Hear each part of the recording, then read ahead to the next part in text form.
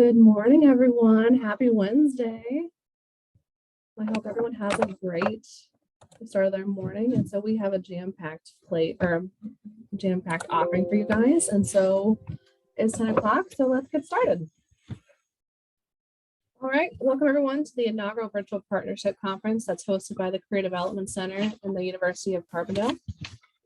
We have a jam-packed conference that will help you better understand our department, the role that we play with our students, and how we can better connect you with future team members. Our goal for this conference is to introduce you to key members of SIU, share Handshake platform updates, and to make this as informative and interactive as possible through our Q&A sessions. Just a few reminders. The Q&A portions of these sessions were submitted during your registration, and we will be covering them and as many topics as possible. The prize for the free registration for the fall 2023 job fair will be at the end of the conference, and you will need to attend a majority of the conference to win and also be in attendance during the drawing. Okay, so let me take the time to introduce our team members of the Career Development Center. All right, my name is Nicole Wood, and I am the Employer Relations Coordinator for the Career Development Center at Southern Illinois University. I have a bachelor's degree in human resources from the University of Southern Mississippi with a master's in workforce education and development from SIU. My goal is to connect SIU students with employment opportunities before and after they graduate, nurture the employer experience on campus and through the virtual events that we offer, and ultimately be the connection between our students and the next jobs after graduation. Now introducing Jamie Conley. Jamie is the director of the Career Development Center and Student Employment. She is currently coming up on her 19th year with the department. Jamie has a bachelor's of science in psychology from the University of Illinois Urbana-Champaign and a master's from SIU in educational psychology. Stephanie Mueller is the experiential education coordinator. She has worked in the Career Development Center since October of 2019. Stephanie graduated SIU in May 2017 with her bachelor's in German and International Studies and started at SIU immediately after graduating as the study abroad advisor in the Center for International Education. Experiential education and learning opportunities have always been a passion for Stephanie, and in her current role, she oversees the externship program, internships, job shadowing, mentorships, and co-ops. Eric Seacrest is a career development specialist who works directly with students and alumni to provide coaching to help them better understand their career potential. He works with them on resumes, cover letters, mock interviews, job search, and career exploration, and so much more. He is a great part of the team by building up students to their career readiness level by the time that they graduate. We also have Emily Cook, who is our amazing office manager. Whether you come in for information about the professional clothing closet, invoices, or helping to book appointments, she is a great person to reach out to. I also wanted to really briefly mention the student employment side of our department. Student employment provides on-campus jobs for students in their respective fields. They fill over 2,000 jobs per semester through Job Search on Handshake. Our students can use this for federal work study positions, community service, and can receive the Student Employee of the Year award. We have Nikki Navis and the Student Employment Supervisor, and we also have Crystal St. Peter and the Customer Service Rep. And now I will be passing this off to Eric so he can go a little deeper into the resources and programs that we offer to help students become career ready.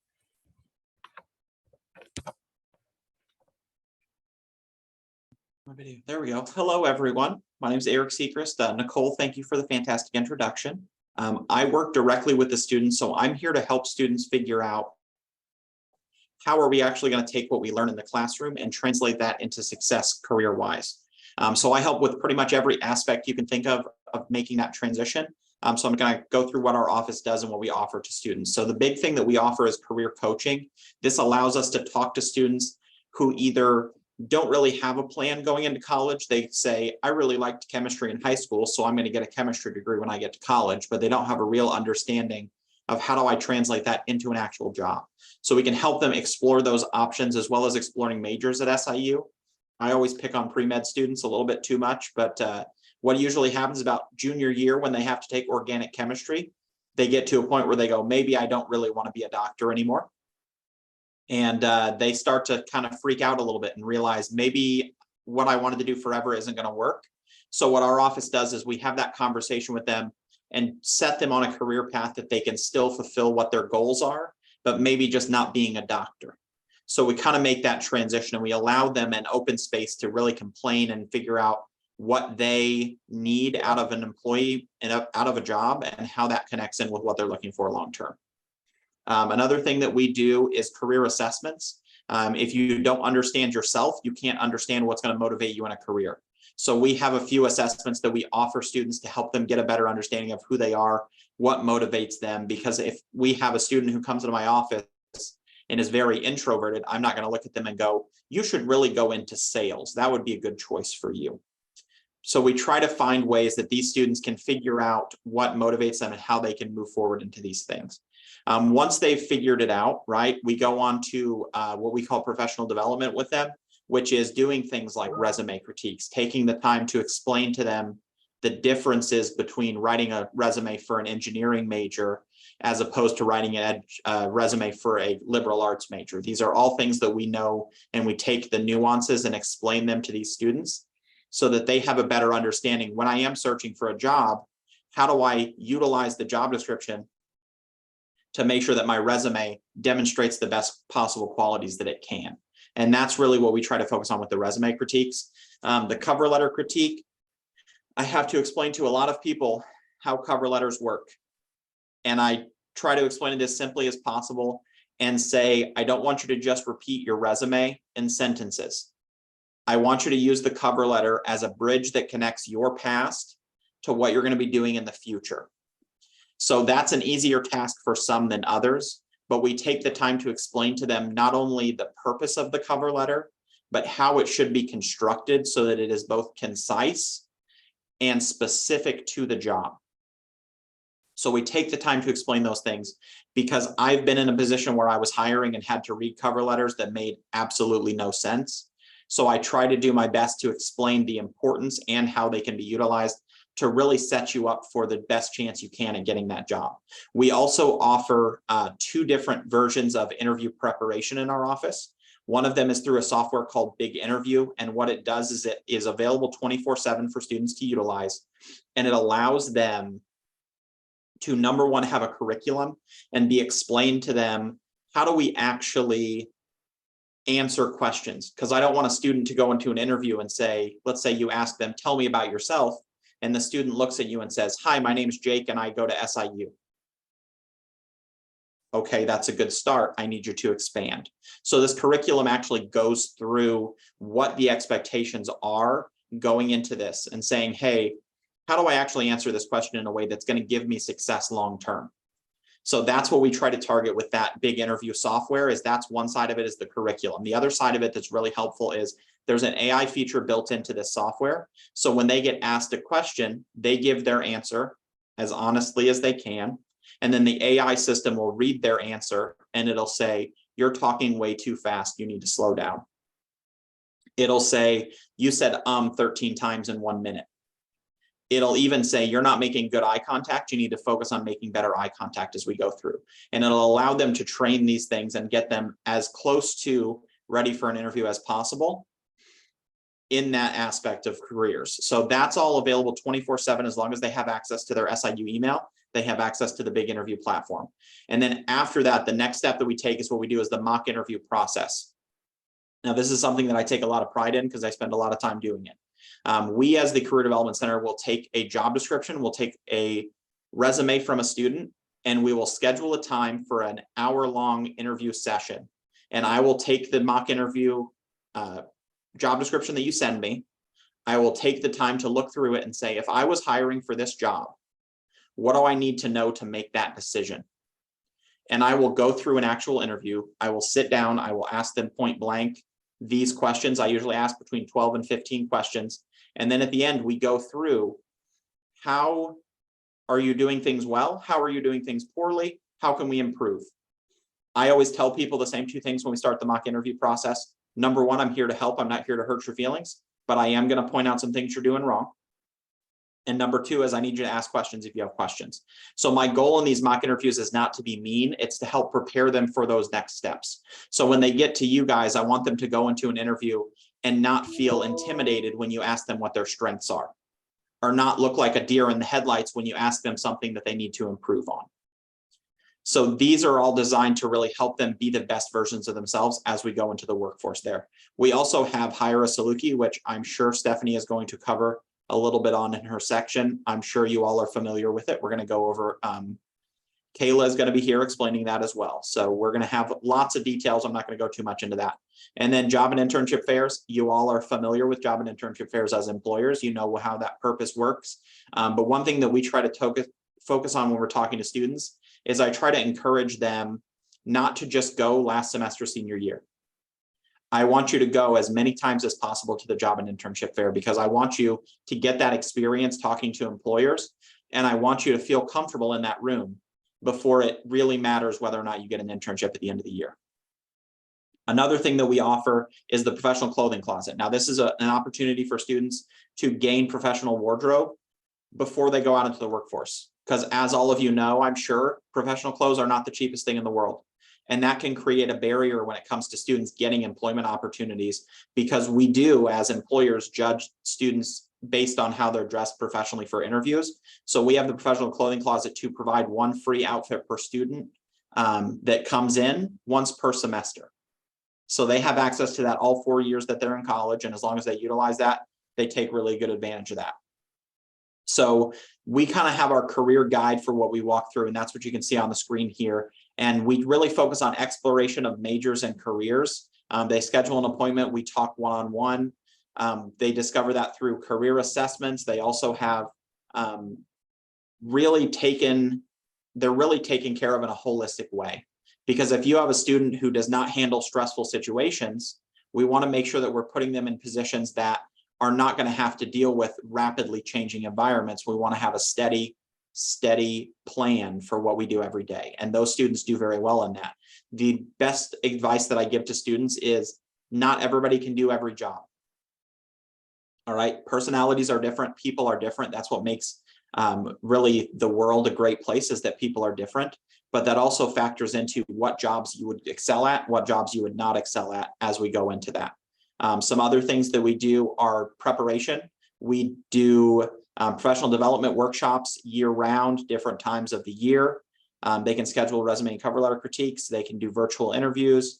We also try to understand where they're at and how we can explain utilizing what they learn in the classroom and transitioning that into what they can do in the workforce. So the example I always give students is you learn a lot of practical knowledge in the classroom, but what I want you to be able to do is apply that practical knowledge when we get to the workforce. So explaining to them how those connections work really helps them see a better picture for it. And that's where working with Stephanie in experiential education really gives them a chance to see, how does my actual knowledge that I gained in the classroom gonna make me a good candidate for this role? And that can really help them see that picture, which really is helpful when we're moving forward. Because usually one of two things happens. They go into it and they say, that was fantastic. I love this. I want to do this forever. Or they go into it and they go, I don't know what I was thinking, but that was really not a good option for me. And then we can work from that. We can help them develop there. We also help them to get involved in leadership RSOs. We explain to them how important those soft skills are when we talk about the job search, when we talk about getting employment and actually progressing through your career. One of my favorite presentations to give is called Transition Between College and Career.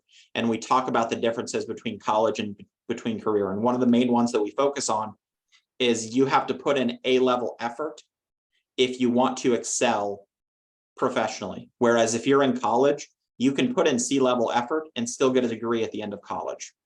Right? But if you would put in C-level effort in an actual job, you're probably not going to get those promotions over somebody who's putting in A-level effort. So we try to make sure we have that transition, but we have positioned ourselves as the go-to person to help them gain those skills long-term.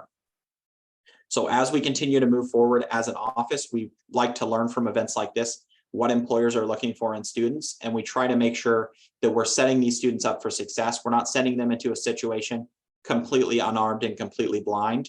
We want to make sure that they are going into a situation prepared for what those next steps are. So we also try to help them out with the job search, because the job search has changed, right? We have a lot of students in our office who will walk in and they say, well, my uncle told me to go pound the pavement and hand in resumes. A lot of you don't even accept resumes if somebody walked into your office now. most of the applications are done online, so you can use an ATS system. So we explain to students how those nuances work so that they understand I'm going to put in a little bit more effort on each resume as opposed to sending out 500 of the same resumes. I'm going to tailor them to each specific job, and that's going to give them a better return on their effort. And we really try to focus on those things as well. So I spend a lot of times with students, whether that is in person, virtual, over the phone. I help make sure that we are prepared as a university for those next steps. Another thing our office does is first destination data, which allows us to collect data on what students are doing long-term. And then after graduation, we can get that data together and say, oh, we have X percentage of students graduating with this degree have a job right out of college. And that allows us to make sure that we're collecting that data and see where we're deficient in and who needs more help. So that's kind of our office in a nutshell. I explained a lot of what my job is specifically. Stephanie's going to explain more of her job. You're all working with Nicole already. I continue to encourage you all to do as much of that as possible. But it will be in the chat for the rest of the day. If you have any questions, just put them in the chat. I'd be happy to answer them, be happy to help. We're here to support you, just as you're here to support us. We're a team here. We got to work together to get the best possible results for our students and to get you the best employees you possibly can get. Stephanie or Nicole, anything you want to add? Or anything you want me to expand on?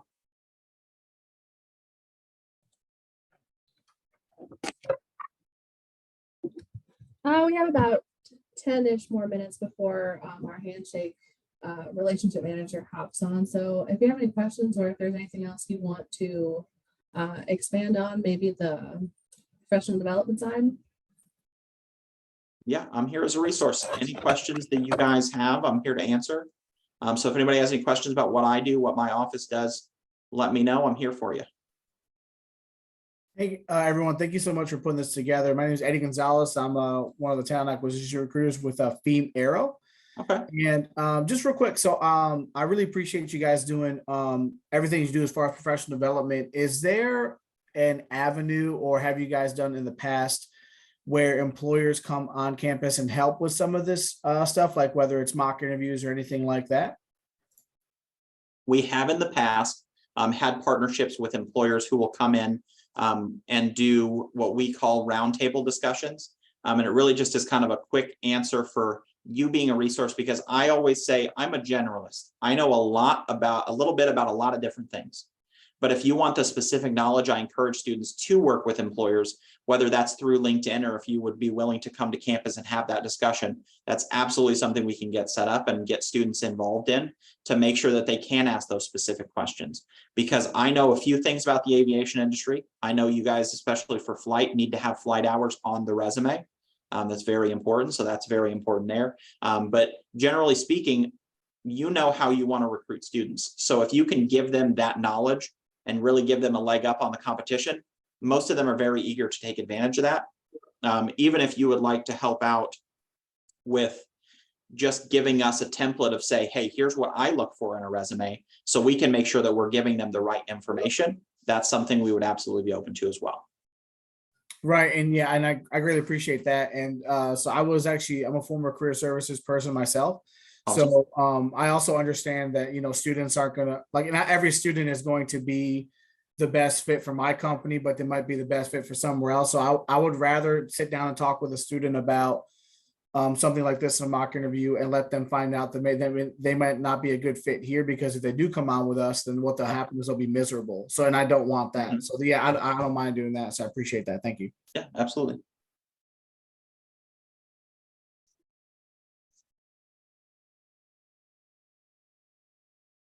Susan, thank you for the compliment. I appreciate it.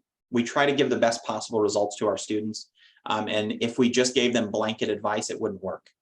Like Eddie said, not everybody is a fit for every company. So it's important that we get to know these students so that we can give them the best insight as possible.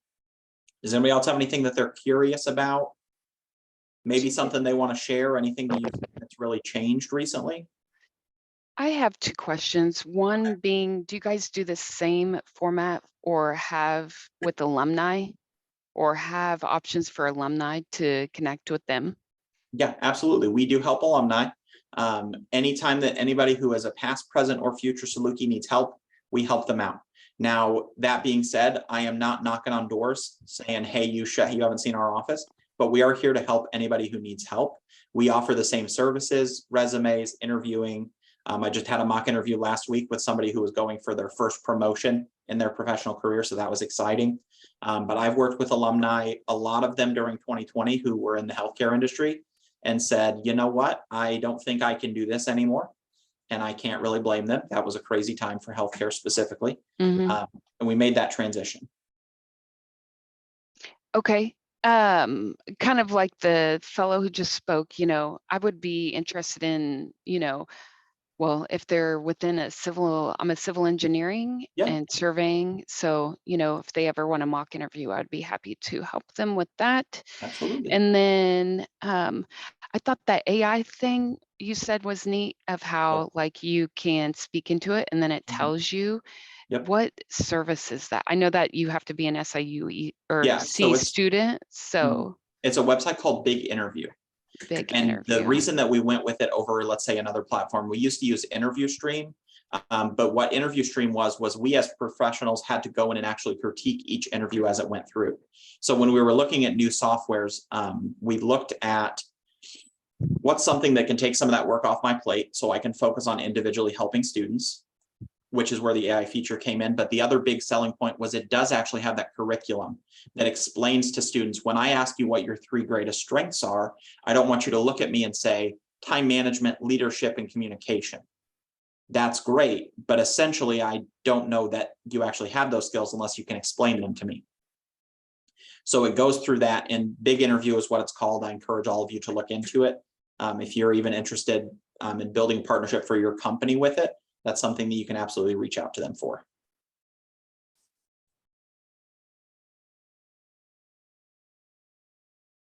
Anybody else have anything, any burning questions?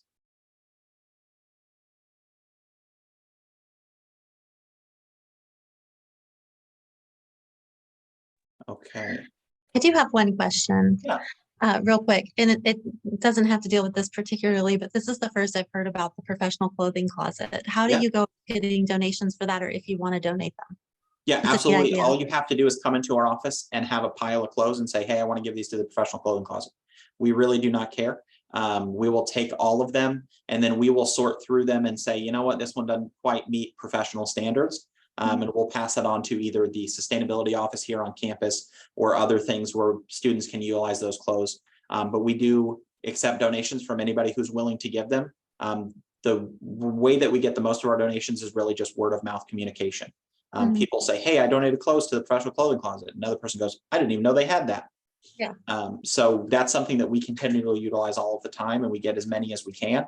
But we really try to push it out to the students as much as possible. So we can always use more clothes, particularly big and tall sizes are few and far between. So if you know anybody that is getting rid of some professional clothes that are in the big and tall category, send them our way. We'd be happy to take them, and then they can get new life in a student who needs them. Thank you. Yeah, absolutely. That is definitely me. I'll send some stuff your guys' way. For sure. Appreciate it. That's something that can be shipped. I know you said something about them walking into your office, but If you want to we're send a them little to bit us, further away to donate clothes by walking in. I get it. I appreciate it. Yeah, we would take them. If you would have them shipped to our office, we can get that address on the follow-up email.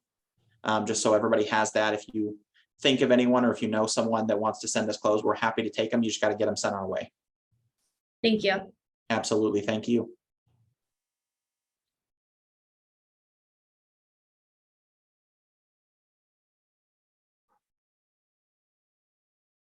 Anybody else have any questions about what our office offers students? Anything particular for your professions that we should be looking out for? Have you seen a large shift from students in their want versus in person and virtual or remote? I think that recently, in the last year, there's a little bit of virtual fatigue that's been happening. So we have a lot of students who would prefer to have in-person communication if they can, just because they were on Zoom for 2.5 years, right? They had to do everything virtually for their last year of high school, especially freshmen that are coming in this semester. Their last 2 years of high school were essentially all virtual. So now they're in a situation where they really want to have those personal interactions, and they would prefer to have the in-person communication.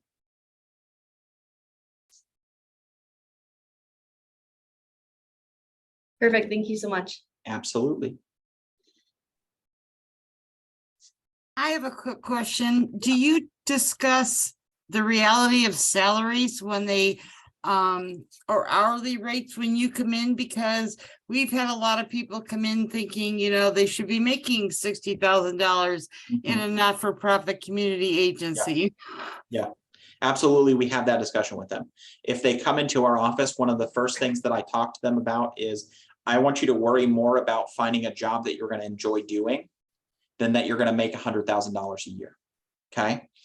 Because students have this disconnect. And I think it started because people will just shout out, oh, this is the national average for this job. And they don't go into the understanding that New York, Chicago, and LA skew that national average dramatically. So I encourage students to utilize websites like salary.com, like glassdoor.com, that give them information on a job in a specific region. And even past that, if you're in a smaller area that doesn't necessarily show up on salary.com, what I've had students do is find the salary that would be in a nearby city, and then go to a cost of living calculator and understand the ratio between the difference there. So if you're making, on average, you need $10,000 less a year to be the same salary, that's what you should be expecting in that role.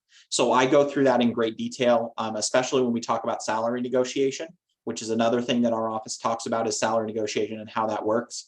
Because I don't want students coming into you and having their expectations of salary be drastically different than yours. And I think that's the situation that you're in right now, is they've been given this false information that they're going to be getting paid $60,000 a year for an entry-level job in nonprofits. Right. But yeah, I agree with you. We have that conversation with them, but the only catch there is we have that conversation with students who come see us. And we unfortunately don't have the manpower to see every student on campus. Thank you. Tagging on to that question, this is Christina Foster with Aura Staffing Partners. We're healthcare staffing. Obviously, the nursing market has changed exorbitantly since COVID. And I'm wondering how, or if you guys tackle any of those trending changes, because obviously, 3 years ago, grad nurses could get $90 an hour and do travel nursing. So it's a completely different market now, obviously, as things cool off and we're no longer in the midst of a pandemic. Can you kind of speak to that a little bit about what you may be articulating to your maybe more clinical students? Yes. So we have those conversations with our clinical students about expectations, because it is really a supply and demand question, right? Because as the supply was high, as the demand was high, we needed as many people as we could, and we had to pay them this amount of money. Whereas as the demand kind of cools down, like you're talking about, and we get to a situation where it kind of levels back out, then that's the expectation moving forward. Now, there is still some students who are under the assumption that travel nursing is absolutely the way to go, but that's more of a question of me having a conversation with them to understand, okay, are you somebody who wants to, start a family right out of college? Because travel nursing does not work well with that. Because you're traveling all the time, you're not going to see your family, right? So having that conversation more about the job duties, but we do have that conversation. I'm very blunt with students that they're not going to be making a ton of money right out of the gate. There are a few exceptions to that that make a lot more money right out of the gate. Actuaries make crazy amounts of money, but that job lends it to that. So I do have that conversation with students. I do bring that up specifically because I have unique insight because my wife works at SIH here in Carbondale. So she has to deal with a lot of that as well. So I have those conversations with students about understanding the differences between clinical staff, because in addition to what you were talking about with travel nursing, you're going to get paid more working at a hospital than you were working at a clinic. And that's something that I try to explain to students as well. And they need to go into it with the understanding that if they do want to work in a medical clinic that's not the hospital setting, that doesn't put them on different shifts, then the pay is going to reflect that. Excellent, thanks. All right, we're gonna wrap up this section of the panels and the Q&A. You are more than welcome to send us any questions you guys have about any of the topics that we've talked about. We also might touch on them in other sections as well, but we will be sending out an email to kind of have you ask questions, any follow-up kind of things, but we are more than happy to answer any questions after the conference as well. All right, so we are moving on to our next session. So I'm going to be introducing Kayla Hamilton. So she is the Handshake Relationship Manager for SIU, and she will be going over updates, tips and tricks, and demo the platform to best use your account effectively. And I will stop sharing so she will be able to go through her presentation.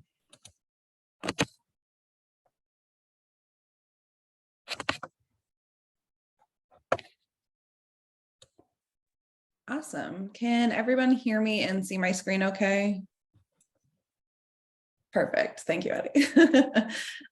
First of all, thank you, Nicole, for inviting me to speak with all of these wonderful employers today. I'm hoping I can pass along some things that you might not have heard of before with Handshake, or at least remind you of some best practices with the platform. I do also want to further introduce myself. So as Nicole said, I am SIU's relationship manager here at Handshake.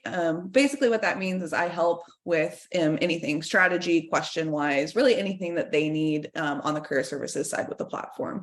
But I also did come from career services in higher education. I worked at the University of Texas at Dallas for several years. And my last couple of years that I was there was in the capacity of employer relations. So I'm trying to inject some of my own best practices and things that I learned and things that I did with my own employers at that time throughout this presentation as well. I have the chat up, so as I'm going through, if you have questions, feel free to drop them in there. I will also try to pause for questions throughout as well. But yeah, try to keep it somewhat casual. So if you do have things that are burning questions, please let me know and I'll try to get to those. Additionally, Nicole has this presentation that I'm going to go through and we'll send it out afterwards with all of the links and best practices that are in there. So you'll have access to that. Awesome. So let's go ahead and get started here. First, I'm just going to go through a quick what is Handshake. I'm assuming most of you that are on the call have probably used the platform before, so I'm not going to spend too much time lingering on that, but I do want to spend some time talking about our mission here. Then I'm going to go into some employer best practices. So I'm going to go through a couple of the different areas where we can inject some of these best practices and also spend some time in the product as well, kind of doing some demo. So I want to spend a lot of time in product. Next, I'll go through what the student experience is. So if you haven't experienced Handshake on the student side, I can give you a little glimpse into what that looks like for them. And then lastly, I'm going to provide you with some employer resources. So some things that you can kind of take home, read later, learn a little bit more about what our upcoming updates are and things like that. And if you want to dive more into any of the different things that I've gone through, there's resources for that as well. Okay, so firstly, what is Handshake? So Handshake is the largest early talent network for current students, alumni, and graduating students. Our mission is really integral and important to everything we do. Our mission is to really democratize access to opportunity and ensure that any student can build a great career no matter who they are, where they live, who they know, what school they attend. And we really aim to increase career opportunities for all students and create a more inclusive job market. So really, we are all about inclusivity. We are all about equity and trying to create a really equitable market for our students on Handshake. This is just a quick glimpse into what our early talent network looks like. So we have over 750,000 employers. We have over 1,500 colleges and universities and some certificate programs as well, and 10 million plus students on the network, making us the #1 college to career work. Okay, now I'm going to dive into what you're probably all here for, which is these employer best practices. So these are kind of the different areas that I'm going to focus on a little bit more today. So posting jobs, which I'm assuming, again, most of you have probably done, but I want to go through some quick tips and tricks for kind of getting the most out of your job postings on Handshake. Next will be creating events. And so this is a really important aspect if you're looking at connecting with students further via on-campus events or virtual events. Really, Handshake can provide one tool to do all of those different things. Next will be messaging students. And so is sometimes an underutilized tool on Handshake.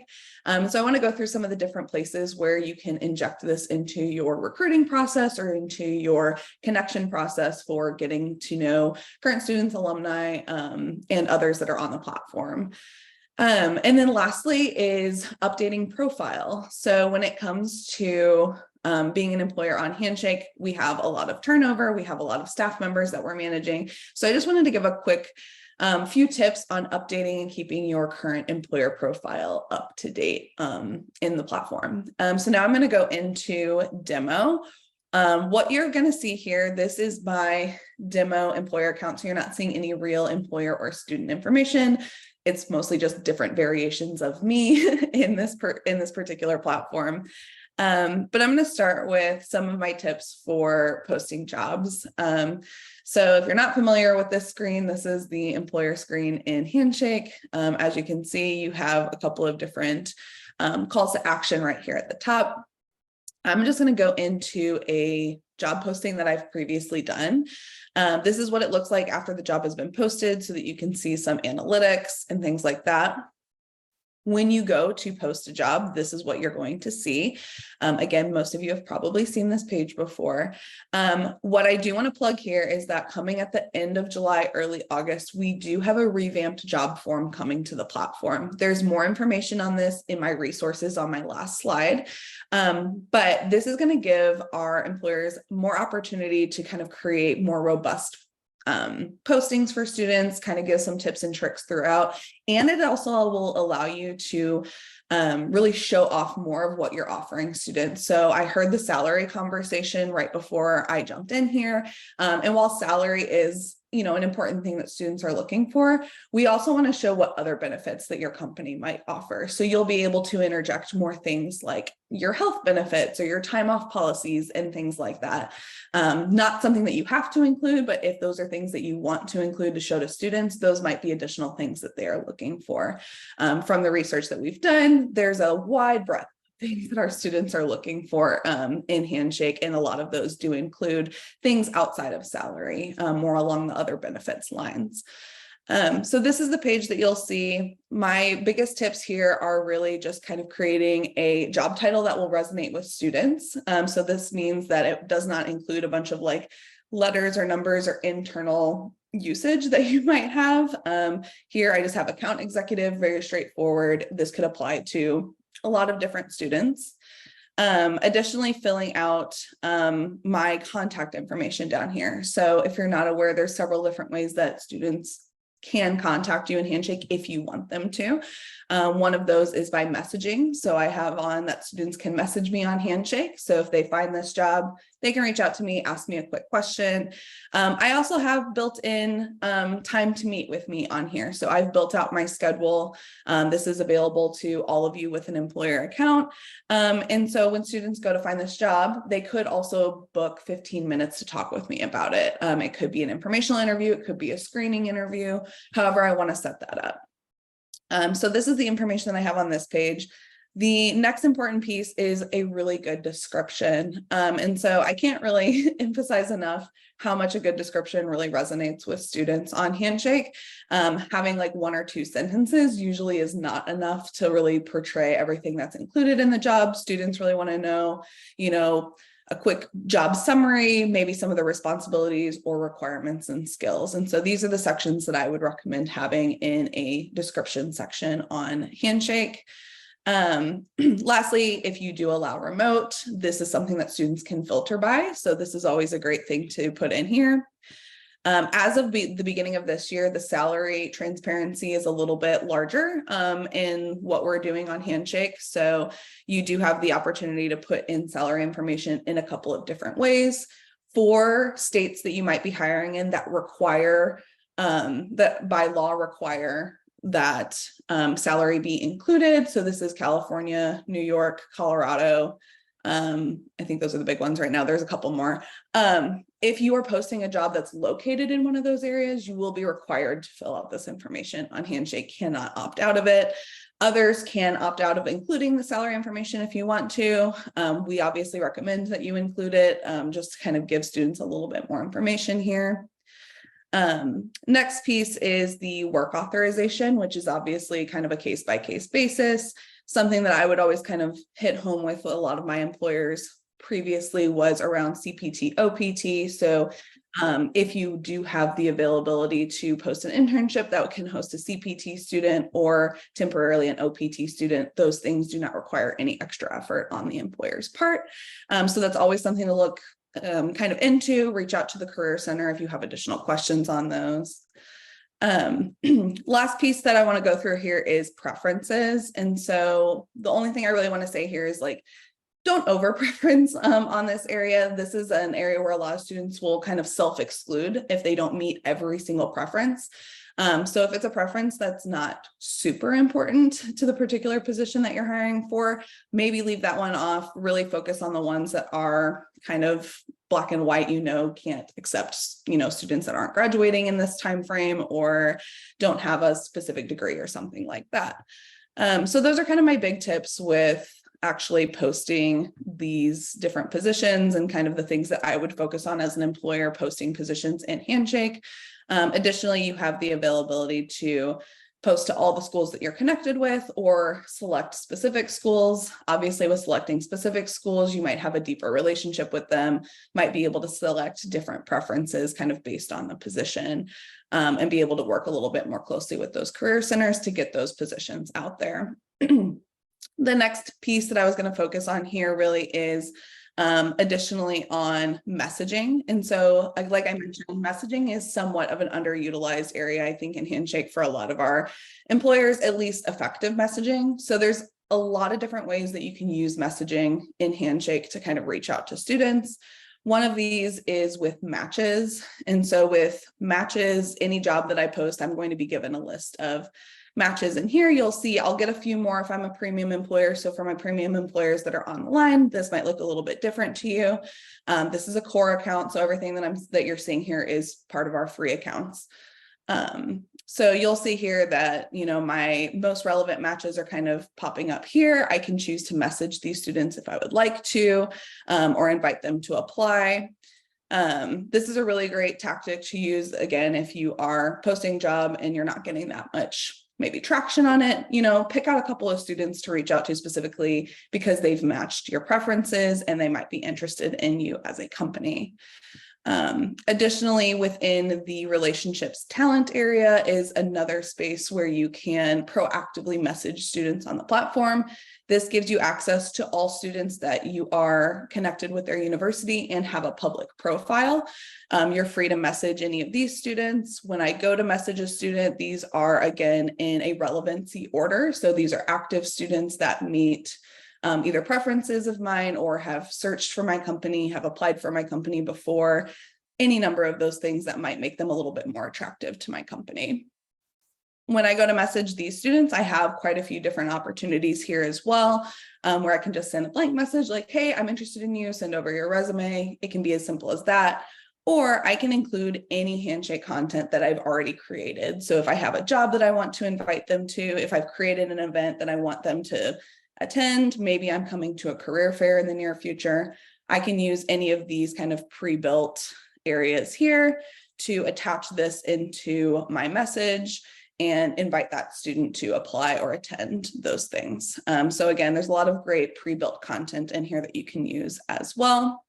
You'll see this message here, and I do want to pull this together. The invites, anything that you proactively send out does go against your 100 messages if you are a core employer. So that is important to kind of note. If you are proactively reaching out to students, so sending an invite, inviting to apply, talking to them through like the regular messaging, if you've just kind of reached out to them, that does go against the 100 messages. 100 messages is per recruiting cycle. And so this is January through June, July through December. Yes, that's correct. So you'll basically get 200 messages per year. So you'll want to kind of think about that as you're coming up with the ways that you're going to recruit students using messaging. Now, messages do not go against you when you are having a conversation back and forth with a student or a student proactively reaches out to you first. which is one of the reasons why I would recommend including messaging capability in your like job posting so that students could potentially reach out to you first. If that student reaches out to you first, that messaging is not going to go against your 100 messages per recruiting cycle. Any other questions on this piece here or on the 100 message limit or anything? So Eddie Gonzalez, female, yeah, just real quick. So I noticed inside of the actual job posting format, there isn't a option to post a position until filled. And I was curious what this, I don't know if that option's coming or not. So what is the best kind of time frame to put in there? Because what I'm finding is so have a dual approval process. So if they feel like the job is too far out, they won't approve it. So I'm just kind of curious as to like where you feel like the sweet spot is for that.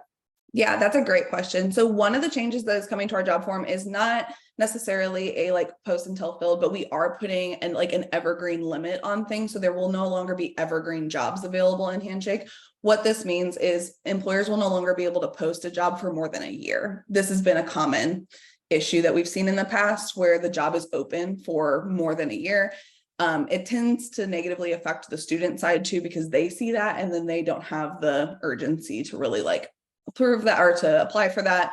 And then similarly on the career services side, they don't have the impetus to really like approve jobs that are like that either because they don't want them out there forever. What I would say with that is you can always extend an expiration date on your job. So I would go with the like minimum amount that you might need. If that's 2 to 3 months to have that job open, great. If we're nearing the end of that, we need to unexpire or extend that expiration date. You always have the opportunity to do that. And that won't go against like your evergreenness of the job if you're just extending the expiration date, or if you need to duplicate the job and like reopen it later, that is what I would recommend doing there as well. So just kind of keep an eye on it. The big thing with that is not all of our employers, and this was the next point that I was going to get into, utilize the kind of hiring aspect of Handshake. They just kind of go through to screen resumes and things like that. They don't always go back in and mark students as hired, which is I highly recommend everyone to use those features within Handshake when you're looking at your applicants within the platform. Mark them as reviewed, declined, hired, so that the student stays informed, but also this will help career services stay informed with where their students are going during, after graduation, things like that. So hopefully that's helpful. Yes, that was. Thank you very much. Awesome. Maria, hi. Hi, how are you, Kayla? Good, how are you? Good, thank you. I have just 2 questions. One is, so I just recently posted a job for the first time on Handshake. And I think I put it out to be 3 months, if I'm not mistaken. So will we receive a notification of when that position will expire? Or Yes. do we have to put it in our calendar to go back in and check to see the status? Great question. So this kind of depends on how you set up the job. So there is an option on there to like receive all of your all of those applicants when the job expires. So typically that's your first indication that a job has expired or is expiring. But other than that, you'll need to kind of keep an eye, and you'll be able to see on your like main page what jobs that you have that are approved and active at this point. So this is kind of your like main page for maintaining that type of interaction with your jobs that are on here. So I would recommend just kind of keeping an eye on it. Yeah. Okay, perfect. And then the second question was, when a candidate is looking for, or a student is looking for a position, are they, so in my case, I recruit nurses for Duke. So are they going to say, okay, great, show me RN jobs by putting in just a title, or are they going in specific by region? I haven't tried it on the candidate's end to see what it looks like for them. Yeah, that's a great question. I'm going to hold off on that for just a minute because I'm going to go into the student experience and I'm going to fantastic. show you what the process looks like. So Wonderful. That's great. I'll hang on to that for just a minute and show you. Sure, what that looks like. sure. Thank you so much. Of course. Yeah.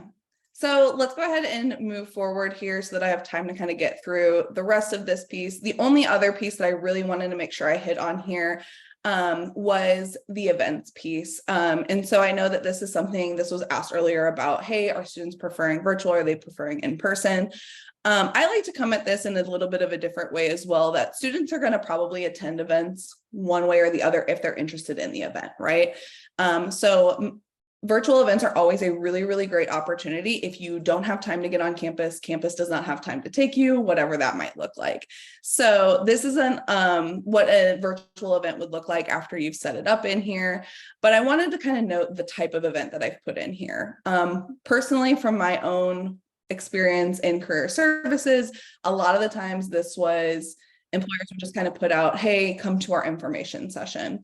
And by the time that students were a year or so in, they were information sessioned out. They did not just want to hear employers kind of talk about their company, unless it was like the Googles, Amazons, those people of the world necessarily. What they really, really latched onto when I was in this position was opportunities to advance skills with employers. They were kind of tired of hearing it from career services. They were like, okay, we've heard all of your resume tips. How do we apply this to actual jobs, and how are they actually looking at this? So I wanted to point out the type of event that I've put on here today as how to develop your marketing resume from an employer. These were the things that students really, really latched onto. This was something that they typically really enjoyed, was hearing firsthand from these employers exactly what they needed to do to get the job in that particular industry, whether they were interested in that particular employer or not. But even then, you can interject a lot of your info session material into a session like this. Hey, here's a quick overview about who we are. Here's some job opportunities we have open, but let's review those resumes and talk about what you need to do to really improve those for these types of roles that you're looking for. So that is just a quick tip that I wanted to give on the event side of things.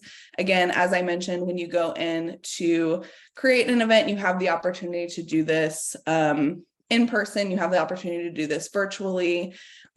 This is a bit of a newer area here as far as event categories go. Students can filter by event categories on their side.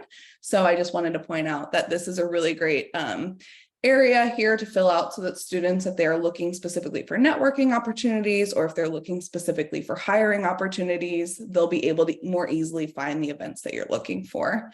And then I'll show this on the student side too, as far as what a student goes through to find your event, register for event, and then join that again if it's a virtual event. Okay, the last thing that I wanted to hit on the employer side here is just updating. This is just a really quick plug reminder. If you are the owner of your company account or an admin on your company account, be sure to refresh that page, take a look at it once a year, maybe twice a year, to make sure that the staff members that are on there are the staff members that should be on there. The description information is still accurate. If you updated your logo or branding or anything like that, that stays updated as well. We find a lot of times that career services has a hard time either reaching out, or has a hard time just kind of connecting if they don't know who's the right contacts at your particular company. We have some changes coming up towards the fall end of the year that are going to help you and career services with this as well. But just wanted to give a quick plug to keep those updated profiles kind of coming throughout the year, so that students know the right people to reach out to at all times. Okay. Next, I'm going to head into the student experience. And like I mentioned, I'm going to go through a couple of areas here, really more focused on how students search for things within the platform. So if you've never seen it before, this is a student's homepage. This is a relevancy focused page. So this is going to show different things for each student that are in here. This is my fake company that I was just on. So I interact with that a lot as a student. So I'm going to be fed a lot more of their opportunities on my homepage. It will also preference upcoming career fair events, opportunities to message employers. Again, really important to have that as a capability for students, if that's a way that you want them to interact with you. I'll get recommendations based on my activity, based on my career center, some on-campus job information. So again, this will change student by student based on their own personal relevancy. Next, I'll go into the jobs area here. So this is what the job search looks like on the student side. Again, this is completely shown to them at first by relevancy. So what that means is what they have on their student profile, what they've searched for in the past, other jobs that they've applied for. This is how that algorithm really works. However, typically a student will use the search function to look for either specific job types that they're looking for. So that's why I say that titles are pretty important. So if I am looking for an account executive role, like I had posted before, I can type that in, and I'm going to get anything in here with that job title, or if that's in the description as well. So I'll be able to see that. I can see this role that I just posted as an employer is on here as fresh. Fresh means it has been posted in the last couple of weeks. So this is something that I might be interested in as a student. And then this is the information that I have available to me as a student as well. And so this is one reason why I say that the job title and the description are really important, because these are the main things that students are searching by when they first get in here. A lot of them won't use search filters immediately. They'll just go through and hit the search function. Now, they do have a lot of search filters available to them. These are some of the more popular ones that we put out kind of first and foremost for students to see, because these are the most popular ones that they will use.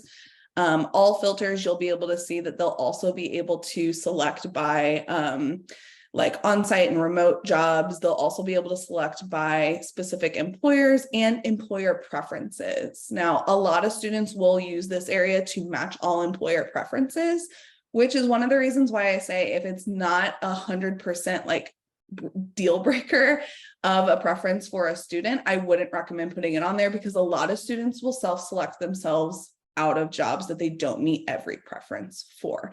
This is something in career services we often tell them to like, hey, really like analyze the role. If you meet a majority of the preferences, we can tell them that all day, but that doesn't mean that they're always listening.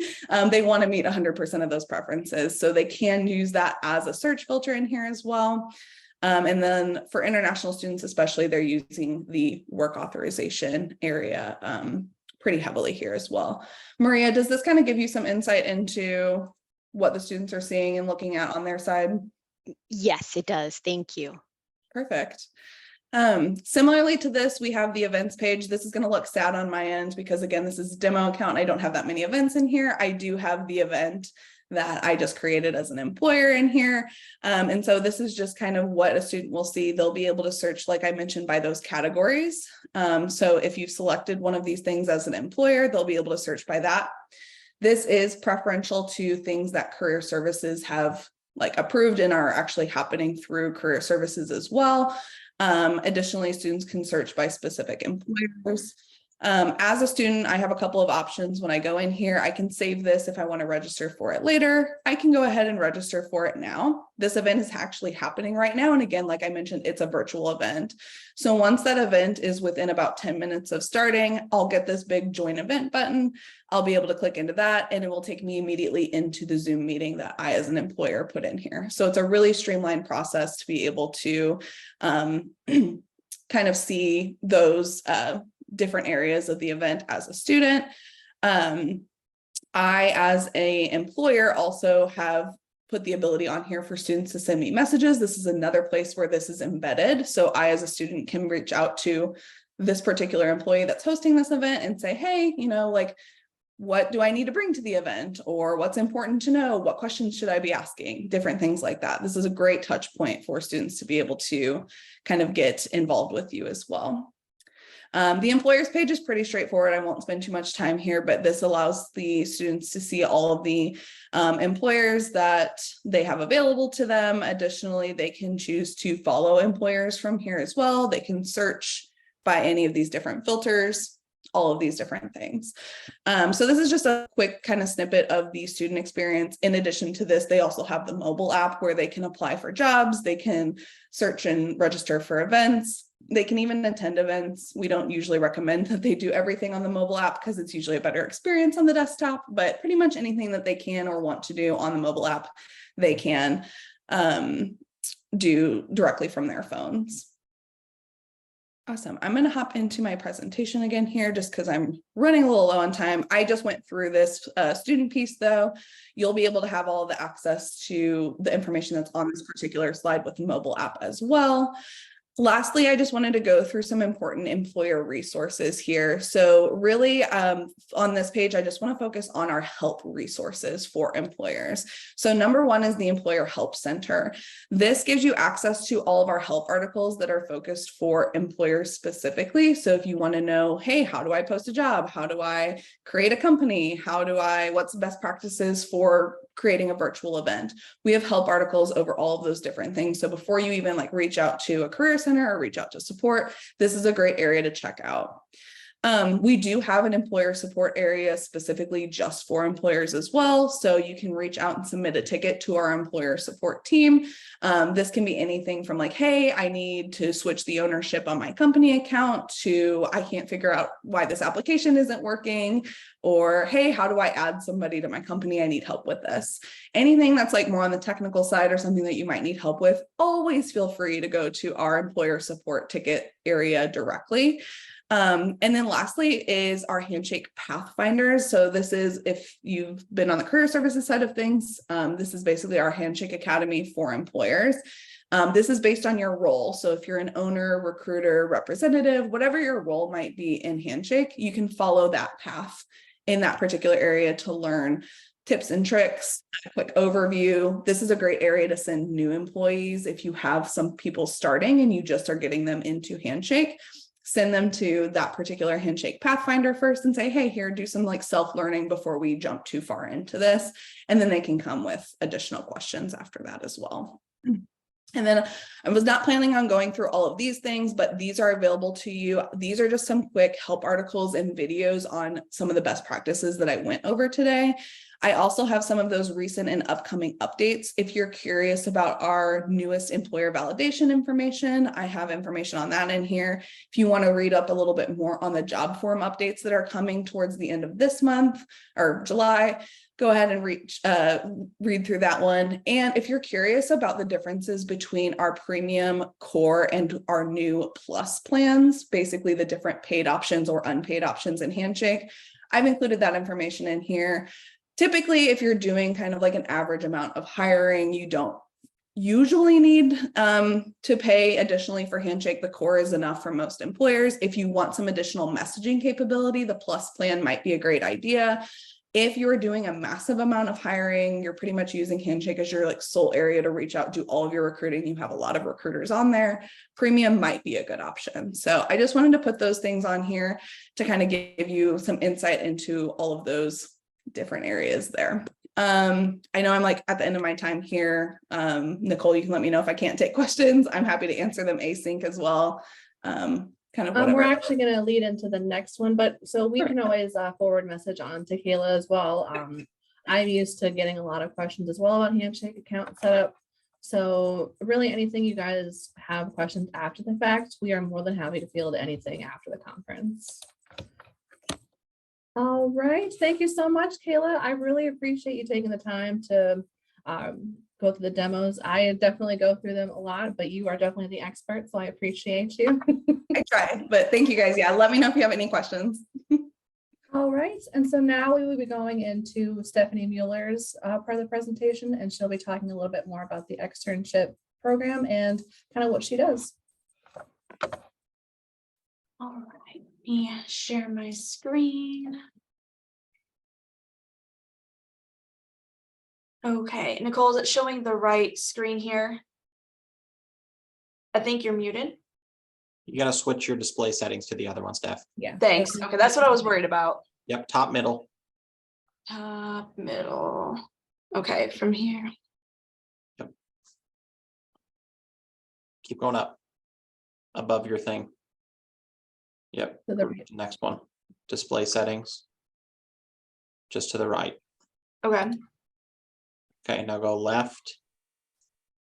It's right there next to show taskbar. Just look a little bit to the right. Sorry. Okay. Now you're okay.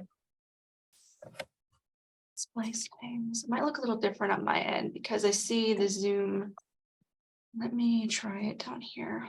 I'm going to pop in there real quick. Yes. Sorry about that. That's no problem. Take your time. Technology is always the beast of the day.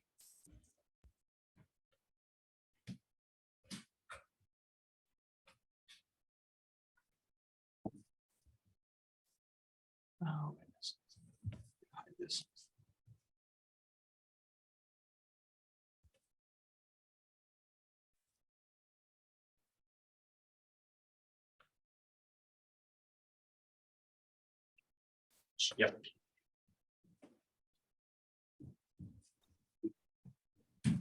Okay, so I think Eric got me all ready here. Nicole, is it showing the correct screen now?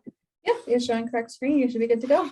Perfect. Okay. Thank you, everybody, for your patience. So sometimes I'm not the best with technology, but I am going to be speaking about the experience section of the conference today. So really focusing on how you as an employer can create future employees by hosting and having opportunities such as externships and internships. I do estimate that this section will last about 60 minutes. So I'm just going to give everyone a heads up that this will be one of our longer sessions today in the conference. And just to again briefly go over myself, my name is Stephanie Mueller. I am the Experiential Education Coordinator here in the Career Development Center. I did include my contact information here because I'd love to speak to each one of you regarding any kind of questions or getting you on campus or how you can better recruit or advertise your externship opportunities to our students. I really do work mainly in those areas, but part of experiential education is mentorship in terms of career and professional development, co-ops, micro internships. So really anything outside of the classroom is kind of included in experiential education. So that's really, really what I focus on. And I really am here to help connect the students to your opportunities. So please call me, email me, Teams me. I am here to help you with recruiting students. And the agenda for this session, I've kind of highlighted here because I'm going to go through a lot of information. So I've tried to break it down a little bit. We are first going to be discussing internships. So specifically going into how to recruit interns at SIUC, going over the fact sheet number 71 and the National Association of Colleges and Employers position statement on unpaid internships. We do have some new updates in this area, so that's why I really want to include this information. And I will actually include a question and answer period after the internship section, since there will be so much information in that in itself that I want to make sure I have time to answer any internship related questions before I move into the extern program, which is something unique we have in our Career Development Center. So I'll be talking more about what the extern program is, the sign up process, student selection, creating agenda and things relating to that. And also in terms of the extern program, Nicole will be discussing during her time as employer when she hosted student externs and her experiences with that. And then I also do have the student perspective as well. I hope that one of our students that participated in the past program will be able to join us today, although she is currently in a summer internship and did let me know this morning that a pop-up meeting at her internship is taking place and she might not be able to attend, but she did send me her perspective just in case. And then we will have another question and answer period after the extern program section as well.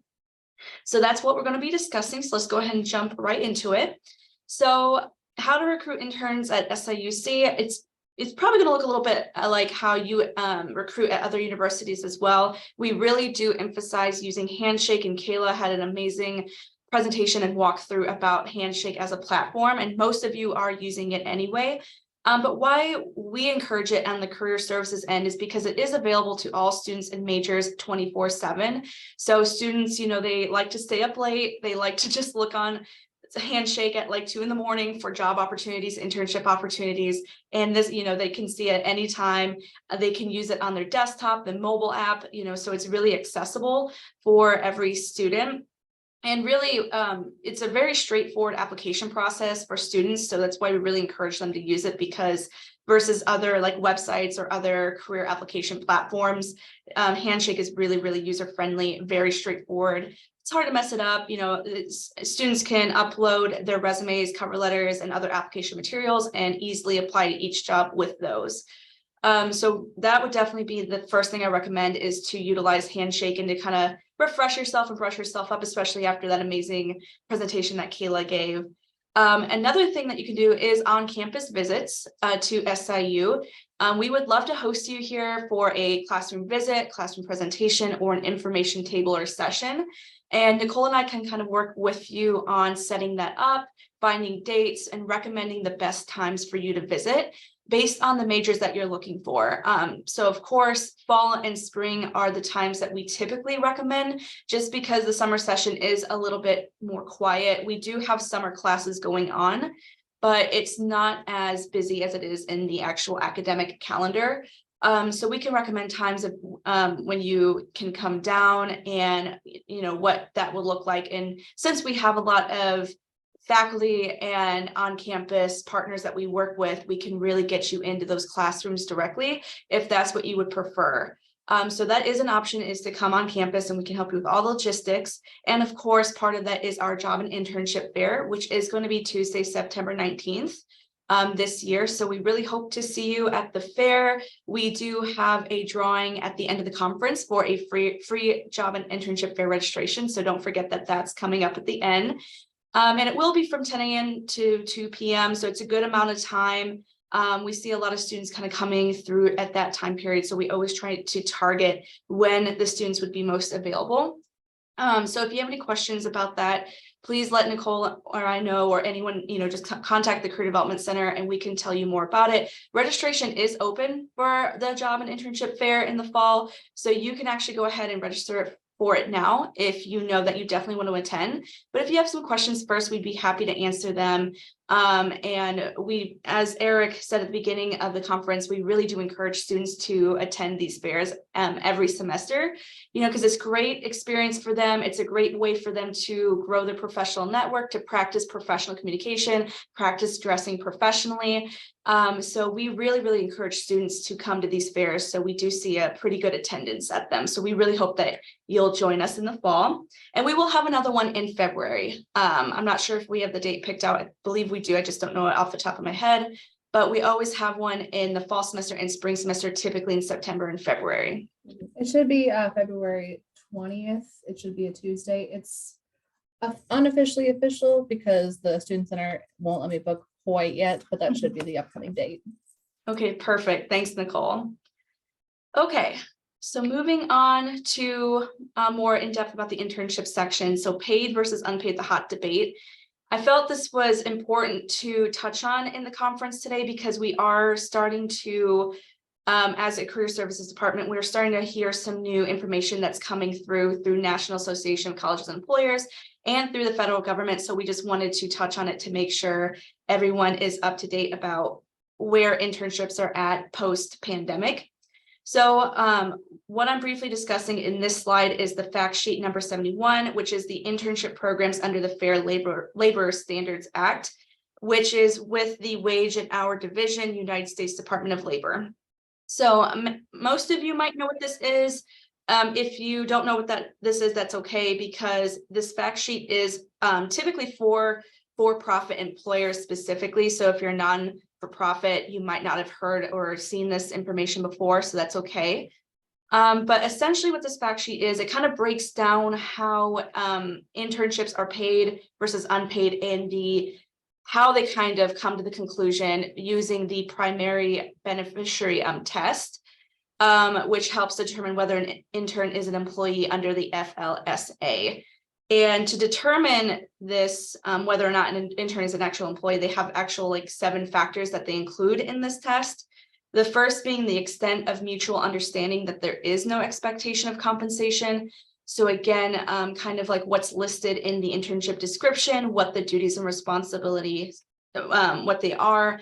And if it's in a field that's typically more unpaid versus paid traditionally, so STEM fields are typically more paid versus liberal arts being more unpaid. So there's kind of like this understanding at the beginning that there is no expectation of compensation based on what the job is, the duties and responsibilities, and things like that. It also includes the extent of training that the internship provides and how similar it is to educational training. So again, that kind of breaks it down nicely, but if the internship requires a lot of additional training, clearances, and information to be provided to the student beforehand, it is more likely to be paid versus unpaid, because if it's more similar to the educational training the student is receiving in their education currently, then there's not too much extra work or information the student needs prior. So that is one factor. It also includes the extent of internships tied to an intern's formal education or the receipt of academic credit. So for the most part, it's internships historically have either really been like paid, unpaid, or for academic credit. So depending on whether or not the student is receiving academic credit can determine actually if they're being paid or unpaid as well with that. If it's part of an academic program, it is unlikely, or it's a little bit less likely that it will be paid as well. Sometimes it will be paid and the student will receive academic credit, but that kind of does fall into the 7 factors that determines whether or not they're an employee. It's the extent of internship accommodations to the academic calendar. So really talking about how the employer, if they have to adjust the internship based on the student's academic calendar and their courses, and how much or little they have to adjust it, can also, determine whether that intern is an employee, or if it falls directly in the academic calendar, that can make a difference as well. It's also the extent of an internship's duration. So, we typically see summer internships lasting anywhere from 6 to 8 to 12 weeks long. So the length of the internship determines if it's paid or not, because it falls into the hourly wages indicated in the fact sheets. Like if they have to work so many hours throughout a certain time period, it does go into the, are they an employee then? And does it match the hours and hourly wages? If it's a shorter one, so like a 6-week or under like internship, it typically will be unpaid, because again, it's not meeting that threshold of the required amount of hours or time needed to be categorized as an employee. So it also can include the extent of an intern's work complementing rather than displacing the work of paid employees.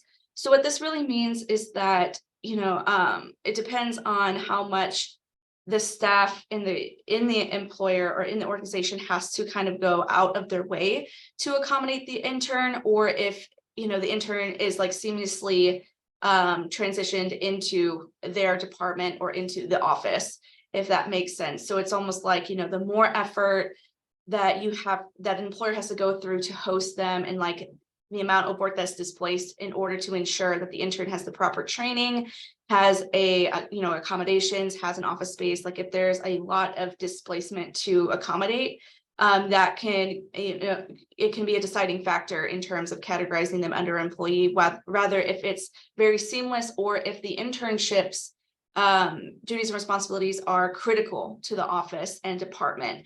If it's really something that is necessary, or it's just seamlessly adapted into, that can really make a difference as well.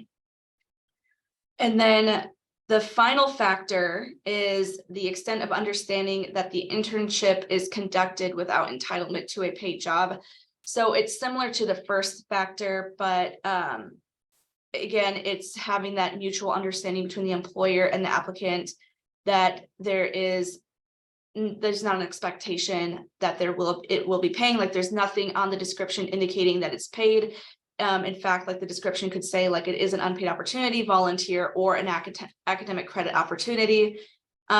So again, that there's that understanding, and the student is going in with that, the expectation of not being paid is the final factor there.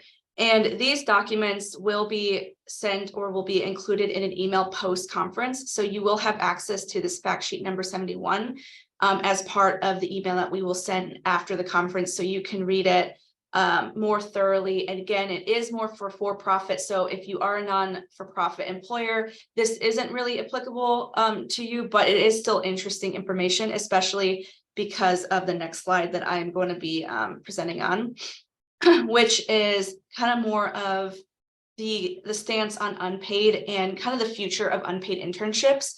And the source I really used here, the resource, was from the National Association of Colleges and Employers, NACE.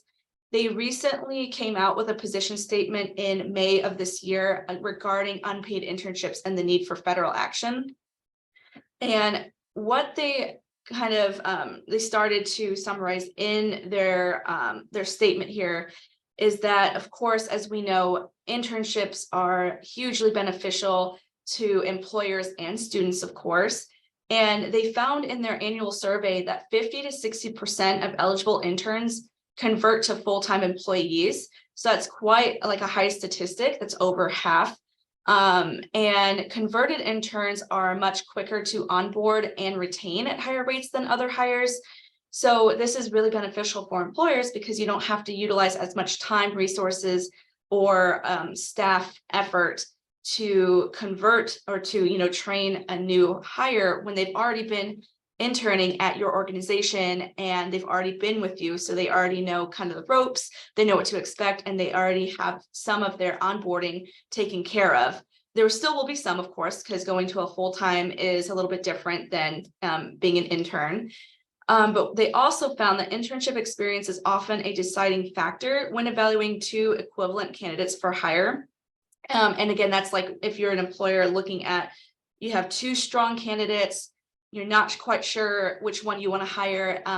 NACE has found that internship experiences has really been a deciding factor in that case when it is so close to call that's what a lot of employers will look for to make the final decision on who to hire with that.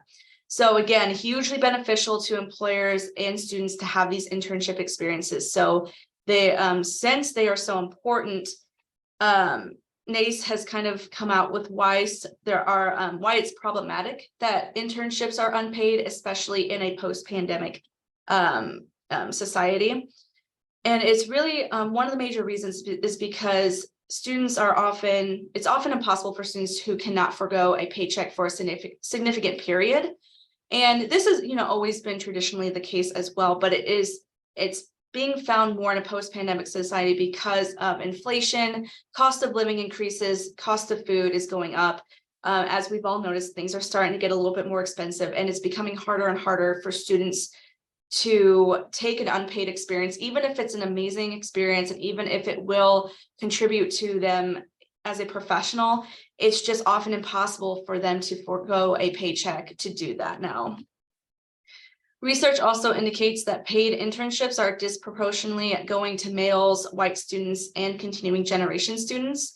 So NACE has quite a good point here in their statement that this is kind of perpetuating a problem where students who are often cannot pay for or cannot forego a paycheck to take an unpaid internship, and those who are underrepresented at an institution are not getting like the same opportunities or same experiences as those who are, that can forego that paycheck, who can afford to take an experience without pay. And that they have found that it is disproportion to the student body of where these internships are going, or who is participating in paid internships. So that is an issue that they have brought up. And another one being that unpaid interns are not considered employees of the organization under FLSA, and they are not legally protected against harassment and discrimination because of that. So it's interesting because apprenticeships are actually covered under the FLSA, but internships are not. So there is a push now with NACE and in general to at least get internships covered under this so that they have the same protections as someone who's participating in an apprenticeship would. And not compensating interns communicates that their contributions are less valuable than the work of paid interns. Again, kind of promoting the disparity or the the disproportion already, that because you also you have an unpaid internship, that you are also somehow less valuable than those who are being paid around you. So compensating the interns, lets them know that you are valued, you are here, your work is as valuable as other paid internships in this organization. And again, makes their contributions feel and they are, more important to the company and to their professional development as well. The more contributions they can make during their internship, the more they can add to their professional development, including their resume, cover letters, and to their experiences when they go into an interview as well.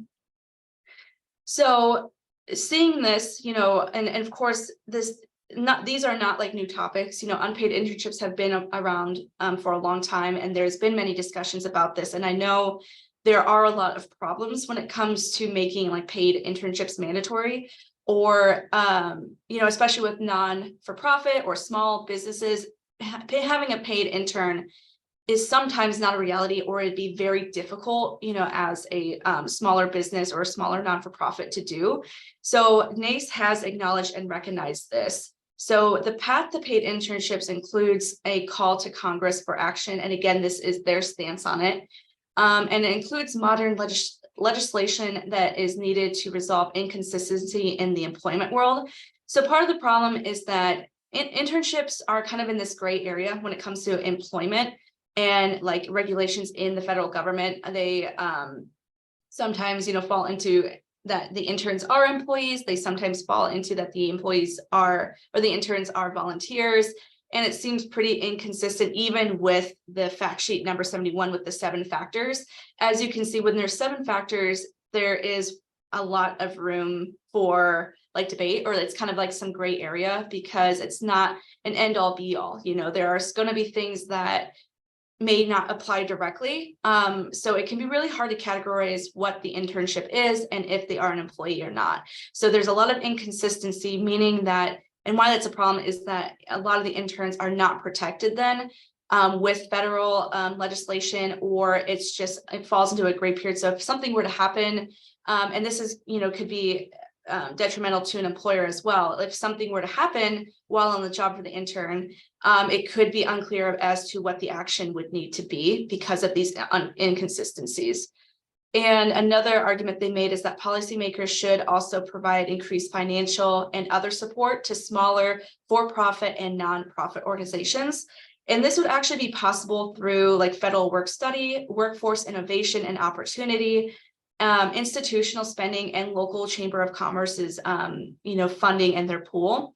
So this is a solution that NACE has kind of come out with, is that this is how could be how smaller for-profit and non-for-profit organizations could pay their interns, is by tapping into these resources, and by increasing these resources and increasing availability and accessibility to these type of opportunities. And that is one argument that they made, because we do understand that if you fall into these categories of a smaller for-profit or non-for-profit, it can be really, really difficult to pay your internships, if you know, either really difficult or not possible. So there are these resources out there that you can look into. And again, this NACE document article will be available after the conference, which goes into further detail about how to tap into these resources as well. Now, in the meantime, because of course, that's a lot of work that needs to be done, and things move a little bit slower, you know, like it's not just going to happen overnight. So in the meantime, it is of the opinion of NACE that Congress should immediately pass the Federal Intern Protection Act to extend legal protections to unpaid interns in the federal government. So it at least would be protecting interns if something were to happen. It would give them the same protections as those participating in an apprenticeship, because as we know, some internships can be quite clinical, hands-on, or you know, can be quite involved as well, just like an apprenticeship would be. So there would at least be protections in store for them if this were to be passed. So that is one thing that NACE is currently working on, and is currently their stance is right now. So I know that was a lot of information. Does anybody have questions about the internships and the information I've covered thus far before we move into the extern program?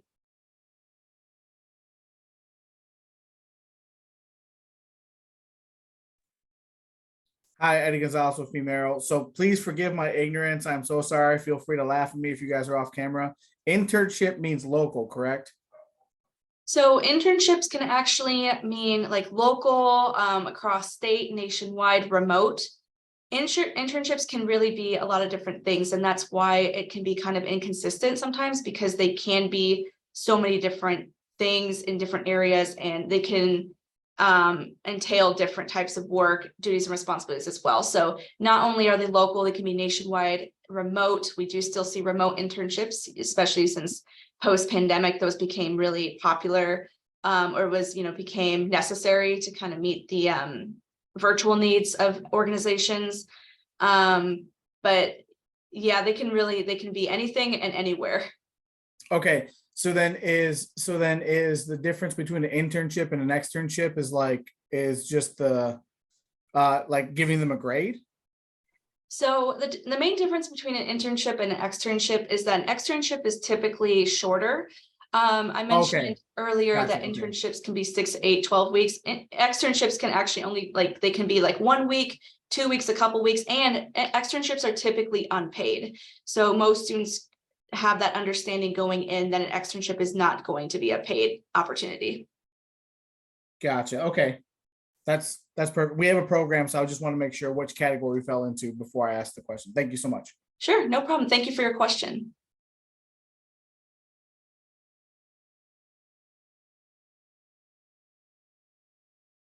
Anything else before I move on?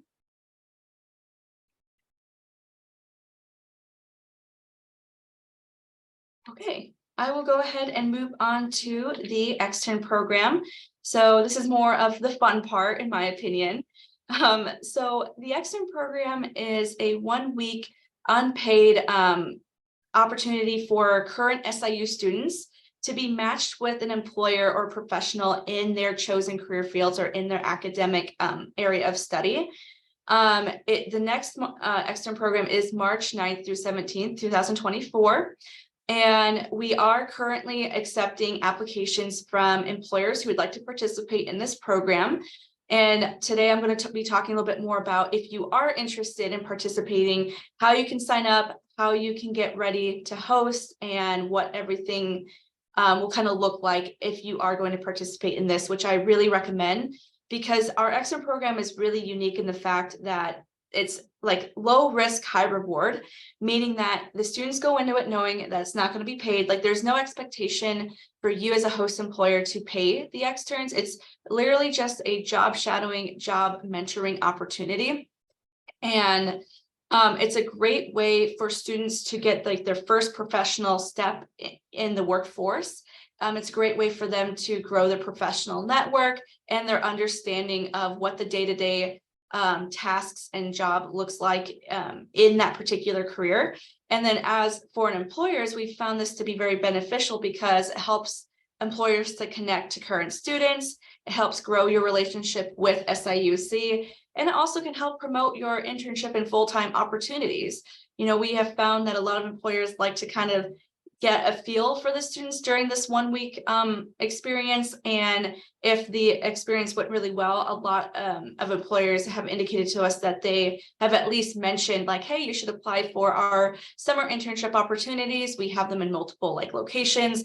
So a lot of them have actually recommended our externs to apply to summer internships.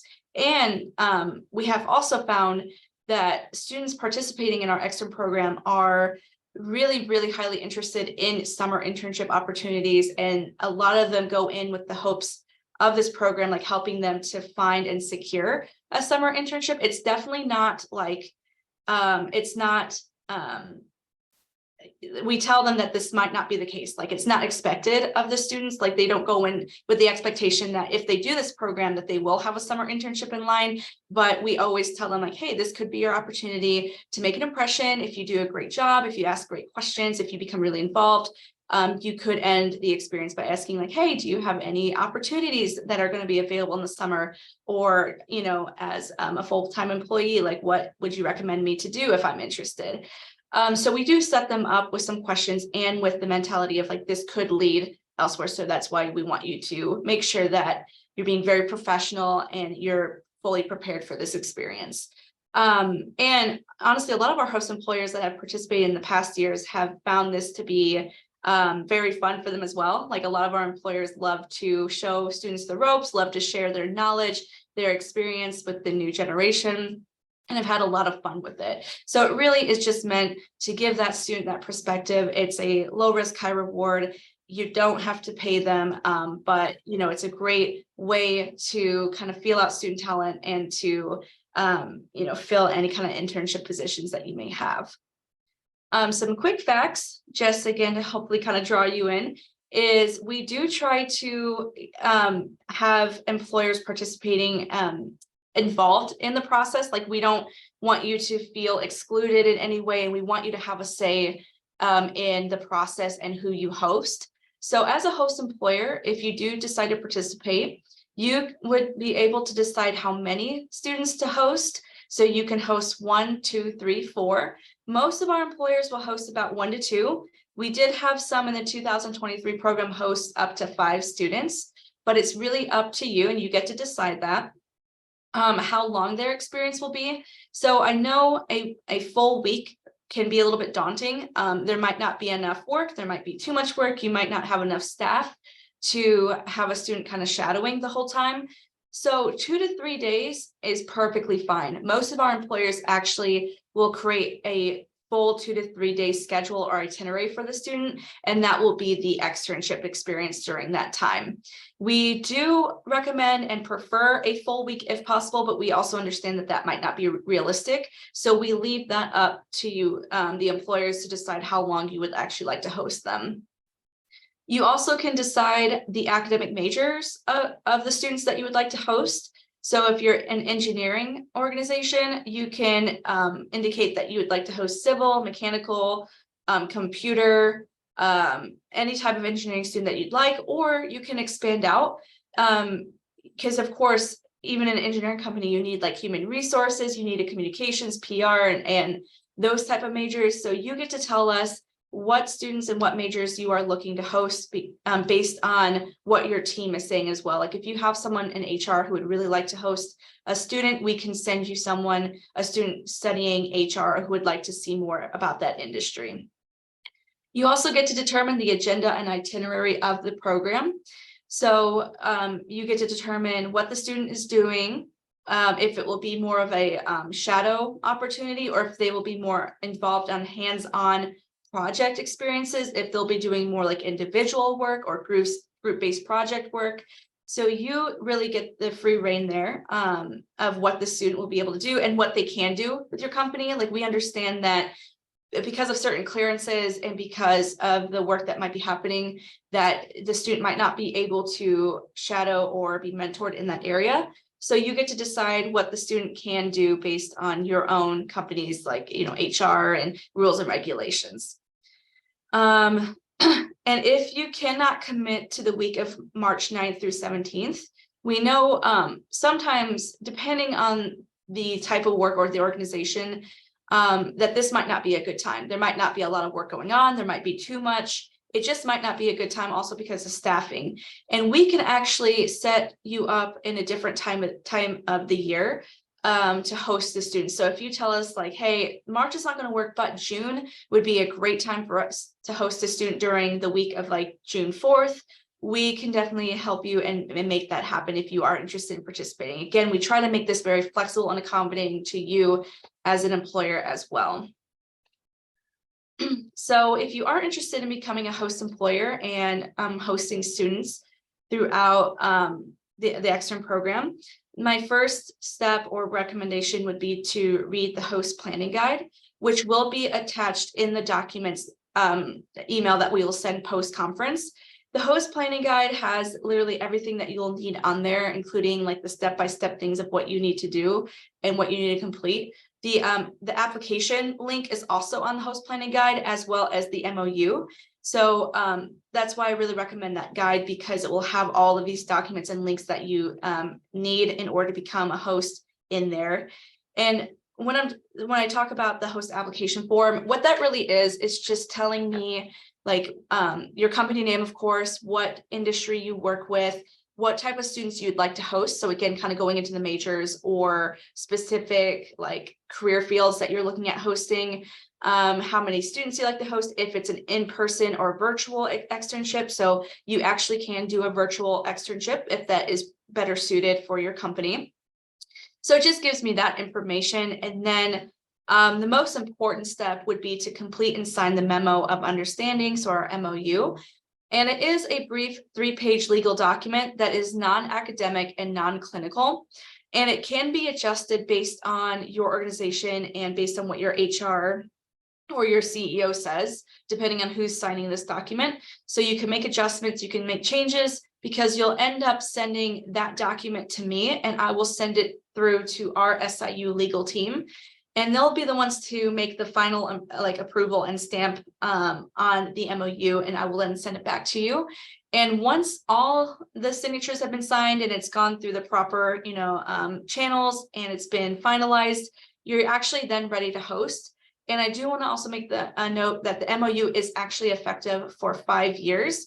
So you don't have to do this every year. And once we get it done, it's good for 5, and you don't actually have to host students every 5 years. That's a question I get a lot. If you kind of want to feel out this program first, like you've never done it before, you just want to kind of see how it goes, there is no expectation or no commitment that you have to host a student every year that the MOU is effective for. It's just so that we don't have to keep going through the hassle of citing it every year for every extern program, because that would be a lot.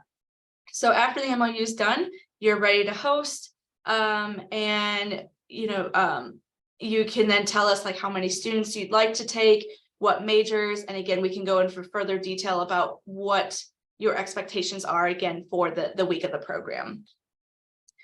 And going into kind of what happens next is that the Career Development Center, we handle a lot of the student application and the student selection process. We are going to open the application on the first day of the fall semester, which will be August 21st. And we have a soft deadline right now of November 1st. So this is when we will expect to have students applying for the program and placement to begin. Once we start getting these applications, it's like a rolling application. We'll it will have the student apply through the application. They'll submit their resume and cover letter. They'll come in with for an interview with career development staff.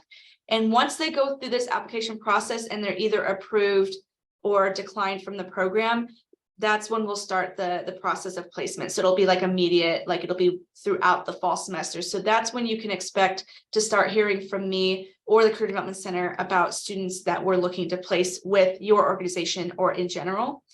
And like I said, the application, we do have requirements. So it's not like students are just letting us know like, hey, we want to participate, and then we send them out to you. We actually do have an application process.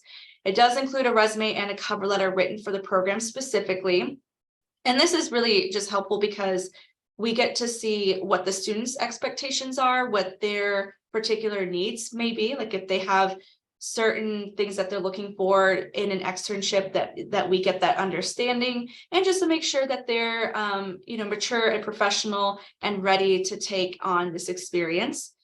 And the interview is really to just kind of discuss this with them further, to really feel out the student, what they're looking for in an externship, and what their goals and needs are for it as well, because we want to make sure that the student is getting what the professional development that they're looking for, and that we're also matching them with the best possible employer as well, based on the employer described experience or what you're also telling us that you're looking for. So the more information we have in the Career Development Center, the better like the placement process goes. We also do require a 3.0 or above GPA. We do look at students under this, it's not, we're a little bit softer on this. If a student comes in with a 2.75, we understand like some STEM majors and some majors are quite difficult. So we do look at majors below or GPA below that as well, but that's just kind of the one that we lead with. But we are always open for students to apply if they're under that as well. Just wanted to put that out there.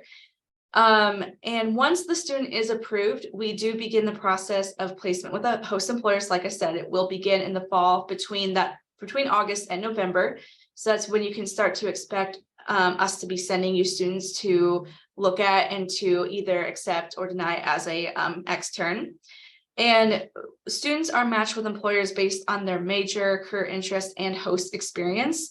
So we really try to make this as efficient as possible so that you don't have to go through a lot of resumes and then decide, okay, this student actually would match what our organization does best or what we can offer for an externship. We try to really help and make this as efficient as possible. And as a host employer, you are welcome to review multiple resumes and conduct interviews with the students to determine which student to host. Because if you can only host 1 or 2 students, you probably might want to make sure that that's the right student, or that student's going to best fit your description or what you have in mind for the experience. So we could send you like 5 resumes to look at, and then you can pick from the 5 or interview the students to kind of further get more information and to feel them out. And I just include this in here because we've had past employers do this. And again, we want you to be a part of this process. We don't want you to feel like you don't have any say in who you get to host, and you don't get to decide who you host. So we are very flexible in this way that you can look at multiple resumes. You can say, hey, none of these students really fit what we're looking for. Can you send me more? And I'd be happy to do that. And then once you have decided how many students and the students that you would like to host, and you confirm with us like, oh yeah, we like the 2 resumes you sent us. We really like these 2 students and their application. We're going to go ahead and decide to host them. So what would come next is that you would want to create an agenda for the week of the program. And I have included a sample agenda on the left. This actually was a schedule used in the 2023 extern program from Piper Aircraft. So this is a real itinerary that was used. You can see they have it nicely organized between like day 1, 2, 3, and 4. They have the time and the department indicated, and the individuals that the externs are going to be working with. You do not have to be this specific. Like, I don't want this to be daunting. You don't have to be this specific, but it might help give you an idea of what the students may expect, or what might be helpful for yourself and the student to know before they start their externship experience with you. So again, as long as you have the days broken down and at least the times that the students expect, they know that they have to be in and know how long it'll go for, that's mainly what we ask for, just so that they have an idea of what they'll be doing before the program starts. And before the externship experience, we really do recommend to have some calls. It can be either like over the phone, virtual through Zoom or Teams, or could even be in person. Like if you're local or if you're close to Carbondale, you can even meet in person with the students. But we really encourage and recommend to advise the students on accommodations near your location that you'll be hosting them at, because a lot of our students are from like the Chicago area, Metro East St. Louis, and they're from different parts of the country. So they might be going to a part of the country that they're unfamiliar with. Like, so if we have a student that's from St. Louis and your externship location is in Memphis, Tennessee, they will have to secure accommodations for the program. And a lot of the students expect this, and they know about this as part of the application process. We do definitely advise them on this. And that's part of the interview, is where I ask students, where are your preferred locations, to help me narrow that down as well. But it's still helpful for them to hear about recommended accommodations from you, because you know your area best, and you might have like a hotel discount because they're associated with your organization. Also like transportation, like what the best way for the extern to get to your location, if it's by car, train, bus, like you can let them know that. If there's parking costs, like if parking is going to be an issue and you recommend them walking versus taking their car, or if parking is not an issue and it's, they don't have to pay, that would be useful information. And other just general expectations, like if you have a dress code, which actually a lot of employers don't have a very strict dress code. They're like, oh yeah, they can come as they are, and we're more casual here, we're more fun and casual. But if you do have more of a professional dress attire that you would expect, that would just be helpful for them to know ahead of time as well. Okay, and so Nicole actually was one of our host employers at her previous job, and the previous employer that she worked at, which was actually a staffing agency in a marketing department. And she hosted one of our extern students in 2021 during the program, and this student was an HR major. And Nicole's actually going to talk a little bit more about her in-depth experience in hosting a student from the employer end. It's funny how everything comes back around. All right, so some of the questions I had for you, Nicole, would be, what did the communication prior to the experience look like? So we had a student that, so she was an HR major, and so she had a lot of classes in between. So actually reaching her was a little bit touch and go, just because I was an unknown number. So my first instinct is to call someone in a staffing agency, but for students, it was a little bit more jarring.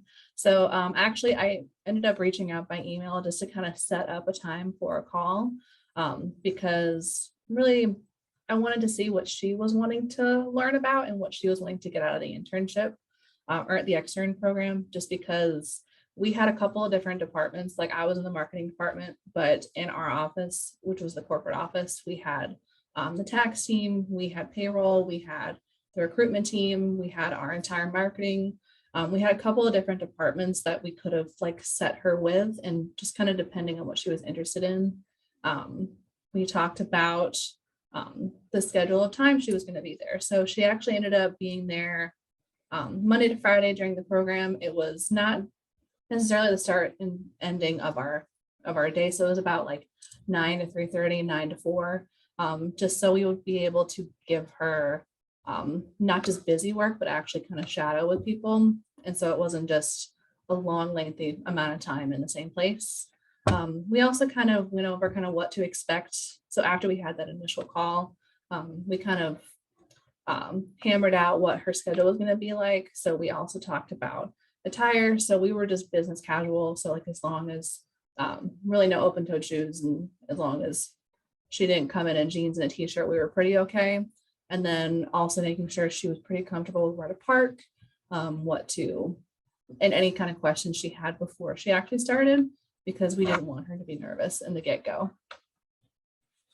All right, great. And can you touch on a little bit more about what you had your student doing during their externship experience? A lot of the things that we had her doing, so I was in marketing, so obviously I kind of had her helping with kind of some social media campaigns, because that was one of the biggest things I had done. So we had her job shadow all the departments, just because she was interested in HR, but not necessarily thinking that's maybe she wanted to branch out, or because HR is anything, it can be in any different company. So she really wanted to see what kind of field she'd be interested in as well. So we got her set up in the marketing department. We set her up with some recruiters, with I think 2 sales team members, and then also with the payroll and tax team. She was really interested in the marketing and sales. And so we kind of flipped her schedule a little bit to work more heavily with us. So we had a couple of different content creation projects that we needed to do anyway, but we wanted to kind of get her into the platform. We had Canva, we had Hootsuite, which was our social media scheduling, and she was kind of very interested in that. We had her sit in a couple of interviews.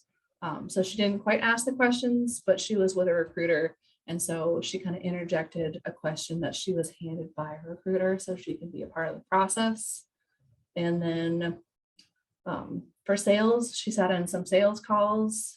She got to see kind of what research went into reaching out to potential clients.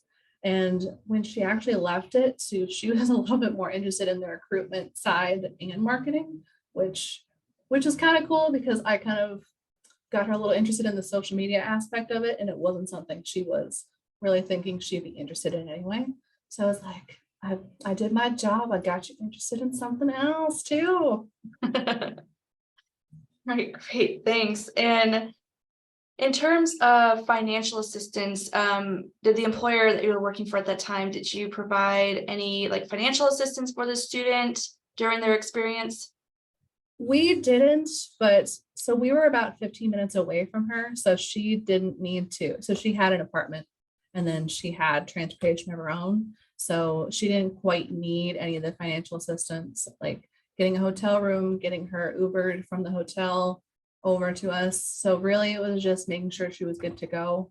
The financial aspect, we did pay for her lunch every day, just because she was giving up being at home and doing other things. So we also wanted to take her out as an office. So I think like a group of like 10 of us, at least 3 of the days, we were able to take her out to lunch and kind of talk a little bit more about our experience, kind of how we got into our fields, and then kind of help her plan potentially what she wanted to do when she graduated, just because she was a little less intimidated by all of us as it got to like the 2nd or 3rd day, which was really nice. And can you remind, how long did you host the student for again?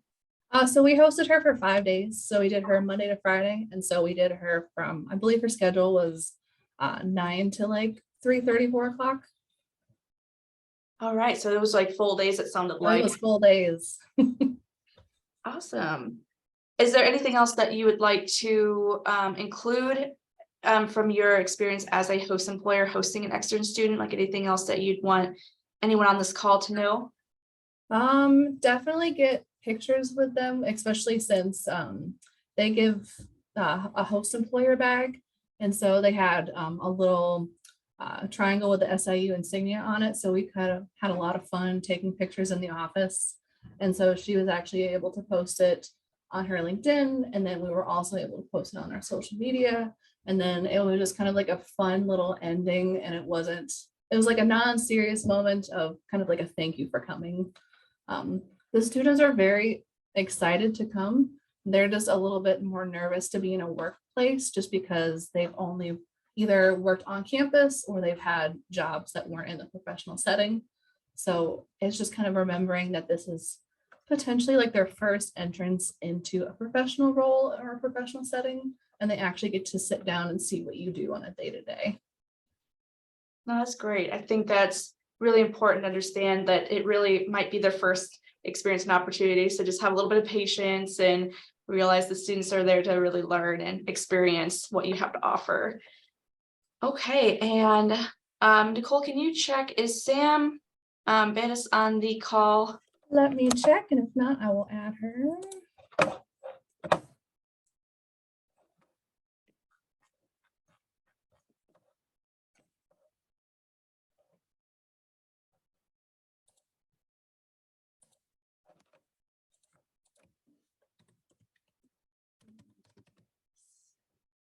She's not. She's not? Okay, yeah, this is the student I mentioned earlier that was originally going to join the session today, but unfortunately her work had a pop-up meeting that was going to go until 12 today. So she was going to share her experience as a student and kind of what that looked like. But I will go ahead at this time, open it up for any questions. So, any questions that you may have about our extern program, about hosting, what the process of becoming an employer looks like, or any questions you have from the session today.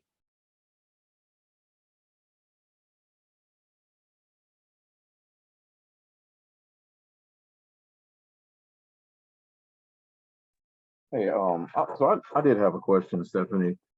This is Larry Watkins. I think we've met in the past, but I was wondering with what am I trying to say? The career fair, I'm sorry, coming up soon. Do we need to be in contact with you, or who do we need to be in contact with?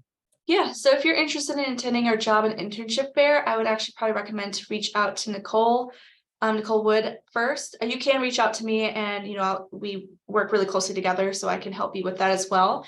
But Nicole is our main point of contact for the job and internship fairs.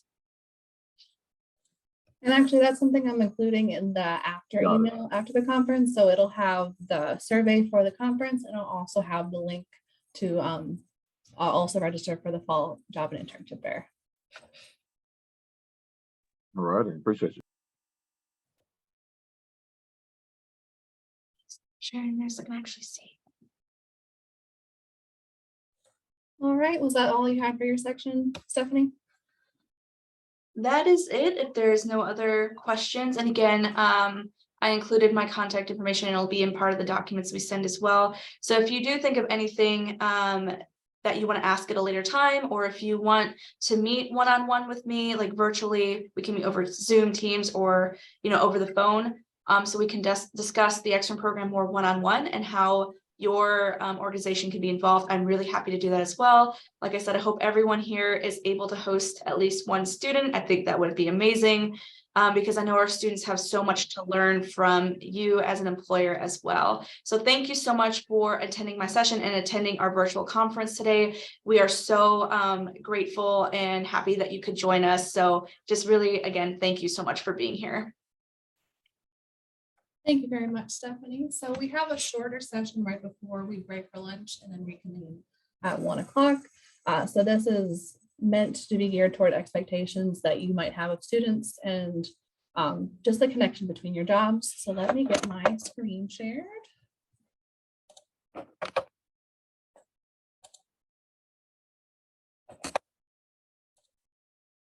All right. Can you guys see the slides and not yourselves? Stephanie, are you able to see it? Yes, we can see it. Okay, just wanted to make sure. Sorry about because technology has not been our friend really this morning. All right, so I hope everyone's been having a good start of their conference.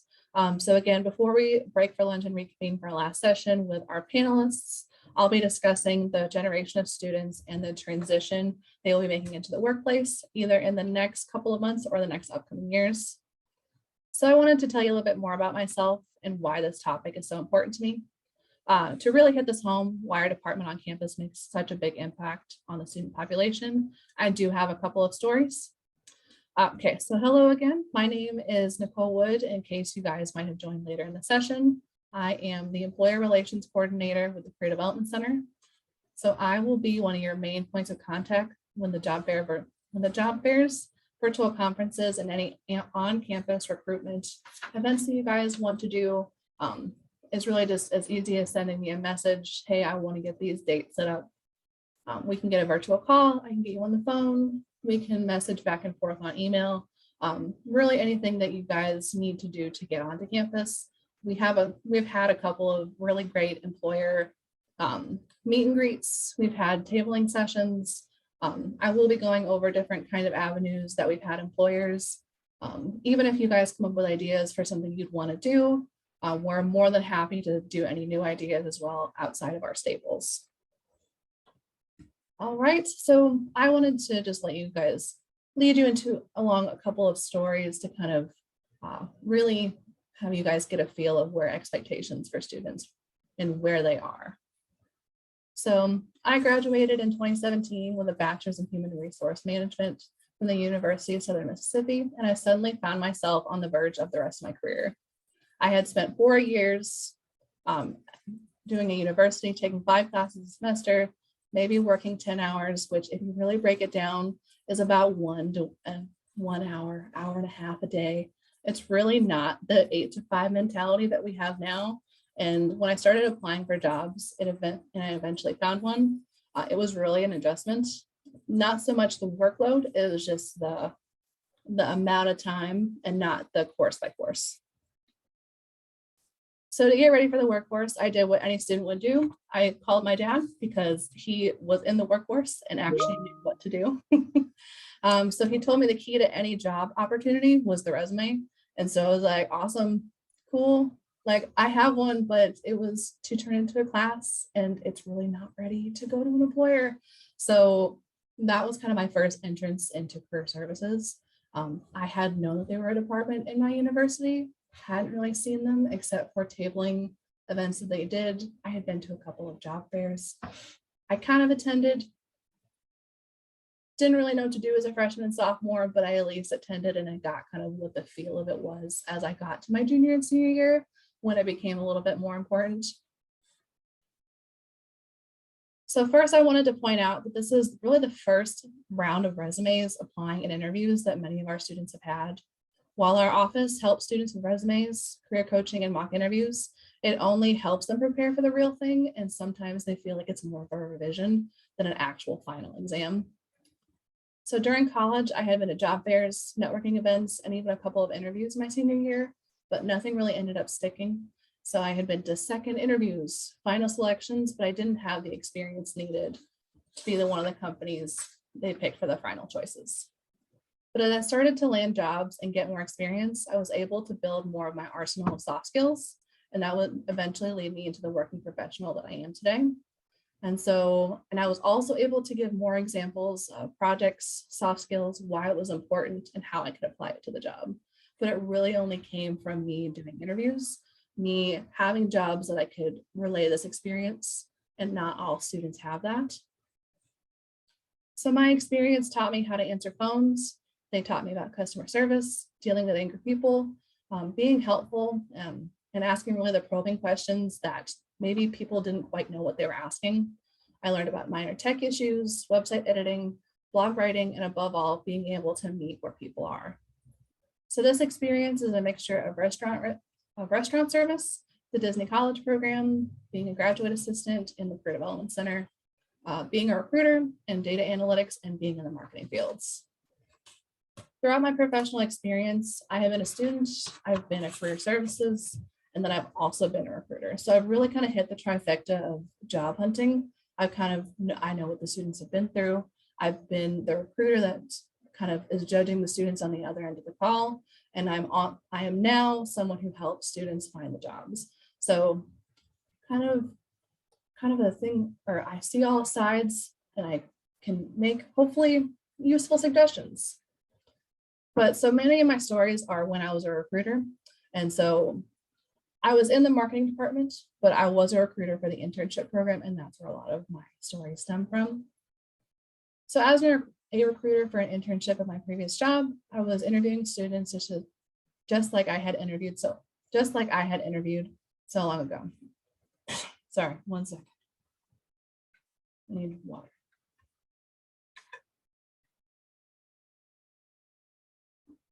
And after several interviews and resumes being sent, I realized that I've been taught by my employer the interview questions didn't quite match.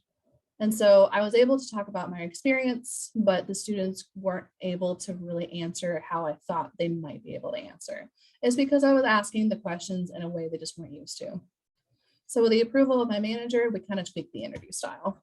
And that is what we will be going over today. So I know you guys have done interviews, you kind of have your staples, you have your template, the things you definitely want to know, but we kind of changed it in the way that we had students enter. So many of the changes that we made where we made the in-person interviews, we made them phone interviews because we wanted to reduce the length of time of the interview. We wanted to make sure they met the requirements of the interview or of the internship before they even got to the manager. We wanted to know their availability. And we also kind of asked the standard questions, ones that they obviously had Googled, ones that they had done mock interviews for. What's your strengths? What's your weaknesses? Tell me about a time you failed. Tell me about some skills that would benefit the job and how you would make it stronger. But we would open up the interview with how your class is going. Are you enjoying your semester? I would make sure to confirm some details. It really just kind of put them in the comfort zone. So I asked them about their major. I asked them about their contact information. And it was really just kind of an easier way to get them more open to talking about interview questions later on. Another thing we did was we made sure that now was still a good time. Sometimes classes run a little late. They were talking to a professor. They took a little bit longer getting out. You never know kind of what's happening in a student's life. So sometimes I gave them about a 10-15 minute buffer, be like, hey, this might not be a good call or a time for a call, but maybe like if I call you in 20 minutes, or it would be a good time for me to reschedule. More professional interviews, we didn't really do this. We're like, this is the interview time. And then hopefully you're able to join. And if not, we'll kind of move on to other candidates. Students were a little bit not understanding, but that's usually how it works. So we were a little bit more understanding. And then after we had gone through the internship or the intern process, and we made sure that they met all the requirements, I would set them to come up with an in-person for a manager. So with this method, we actually were able to recruit for all 6 of our office, not just our main office branch. So we went from 1 intern in 1 distinct sect for HR. We went from 1 department to we actually staffed for all 6 of our offices. So that was, I'll go into this a little bit later, but we were able to also open up different avenues. So we started with HR, and then we expanded into accounting. Then we had a sales intern, then we had a marketing intern. We kind of used the same process to get them in, but we went from having 0 people to actually having people apply and being able to get into their internships. And so we also included an internal certificate program. So it helped them with the soft skills, such as having a one-on-one with their manager, kind of what that entails, being able to kind of practice that back and forth and actually being able to coherently give your opinion. We talked about your professional social media presence, and I think their least favorite one was public speaking. they really did not like me for that one, but it wasn't about a professional topic. I basically made them pick their favorite thing, and they needed to talk to me and in front of other people about it for about 5 minutes. It wasn't for a grade. It wasn't to embarrass them, but it was a chance for them to organize their thoughts, be able to present it in front of someone, and it just gives them practice in a more fun way. And it's something that they're interested in, so they can kind of deep dive the topic and they don't have to basically pull stuff out of nowhere. They can talk about it as much as they would like.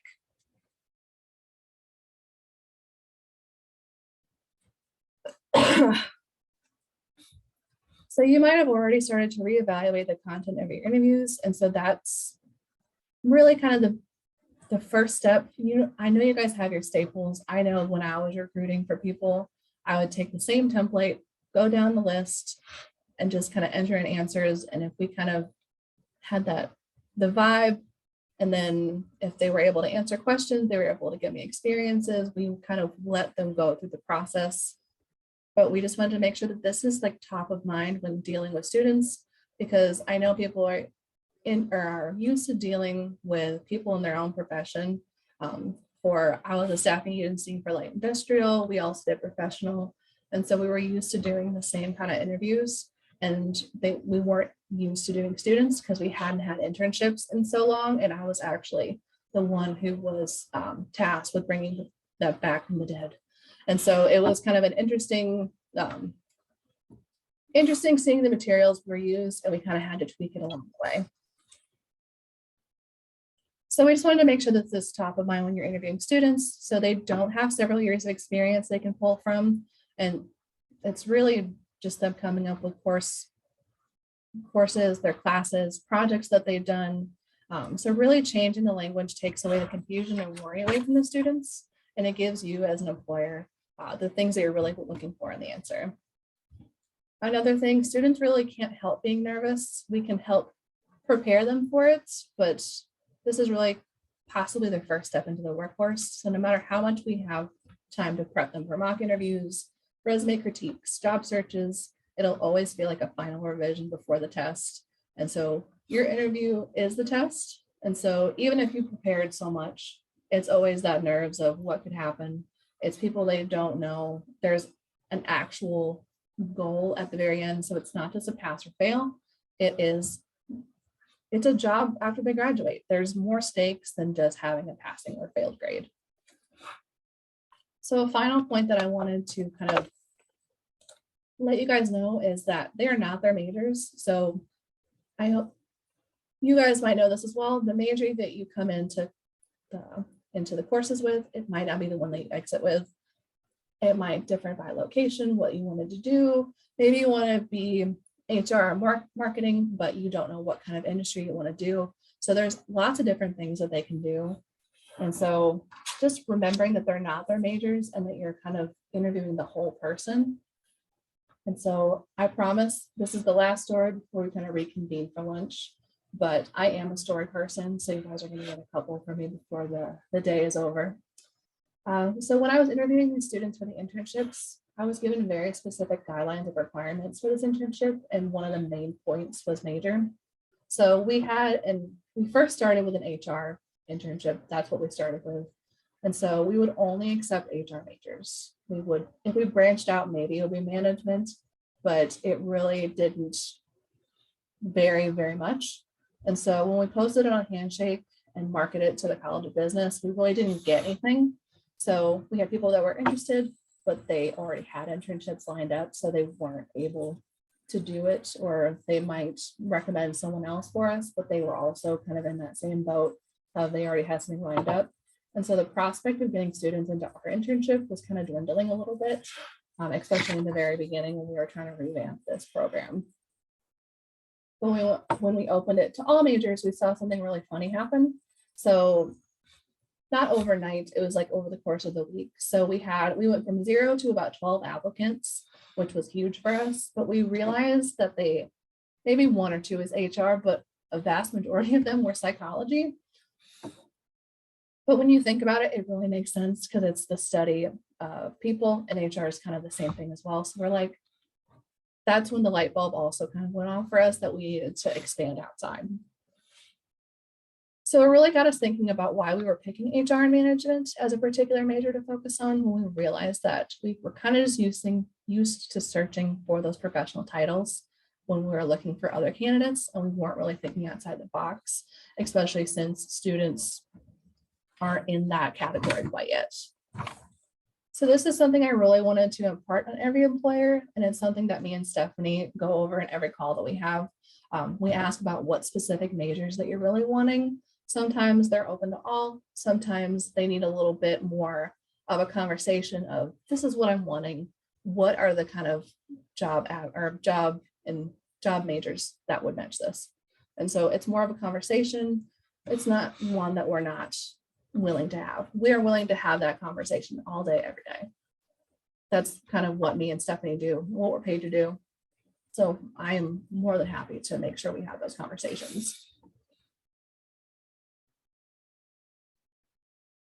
So just remembering that this is kind of the first stepping stone into their industries, and that we don't want to box them into majors when they really could be a great fit for your role. Kind of like Eric was also mentioning as well, that not everyone is a fit for your job, and that's okay. But there also might be people that you're excluding in your searches that will be perfect fits. And so also wanting to mention location and job function are also something that students are searching when they apply. So sometimes they want to go back home.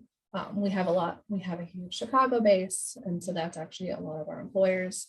We have them across the nation, so we don't just stick to Southern Illinois.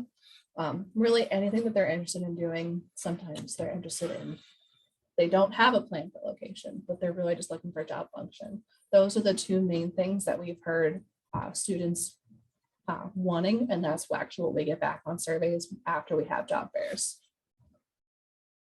So shifting your expectations to better match for students and the current generation will help better guide finding talent in your universities. So for these examples, it's not just the Midwest. I interviewed for Tennessee, Missouri, Florida, Louisiana, for our Indiana offices, but we shifted our way of viewing interviews, and we changed the language to better allow students to have conversations about themselves. So just being patient, asking follow-up questions, just allowing them to better lean into their experience.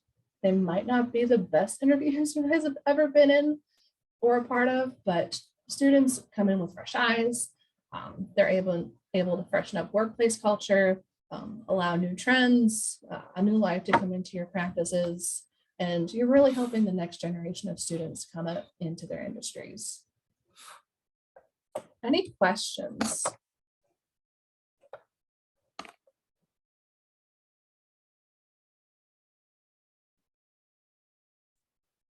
Hey guys. Hello. Hey, how are you guys? I know I'm asking a lot of questions, but I'm also brand new to this. No, it's okay. Go for it. We love questions. Great.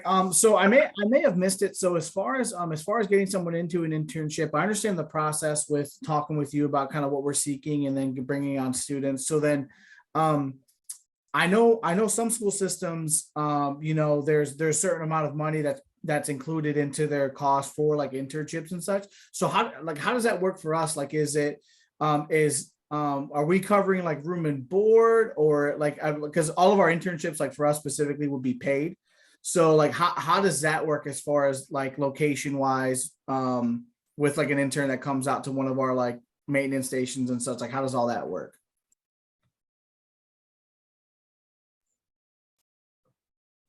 Stephanie, this one might be a little more geared towards you. Sorry, I didn't know if you wanted to answer or not.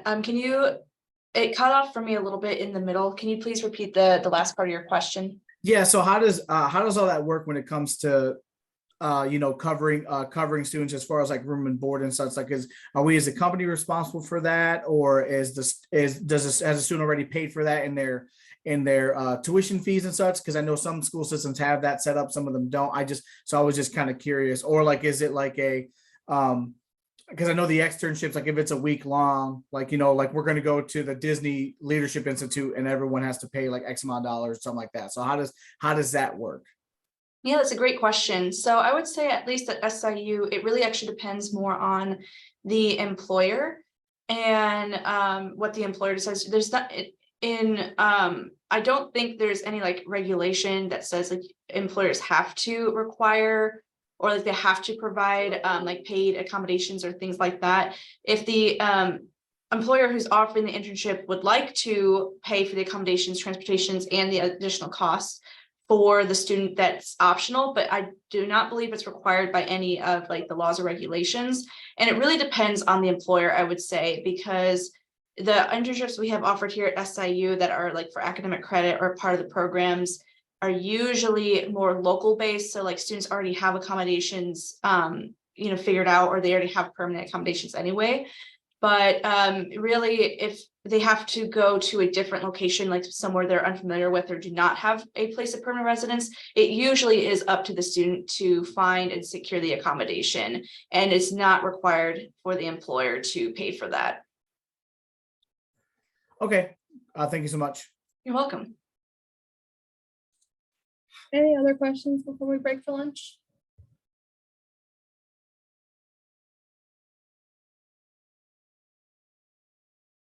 No. So I will see you guys back at 1 o'clock. We have 3 more panels left to go, and then we'll have the prize winner right after that. So we will see you guys soon.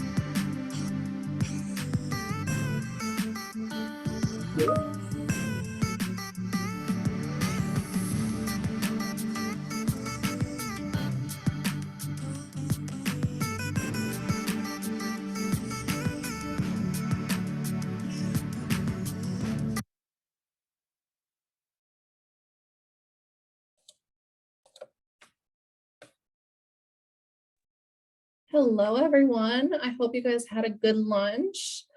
So now we're going into the afternoon panels. And so here is the remaining agenda for the day. So welcome back to the remaining afternoon portion of the virtual conference. So we have about 3 more panels before our prize is announced.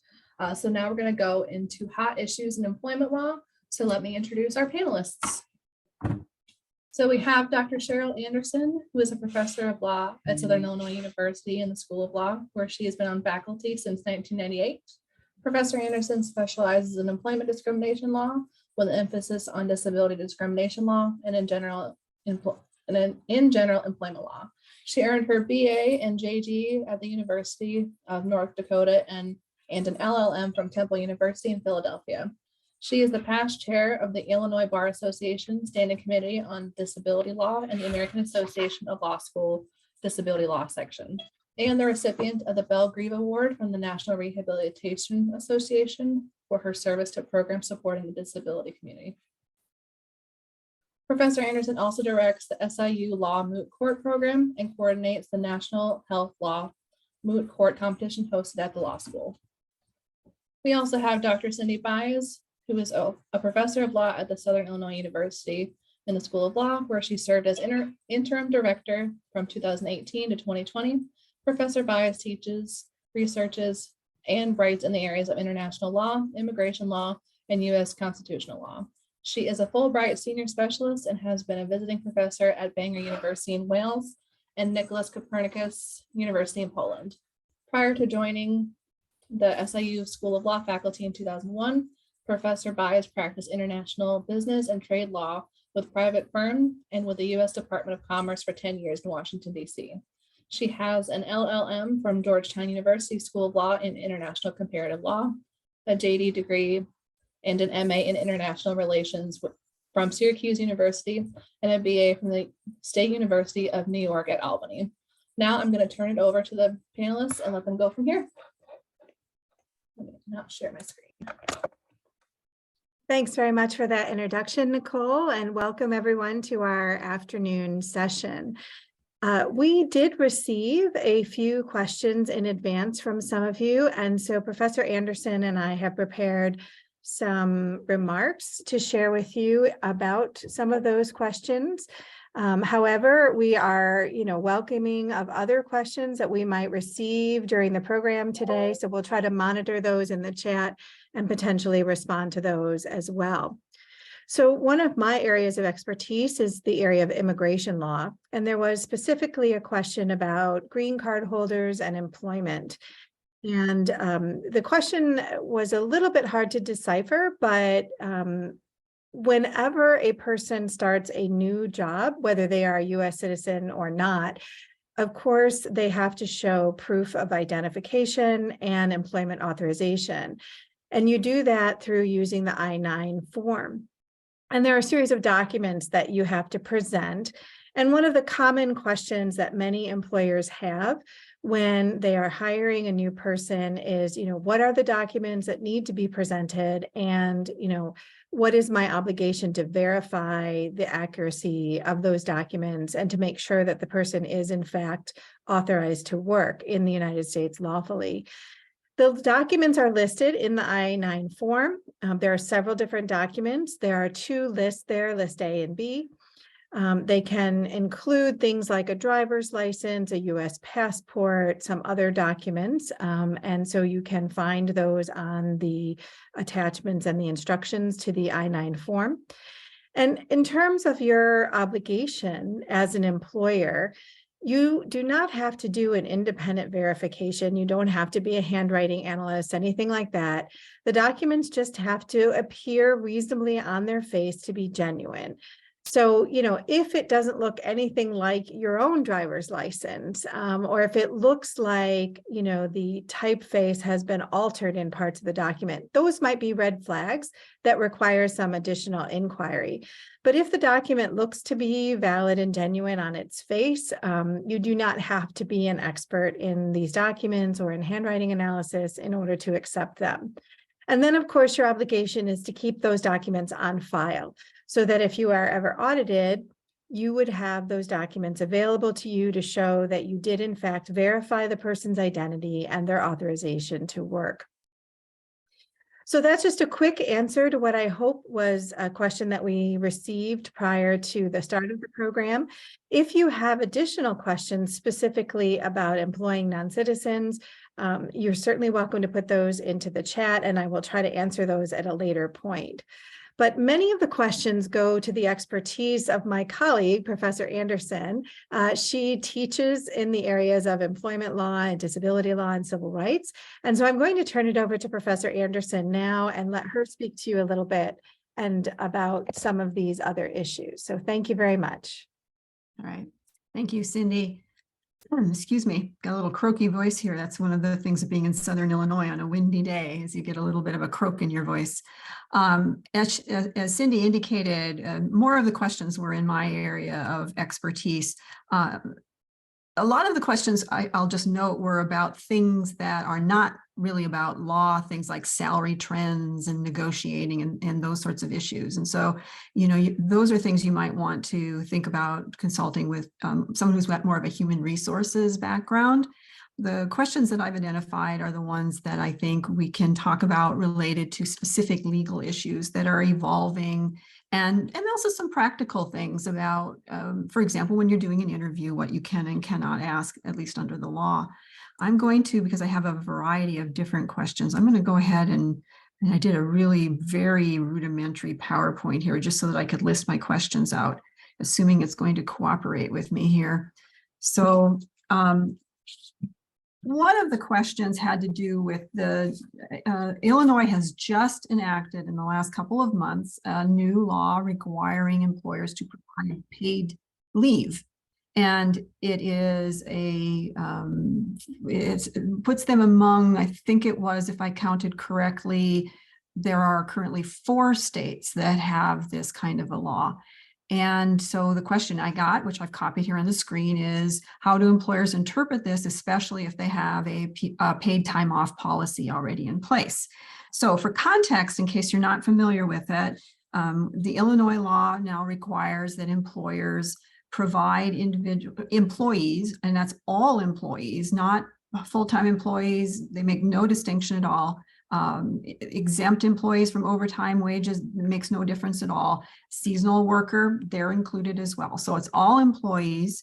So employers have to provide all employees with 1 hour of leave for every 40 hours of work that they put in, up to a maximum of 40 hours in a given year. And what's different about these laws from some of the other laws that are out there involving family leave or medical leave is that this is a leave that the employees can take for any reason. So the employer can't put any sort of limitations on it. There are things that are required. For example, they have to give you 7 days notice if it's foreseeable, and they can be required to record it in increments by the employer setting it, but that increment can't be any more than a 2-hour increment on an individual taking of the time basis. And some of these hours can carry over, but it sort of depends on how the employer sets it up. You can either, as an employer, front load it, which means that you can say to all of your employees at the beginning of every year, here's your 40 hours, use them up. Or you can require them to accumulate it as they go along. If you front load it, it doesn't carry over. If you have them accumulated as it goes along, it does carry over to the next year, at least up to a maximum of 40. So how does this coordinate when you have a PTO policy in place? The law contemplates that if you have a policy that already complies with the requirements, and I'll go through the main requirements here again after I finish, you don't have to have another policy. As long as your policy complies, that's fine. And so what are the basics of compliance? There's really 3 of them to be thinking about, which is it has to apply to all employees, it has to allow for leave for any reason, and it has to accumulate at a minimum of 1 hour per 40 hours worked for every employee. You can give more, but you don't have to, and then that's the minimum. One of the complications I think that comes up in a state like Illinois is that employers may use what they call time banks or PTO banks, which is instead of having different pots that they make, you put your hours into, like there's a vacation pot, and then there's a sick leave pot, and then there might be sort of personal leave pots. They sort of combine them all into one PTO policy. If you do that in Illinois and you put these hours into that time bank, then under Illinois law, you would be required to compensate for any unused hours if the employee separates. But if you put it into its own separate bank, then you don't have to compensate them if they separate and they haven't taken all of their hours. So there are little things like that that are going to require some coordination. And if you don't have a PTO policy that's similar to what the law requires, you're going to be required to develop one. It's very new, and the Illinois Department of Labor will be issuing some regulations on it, I'm sure, in the next 6 months to a year. It doesn't actually take effect until January 1st. And in fact, although that's when the hours start to accumulate, employees can't start taking the hours for 90 days. So the first anybody could take any hours under this policy would be March 1st of 2024. And I'm sure in the meantime, you'll get more guidance from the Department of Labor here in Illinois about some of the logistic things, like how do you give, what kind of notice can you require? How do you require them to give notice, and various things like that. But it's an interesting development. I think it's like some of the other kinds of issues that are out there. We're going to see more states moving in this direction. After Illinois has signed its into law, Minnesota just signed a new law similar to that into effect, making it the 4th state. So when that starts to happen, you start to see a ball rolling. Even if you're right now in a state that doesn't have it, it may be very well something that your state legislature has been talking about, whether they want to also enact it. So next question is, how do employment laws address issues such as work hours, overtime, and breaks for remote workers? I included this one because I like it when I have questions that I can answer very easily, which is they affected exactly the same as if they were in the office. If you have an employee who's remote and working overtime, you got to pay them overtime.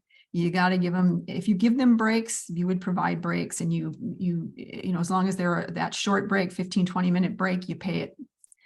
You know, whatever your rules are for people in the office, you're going to apply it the same way to people who are remote. The main issue that comes up is how you keep track. And I'm sure there are a lot of companies out there who've been working through those kinks. Can you legally ask a candidate if they are over the age of 40? This is on there twice, and I wasn't sure if two people had exactly the same question or one person really wanted to make sure that they got their question in. But so this is actually a trickier answer than the question I just had, which is, can you legally ask a question? Well, technically, legally, you don't get in trouble just because you ask a question, unless the law specifically says you can't ask this question. And Title VII doesn't say you can't ask somebody if they're over the age of 40. I suppose, actually, it's not even Title VII. I'm sorry, it's the Age Discrimination in Employment Act that's specifically for age cases. And it doesn't say you can't ask, but you're not going to want to ask, because when you do ask questions like that, it is evidence that you are thinking about somebody's age when you are contemplating whether or not to hire them or how to treat them as an employee. So can you legally? Yes. Should you legally? Absolutely not. There are ways that you would solicit that information if you are doing record keeping, but that record keeping should be kept separate so that the people who are actually making decisions about a person as an employee do not get that information. So that's why often at the end of a online sort of preview or precursor test that you take, or information or application that you're submitting, it may ask you for some demographic information. That's supposed to be kept separate from your information about that individual, and the person can choose to answer it or not. And if they do choose to answer it, by law, you are supposed to keep it as a separate and confidential document. So one of the questions was kind of like with Cindy's question, was a little broad, but there are some things we can sort of suss out from it that we can talk about here in the time that we have. The most common gender issues that employers face. So like that could be a lot of different things. There was one other question that was more specific that I thought we would be able to talk about more practically for a moment. And that is, what is the appropriate way to ask an applicant's preferred pronouns? So this is like the prior question about, can you ask a person if they're over age 40? Can you ask somebody if they have preferred pronouns? The answer is you, again, probably can ask it. But if you do so, you may solicit information that could later be used to argue that the reason you didn't hire somebody is because they gave you information in that answer that suggested that they were, for example, transgender or non-binary or something related to that person's gender. And so as a general proposition, I would say don't ask somebody if they have preferred pronouns, but rather there are other best practices that you can do that would make it so that you can so somebody can tell you that they have preferred pronouns and feel safe in doing so. So one thing is the way I have my Zoom title set up today, which is I have put preferred pronouns by my name. I don't generally always do that, but if I'm in a setting where I think that it might be important to somebody to know that they have an ally or someone who's open to understanding that they may not use the same pronouns, it's a signal. So that's one way that you demonstrate, if you are interviewing somebody by Zoom, for example, that you're comfortable with the idea that someone may have alternate pronouns. So that's one thing that you can do. Another thing is on an application form. The old application forms used to have a Mr., Mrs., Ms., and some other kinds of titles. If you have that kind of form and you want to continue to use it, you could add one that says MX, which is generally understood as being sort of not buying into any of those types of titles, or a blank line, which can allow someone to put in their preferred salutation there. And then You can also indicate, so there's a way to bring up a subject without asking about it. And I talk about this a lot when I talk about disability discrimination and interviews and applications. You're not allowed to ask somebody if they have a disability, but you are allowed to ask if they're, after you describe a job, if they have any reservations about their ability to do the job. And then they can volunteer information or not. And I would take the same approach here, which is you can indicate that at this place of work, we will observe somebody's preferred pronouns. And so at any time, if an individual wants to provide their pronouns, please feel free to do so, or even after you're hired for the job, please feel free to let your human resources person know this. You want to just make it like an option, not something that's expected. And if you're going to do that, you should do that with everybody and not just try to single out people who you think look like they might be a certain, like we just don't ask people with disabilities things, you ask everybody the same questions. You do the same thing with this preferred pronoun issue. Okay, and then to talk about some other things related to gender, there are a number of evolving issues out there that are really interested, and I know Cindy has also been active with this with the Illinois State Bar Association committees that she works with, and she may have some additional insights as well. But some of those issues are things related to inequity in pay, and they don't just relate to sex, they also relate to inequity in race as well. For example, there's this issue of pay transparency in the application process. So unless he did it while I was eating lunch, Governor Pritzker has not yet signed this bill, but we're expecting him to do so any moment now. In Illinois, there will be a new pay transparency statute that requires you to include the range of your salary in job postings. So that's a little different than some other states that might say you have to provide it if you're asked for it, but Illinois is joining those states that now require it in the actual job posting. It can be the actual salary if you just have a set salary, or it would have to be a range that you would in good faith believe that you would actually pay somebody for this position. So stay tuned on that one. That law is coming into effect. It actually will take a while to be effective, but he's about to sign it. Somebody asked a couple questions that were asked about salary sharing, and I took that to mean the idea of employees talking to each other about their salaries. Quick thing I wanted to say about that was that employers can't prohibit it because that would be a violation of the National Labor Relations laws. And that the pros and cons of that, there's a lot of information out there. I don't feel particularly expert on giving you strategic advice about whether you should or should not provide for salary sharing, but I will just say that it has become very common among the younger cohort of individuals who are entering the workplace. And so it may be one of those things where the genie's out of the bottle and it's going to be hard to pull it back in, and you certainly can't as an employer prohibit it anyway. And then finally, Illinois has another provision that is something other states are enacting. It's a prohibition on soliciting salary history as part of a hiring process. Somebody can volunteer it to an employer, but then the employer's not even supposed to take it into account.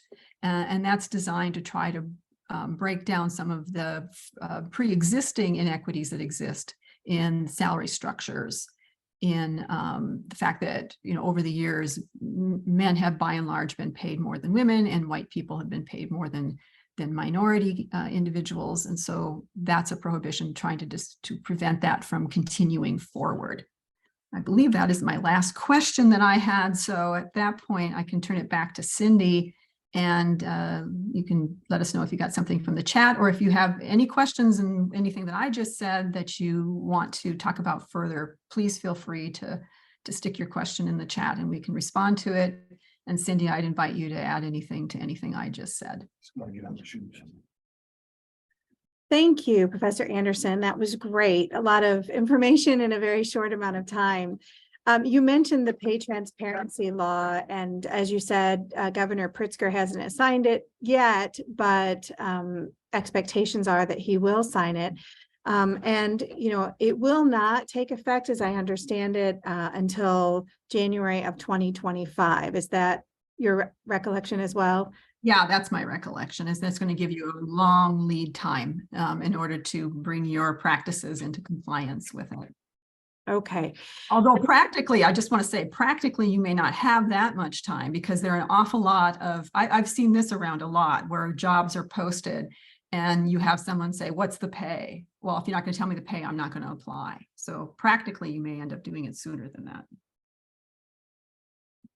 And then I think, another thing that's important to point out is that the pay transparency law is based on largely the same reasoning that the law relating to asking for prior salary. And that is that it is to try to get rid of some of the continuing pay inequities that different groups of workers experience in the workplace. So that's really the driving force behind some of these laws. That's right. And they come out of a constellation of different things that states are doing to try to address that persistent disparity that you see between wages based on sex, based on race. My notes indicate that there are about, this has been like just the last 3 years, you've had like 9 states enacting this particular type of law. So there are various ways that states are trying to address this.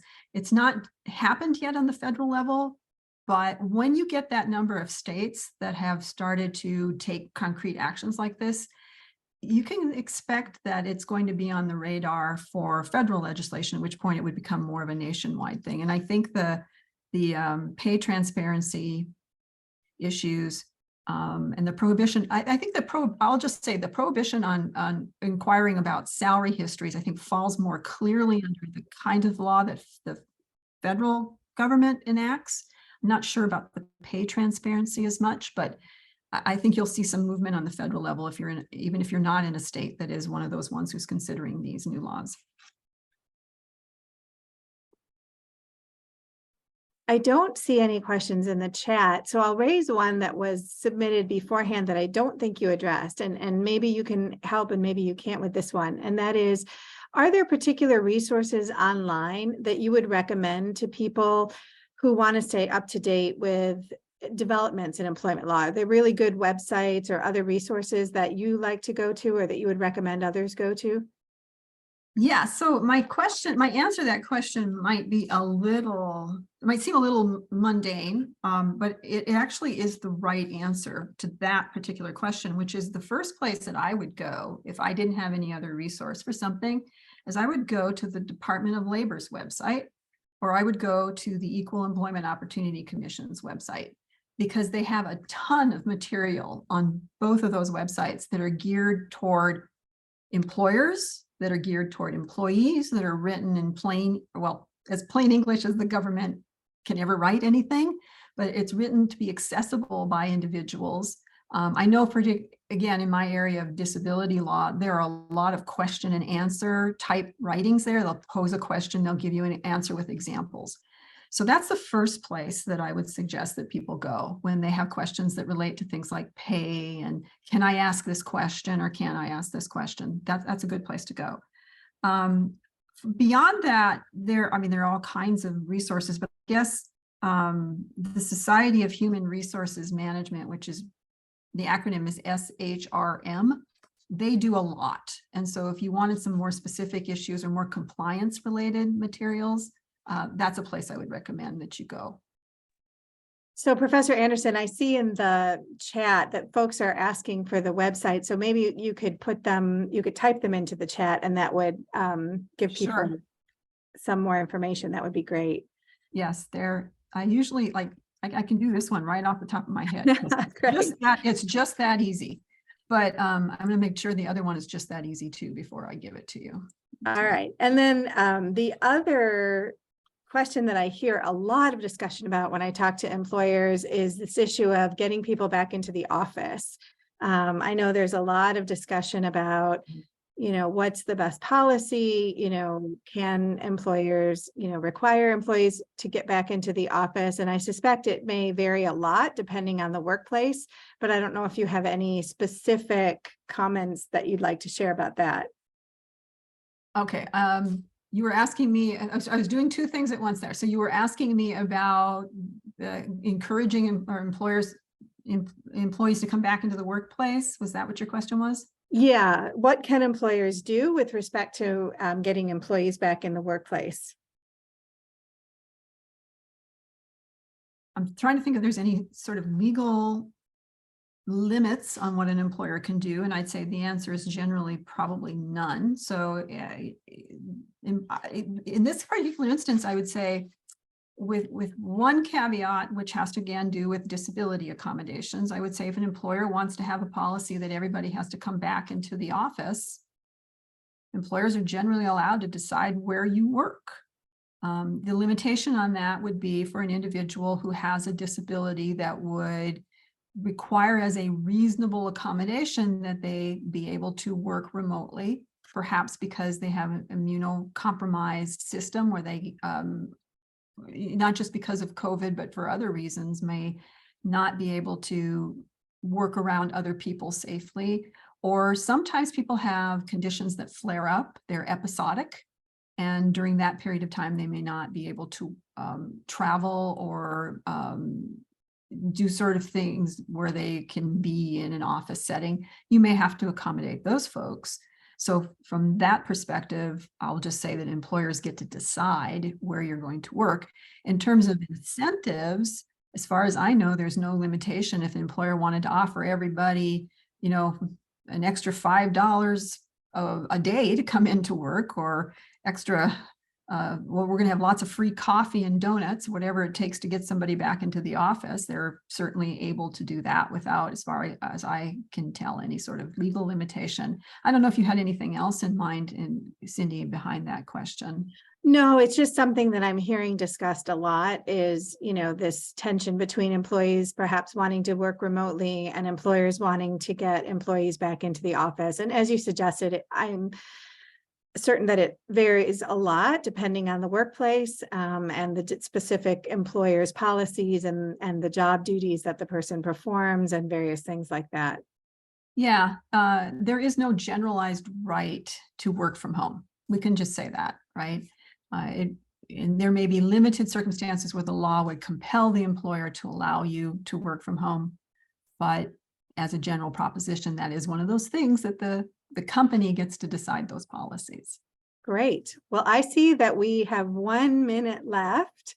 And I don't see any other questions in the chat. So I'll just say thank you to Nicole Wood and all of the staff at SIU for inviting us and putting this together. And thank you to my colleague, Professor Anderson, for participating today and sharing her expertise. Thank you to Cindy as well. Thank you guys so much. That was an amazing session. Thank you. Let me get you guys unpinned and then.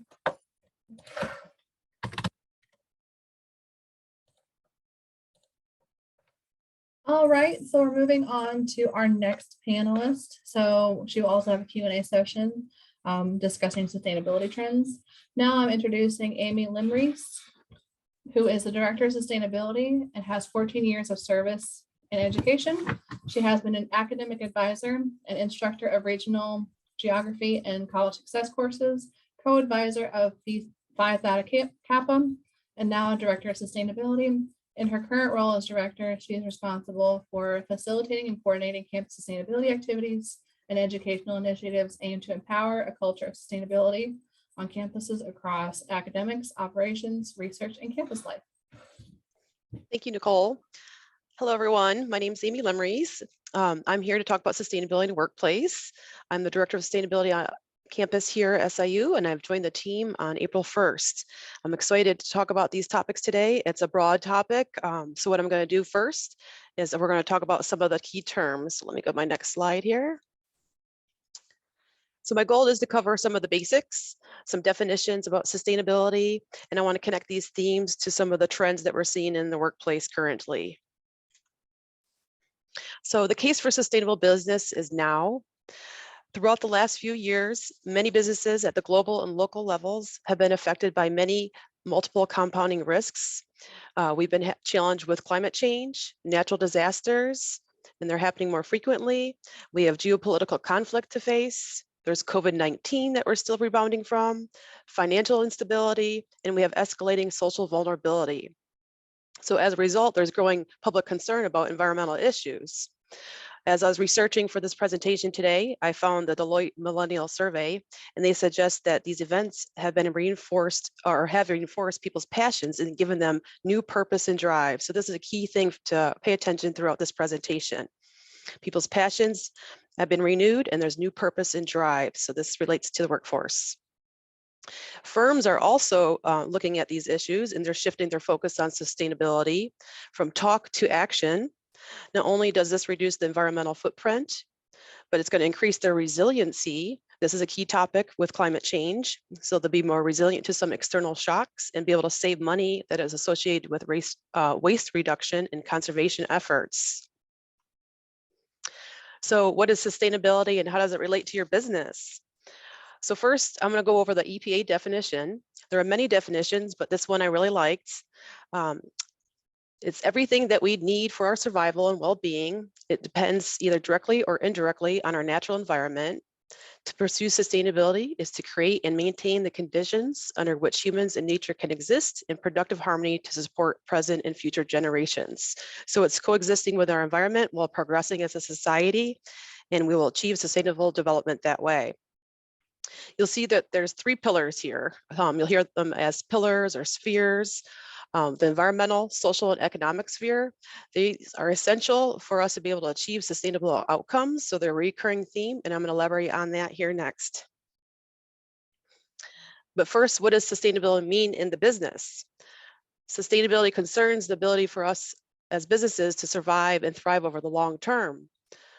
The Deloitte Global Millennial Survey reported over the past 2 years that 40% of millennials and 49% of Gen Zs said that they have made choices over the type of work they are prepared to do and the organizations for which they're willing to work based on their personal ethics. There's a shift here towards value-based career choices. Sustainability can be a tool for employers to motivate their employees, and it's advantageous for employers to focus on these initiatives. And it's also becoming one of businesses' most pressing mandates. What's happening is people are leaning into their values with their career choices and putting their wallets where their values are. So we talk about environmental sustainability. What is it and how does it relate to your business in the workplace? So environmental sustainability we hear often about. This is preserving natural resources, our ecosystem services like protecting wetlands. It's the preservation of air quality, water quality, wildlife for future generations. It's about green engineering and chemistry techniques, looking at life cycle assessments of molecular design. So when we're creating new items, how long will they be in the environment? How long will it take to biodegrade? So looking at new designs, new engineering techniques. Reducing effects on stressors to the ecosystem and vulnerable populations. So that relates to greenhouse gas emissions and pollutants and other factors. It involves resource integrity.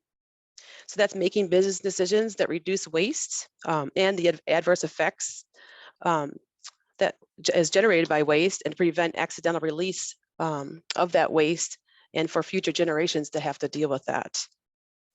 We're seeing more and more that companies are taking action to reduce their environmental impact and their carbon footprint. Examples here that you could embrace in your workplace is just using renewable energies, limiting waste and pollution, finding ways to conserve water, maybe doing some retrofits in your infrastructure, using energy efficient office equipment, reducing travel and travel emissions. It's seeing more and more companies are doing that. Creating products that are easy to recycle, and constructing and maintaining sustainable green buildings. Then we talk about economic sustainability. So economic sustainability is really about being able to make profits by keeping in mind the environment, community, and those social factors. The main goal is to create that balance, though, between economic growth and social and environmental development. There is no growth if we rely on finite resources. So investing in economic sustainability is going to pique your investor and your consumer interest and help you recruit employees and retain them. I have a few examples here of how you could establish economic sustainability in your business. Some companies, for example, have, let's say you're an aluminum can business. If you're producing aluminum cans, you can sustain operations by recycling your own cans and create molten aluminum for recasting instead of minimizing, or mining for aluminum ore. So that would be an example of economic sustainability. So they're doing recycling efforts, using what they have, and then avoiding more detriment to the environment. Another example would be promoting maybe some green jobs. This would be an example of economic sustainability. There's a lot of opportunity through the introduction of innovative technologies that promote multiple benefits to the communities and the environment. And for example, we're seeing a lot of advances in solar technologies. So this is the economic pillar, very important to businesses. Sometimes it's referred to as the governance practice. Now we talk about social sustainability, or the social pillar. This is less understood, and I want to emphasize that today.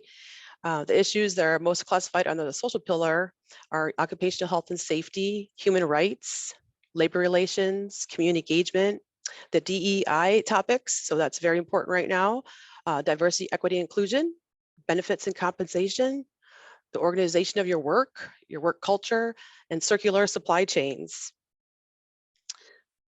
So it's really about valuing your human capital, what impact you have on your people. Some of the practices include like eliminating child labor, giving back to your community, making sure that you offer paternity and maternity leave, benefits that are all going to impact the people. The Sustainable Development Goals of 2030 have a lot of the social pillars built into them. So there's 17 goals, and I believe the first 8 are all related to society. These 3 I have listed here are health and well-being, gender equality, and decent work. Just to talk a little bit more about the Sustainable Development Goals that was adopted in 2015. And what it is a roadmap or blueprint for the peace and prosperity for the people on the planet, for future generations and now. So they have 17 goals, to call to action for all countries to improve their health, their education, reduce inequalities, and spur economic growth. Again, many of these development goals are focusing on the social pillar, and there's not much a lot of literature that I was going through was saying that this topic is less understood, but we need more action here. Environmental justice issues, we're seeing more and more getting attention. So as we saw in areas with poor water quality in marginalized communities, these are really important issues that we need to address. So environmental issues are gaining more attention, and this is something my office wants to partner with a lot of people to embrace these issues and bring them to attention. Then we will move on and we tie in all these topics to what is sustainability in the workplace. Really, it's just the adoption of the environmental sustainable practices. They call them ESWPs. So it's efficient resource utilization. It's about minimizing your environmental degradation from your human activities in your workplace with your operations and all the other activities. Forbes magazine recently had an article that said, if businesses don't prioritize sustainable practices, they'll find themselves left behind. I thought that was pretty important. One thing I want to point out on this slide is that organizations cannot be sustainable without protecting the safety, health, and welfare of their most vital resource, their workers. So workplace sustainability, how can you be more sustainable at work? There are many ways to make big impacts. We could look at just going more digital, so reduce your paper, just greening your office, better lighting, bring some plants to the office, lay off the thermostat, look at how much energy use is being conducted throughout the week, encourage green commuting if it's an option, start sustainability teams for your office. You could have challenges, turn off your electronics, opt for better office products, and embrace renewable energy. And this is just a short list. There's many, many things you can do. The key here, though, is engaging your employees. Passionate employees can do a lot. And I've seen that in just the role that I'm in now. So things that you could do beyond this list here are Earth Day celebrations. I found some fun ideas that other companies are doing. They have these eat real food contests. You could create an employee listserv. I had worked at a former business that had an employee listserv where we shared office supplies. So it was surplus office supplies that were unused. Everyone had a little listserv, so you could go on there, and if someone had extra pens, pencils, or anything that you need in your office, you could just go ahead and take that. So it was a nice sharing program without having to buy, extra surplus items. So I thought that was a neat idea. You could look at maybe volunteering in your community, and then just do things like recycling your ink and toner cartridges or your electronics. So there's many ways that you can make big impacts with just little ideas. Here I have an example. So it's a real world example of sustainability at the workplace. It's the lunch program through Nike. This is how they incorporate sustainability in the workplace. And I want you to pay attention how they share measurable impacts. So here they say, beyond Nike eco-friendly products, the brand has embraced sustainable waste management practices that transform how employees work. Through their reusable dishware program, Nike has successfully advised their employees against bringing plastic lunch containers to work. So the results that they've shared, Nike cut down on single-use items, so that's bottles and cups, by 16,000 pounds per quarter with its greening initiative. Waste per head was also reduced by 11.5% by the time this report was released. It's really important to share those measurable impacts. It helps people see and relate to how important this is. So why should your company promote sustainability? Well, not only are you being an environmental steward, but you're demonstrating your commitment to sustainability, which is going to increase your reputation, your brand. You're able to compete better for the war for talents. So reducing your environmental impact, waste, recycling, you can improve your employee health, create a more friendly environment, and bottom line, you could be more competitive in the workforce for that war for talents, and then meet your stakeholder needs. Okay, I got a quote here from Verizon Communications president. He shares how emphasizing the environmental issues has been vital to their business recruitment efforts. So I'm going to read this to you. He has a quote here saying, our corporation's reputation, specifically our emphasis on environmental issues, has been vital to our ability to attract and retain the best people. When environmental practices become part of a corporation's code of conduct, it attracts customers to the company and employees to its jobs. I thought that was a powerful quote to share here today. It's very fitting. So engaging employees in the workplace is really important, and building more of these practices in your business too. I wanted to jump here, kind of talk about corporate responsibility and corporate sustainability. Many of us don't realize there is a difference, and the difference is really about time. So corporate responsibility focuses on organizations' impact on the population of the world, just like sustainability does, and they incorporate ethical issues that are not related to the environment. So that's the difference. Corporate responsibility usually focuses on the past, what they did for society and their communities, and corporate sustainability is really looking at the future. So an example here, a socially responsible oil company would build local schools and hospitals to compensate communities for the resource extraction. We see this often. These measures do not always acknowledge a long-term impact on the communities. This was a good intention action, but it's unsustainable. Again, the difference is about time. Business sustainability is about the ability of firms to respond to their short-term needs without compromising the ability to meet those future needs. Let's see if I want to add anything else on here. The 2023 Sustainability Trends Report, it reported that the environmental, social, and governance concepts are dramatically changing the way business works these days. So stakeholders are also demanding that the private sector does more to address climate change and social injustices. Why is it important to engage your employees in sustainability? Well, it improves efficiency, reduces waste, energy, water, and improves transportation opportunities to be more green. You're going to meet your stakeholder needs and their expectations, build a better reputation and brand, attract and retain talent. Again, it often leads to passionate employees can lead a lot of these efforts. You're going to help improve your employee well-being, lead the change. So not only are you contributing to sustainable development goals, but also federal and state mandates. And then the long-term profits and having better resiliency to external impacts. And that resiliency is our ability to anticipate and prepare for response, whether they're responding to hazard events and trends that might be related to climate change, whether it's flooding or natural disasters like fires or anything like that. The more prepared you are, the more resilient you will be. And this is a hot topic in climate change and sustainability. Moving on here. So some of you have asked about sustainability trends in the workplace. I've touched up on a few of them. The climate crisis has many companies looking specifically for green skills to help make businesses more competitive. So businesses are starting to prioritize on that social pillar, the health and well-being beyond just the building. LinkedIn, they have a green job report, and it's stated that there is reskilling trend that's going on as green jobs are exploding. They stated that 80% or 1 in 5 jobs are looking for green skills. So that's where that reskilling trend is happening. Employers are engaging more with these green initiatives and sharing climate commitments on their platforms, their goals, and their climate roadmap to get there. And I'm going to come back to that point here next. And then I have a link here that we're going to share this URL. It's a really nice short video from NBC. They covered this topic recently and looking into the evolution of workplace environments and how people are looking for jobs that that you want to know that are fighting for climate change. It's a really good article. Another Q&A that I wanted to tackle today here was incorporating sustainability practices into talent acquisition and recruitment strategies.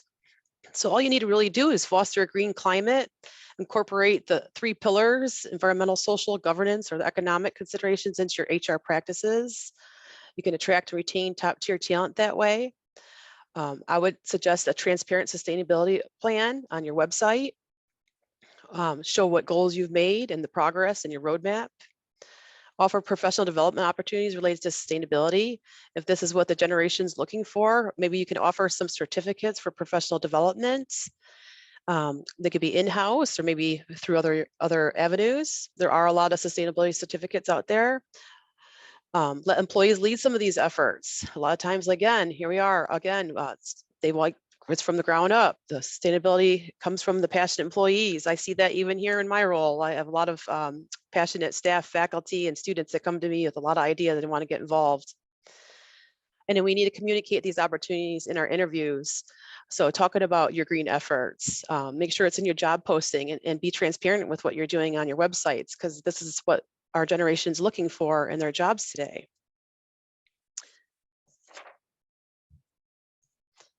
How to implement sustainability at the workplace. I covered this a little bit, but first you would want to look at your roadmap. So you're going to want to do an assessment and create a roadmap for your company's growth strategy. Where do you want to be in the long term? Education is also going to be a big part of implementing social sustainability at the workplace. There's so many topics. It cuts across a lot of aspects in your business, whether it's for procurement or energy consumption, the human resource parts. So it's important to invest in educating your employees about these topics, as well as to create systems and processes to make it easier for them to integrate it into their business decisions and lives. Some companies implement policies and procedures that encourage sustainability. They could encourage staff to recycle, provide incentives for electric vehicle charging stations, maybe a discount on the charging station or something like that, and even discounts on eco-friendly products. It's really important that in your plan, when you're implementing sustainability at the workplace, to demonstrate the long-term savings, track the results, and share those successes with others. I will elaborate a little more too on educating and leading the efforts. I think it's a good idea. Preparing for this presentation, I was talking with Nicole, and we're thinking how a lot of times these great ideas get established, but then there's no maintenance. So it's really probably important to establish committees, not just have this have one individual that's leading all the sustainability efforts in your office. So you could have just one committee with everyone with their special areas, or you could just assign a committee on waste management, maybe staff well-being, staff engagement ideas. There could be a committee just on energy efficiency, but there are a lot of ideas that you could do to kind of get these goals moving forward in your office. But I think the key is educating and in getting your employees engaged. So that's a good way to retain your employees, not only recruiting too. Winding down here. As we know, every business is different and they have different needs. So sustainability is going to look different for all of you, but it is always evolving. So you're going to always want to be looking at the current trends. Expectations are growing for businesses to play a proactive role in driving the efforts to secure a sustainable and inclusive future for the next generation. Businesses are a social unit. I like to stress that. And they have a lot of opportunity to create massive change while recruiting the best. Here I have a quote that I wanted to share from Cameron Sinclair. He's kind of like a father, leading father in some sustainable architecture, and he has started the World Changing Institute. His quote here is, when sustainability is viewed as being a matter of survival for your business, I believe you can create massive change. I thought that was a powerful quote. Here I have some sustainable business resources that I'll be sharing, along with a few other URLs, along with that NBC article. But this does conclude my presentation today. And I'm going to go into some more questions if we have time. Let me see where we're at with time. Okay, we still have plenty of time. So I had a question. So let me go back here. I had a question about what SIU does for sustainability. So while we have some more time, I hope you all don't mind. I was going to share some of those items because it seemed that a few of you asked that. So I started this position in April, and a lot of these tasks were already started, but there are a lot of new things that SIU is doing for sustainability. So one I'll stress is that we signed the Second Nature Climate Commitment in 2020, and we are currently working on a climate action plan to go to net zero emissions, and we're proposing that to the University Cabinet in July 11th. So that's a very big project that we're taking on. So it's just in the planning phase, but once we get approval, then we'll need to implement that. And that plan will have to be renewed every 5 years. So we have a system, that's the campus level plan, but we also have a system level plan. What we're working with SIUE, it's called the Implementation Team 15, also working on similar initiatives and sharing ideas on how students can get more engaged in these topics and what they're doing for net zero emissions. One thing that we do in the sustainability office is we are members of ASHE. It's advancement of sustainability in higher education, and they have a STARS reporting tracking tool for transparency and to help you track your progression in sustainability efforts. Throughout the years, we've received a silver. It's important to get that recognition. Students are looking for that. So we will submit data on our efforts, whether it's recruitment, the curriculum, operations, Res Life. So all that data gets reported every 3 years, and then we get recognized. We do a lot of outreach. We go to classrooms. So if faculty, staff, or students want us to come speak to the class, my office will come talk about different topics, whether it's incorporating sustainability and hospitality and tourism events, or just what is the sustainability office can do for you. We do waste diversion events. I think this might be something that some of you all might be interested in your own offices. So what we do for Move Out Weekend is we work with community partners, and when students are going to be throwing away items that they can't take with them, maybe they've taken jobs that have smaller homes, or they're going to be traveling far and they can't take all that stuff they brought with them. We have a collection that we take and we distribute the items back to the homeless shelters. We take them items to the recycling centers. We give back to the Career Closet for the Career Development Center. So we have different ways that we take that and avoid all that going to the landfills. So we were able to save 6,500 pounds from going to landfills. And we've been doing this for decades.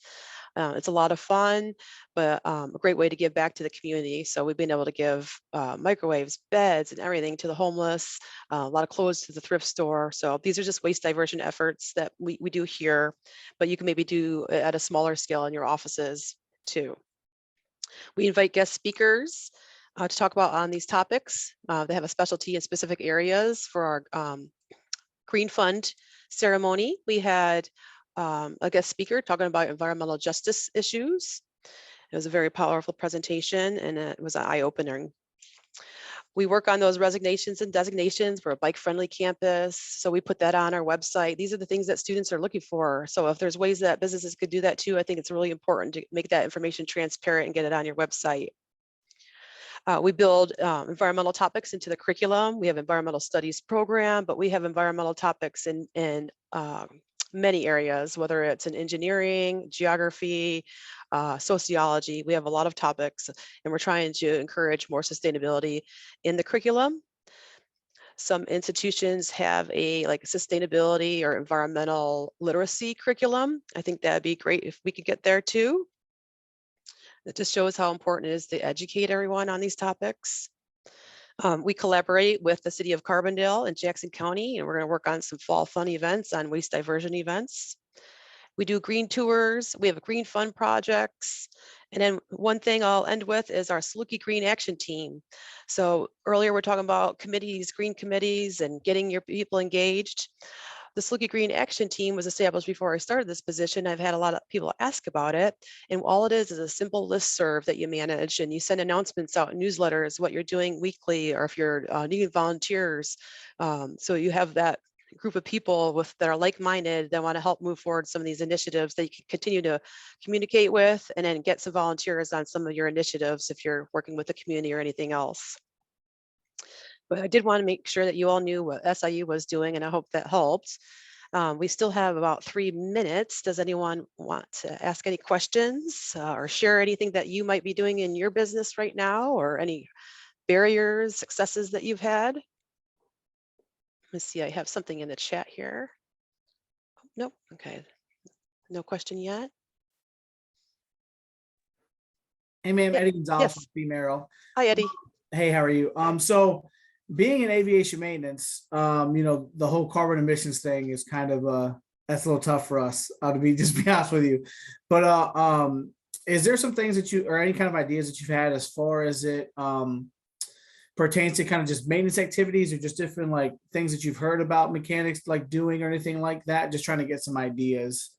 That is a new topic for me, but I have, like, as I stumble along the research, you know, the energy use in the airlines is brought up a lot, but I haven't approached this topic yet. But what I could do is do some digging and see what I could help you with. If you want to share your email and reach out to me, maybe we can talk about that a little bit more, because as I learn more, I can connect with you and we can share some ideas. That'd be great. That's a good one. I wrote that down. That's definitely something that you could look at, but it might be a little more challenging in your field because of maybe standards. Well, right. So one thing is this is the one thing I do know, right? So instead of having a steel toe boot, which refineries make, you can do a composite toe boot that's renewable. And then is that something that's already been made that you get to like reuse, or it's just that it's renewable? Well, not so. So a composite toe would be like guarding like that, like where the impact is on your foot. So then it would just be, instead of so like let's say you get a uniform allowance, you get a discount on if you do like a composite toe shoe, or if you pick a composite toe shoe, like the company will give you like X or something like that. So they're starting some of those incentives. No, we haven't yet. I know. So like when I was working for the DOD, we did this. Okay. Yeah. So that's just one of those things that I know about. Oh, that's a great idea. And maybe you could be one of those leaders, because as I said, the research shows that it's really, a lot of these topics come from the passionate employees. So maybe you could bring some of these ideas to your leaders and make some of these changes happen. Sure. But I would like to explore that more, because that is an industry that it seems like a lot of areas they avoid because it's a big topic, and we need our transportation, and it's not going to stop overnight. So yeah, I would like to explore that more. Everyone thinks you have to make a brand new aircraft, and I don't think that's the case. I don't think that's what there. You see, there's things there too. You're right. You're right. Thank you, Eddie. Appreciate that. Let's see. I see something in the chats. How does adding plants to the office help the environment? Great question. So really, when research shows, when you just take a walk out in nature, and you come back, let's say you're just in an office setting that doesn't have a lot of lighting or plants or fresh air. When you take a walk out in nature, you'll be surprised how better you feel, how much more energy you have. So they do recommend incorporating some of those environmental pieces into your office. And it does help clean air, actually. And then just having those green plants does make a difference in people's morale, and it does help clean the air quality in the office. So it's just bringing that living environment back into your space.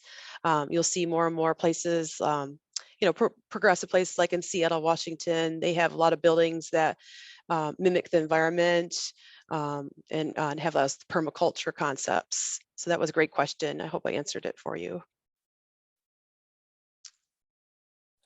Let's see. All right, Oh, no, not just for decor. Oh, yeah. Yep, I love that. Gonna Yeah, jump but into that our bigger helps. panel. And ironically, my office has no windows. And so that was the first thing I did to help me feel like I was in a more positive, cleaner space. I just like to have a lot of greenery around me. And you'll see if you look up some of the green office space, the designs, that is one of the key things they incorporate in the business.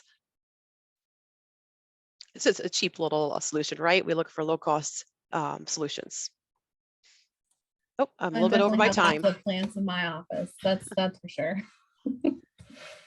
Well, I think I'm over my time. I do appreciate everything. If anyone has questions, my email is here, and I'm going to be sending some follow-up links to all of you. Again, thanks very much. Thank you so much, Amy. You're welcome, Nicole. Back to you. So give me a couple of seconds to add people and get them pinned.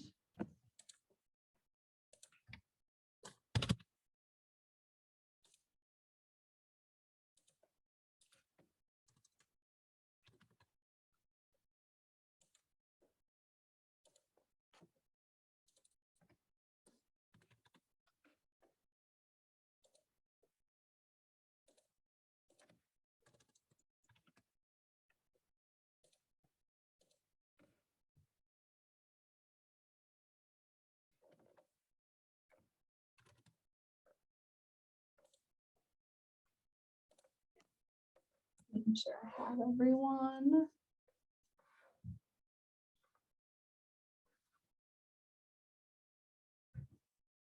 All right, we did have one more joining us, but he actually had technical issues and he's going to try and join us a little bit later.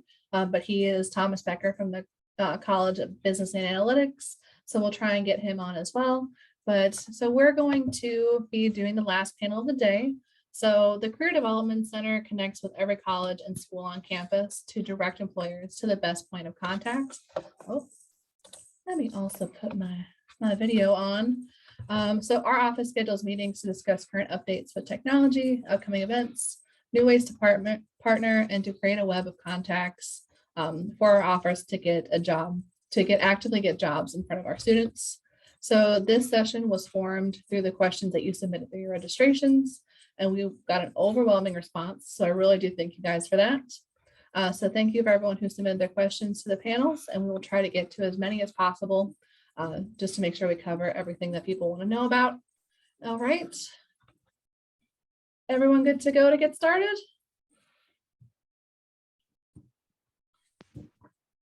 I'm ready. All right. So we're going to go through introductions. You can also kind of explain what your role is, what you do for the college.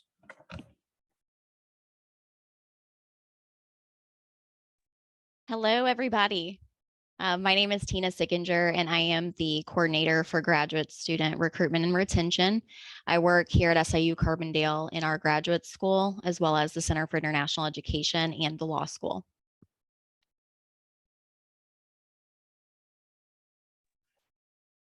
Well, I just went, but you'll know me again. Amy Lemreese, Director of Sustainability. And I'm here to answer any questions you have.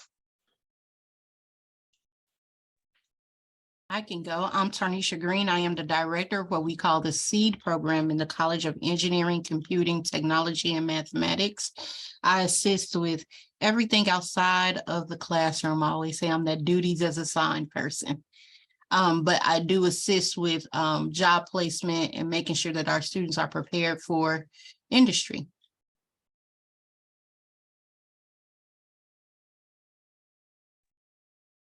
Hi, I'm Brianne Plegancool. I'm in the Criminology Criminal Justice Program. I'm a faculty member.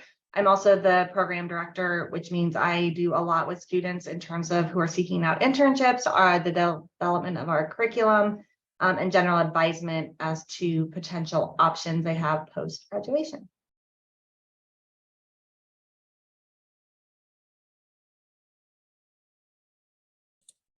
Anyone left to introduce? I can introduce myself again. I introduced myself earlier. I'm Eric Seacrest. I'm the Career Development Specialist here in the office. So I'm here to be the point of contact person for students who are starting that career journey.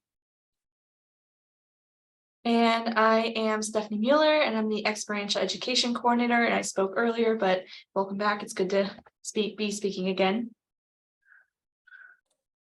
All right, so we'll just kind of jump right into some of the questions. So anyone who wants to touch on this as well. So examples of the most effective partnership that you guys have had in the past.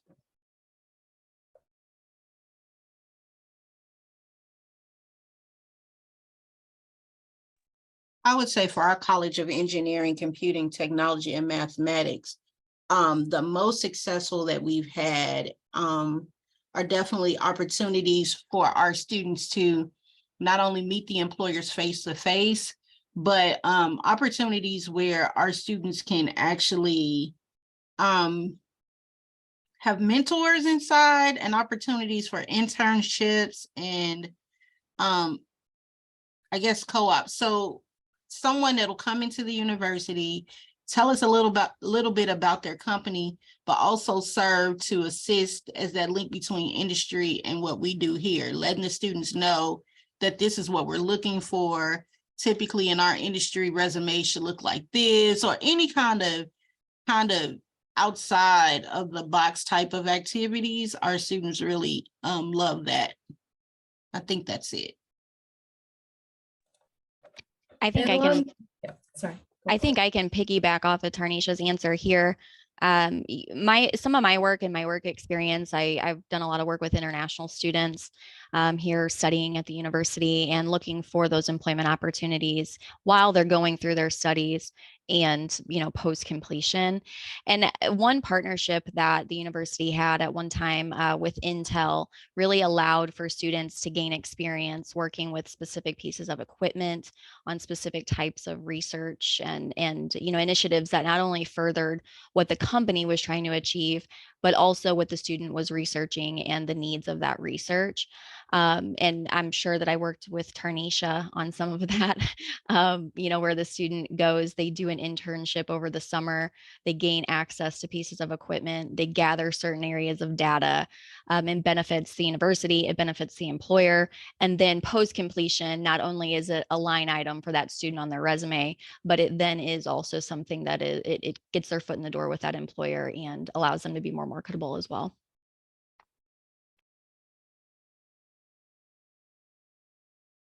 I don't have much to add beyond that. Those are great answers. And I sort of had the same one in terms of really the mutual benefit of coming onto campus and the face-to-face contact. I know sometimes, and again, some of my answers are more specific to criminal justice agencies, but they come and recruit, but sort of coming into the classroom and being open for Q&A to really understand what the job is like, what experiences that employers might be looking for. That it's beyond just, hey, we're hiring, and giving a little bit more of that hands-on experience or insight into the field. We try to organize classroom visits. We try to organize professional panels where people who are active in the industry, I'm a nerd, I went straight through school, so I have just a little bit of practical experience, but getting people who are currently in the field that our students are looking to go into to really talk about internship opportunities or line items on the CV, as Tina was saying, that would look really good. So finding ways in and outside of the classroom, but relevant to campus, create partnerships. And then we get to know those individuals as well. And then that's where we want to send our students when we know that they're hiring or internships or for job shadowing or anything that we're able to. So it sort of goes both ways in terms of gaining those experiences. Awesome. And so definitely like most of my job and Stephanie's job is creating those partnerships with a lot of our employers. So usually we're the kind of the filter, and then we kind of give them to the colleges and schools. So recently Tarnisha and I and Stephanie, so we went to a local employer and we had a luncheon. So we actually worked with the foundation. We provided lunch. We had a presentation of kind of what they did, and we also took a plant tour as well. So that's just kind of another example of an effective partnership that we've had since we've really worked with them for so long, and that we have provided SIU students. And so that's kind of something more recently that's happened in the last 4 months. And also an example of how our department also works with the colleges as well. Anyone else want to touch on this question at all before we move on? Good to go? Okay.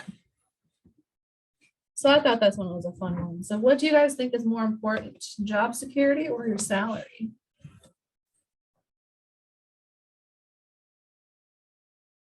I'm gonna say both, but more important would probably be, that's in reference to our students, right?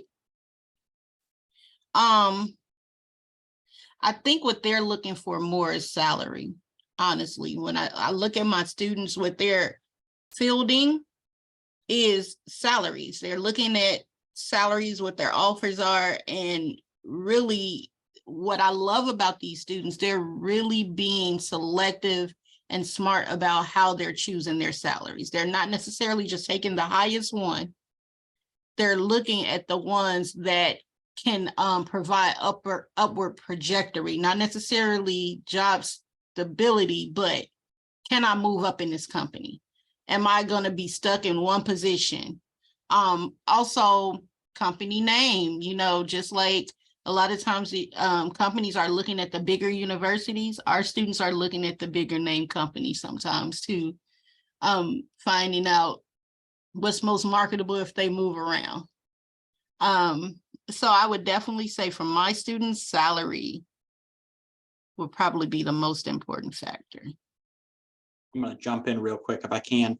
I think Tarnisha makes a great point on salary being so important, but I want to expand that and say, I think that compensation in general is more important, right? If they feel fairly compensated, that doesn't necessarily mean I have to make $70,000 a year, but if I have some flexibility in my work, if I have the ability to work remotely sometimes, if I have enough vacation days, things like that, because I want you to think of compensation as a package deal. It's not just a high dollar amount that's going to get you students. It's also treating your students well and making sure that they have that ability to take a step back if they feel, or if they're feeling burnout at all, being able to take a week off and just take a breath really will help students stay more motivated to get into those companies.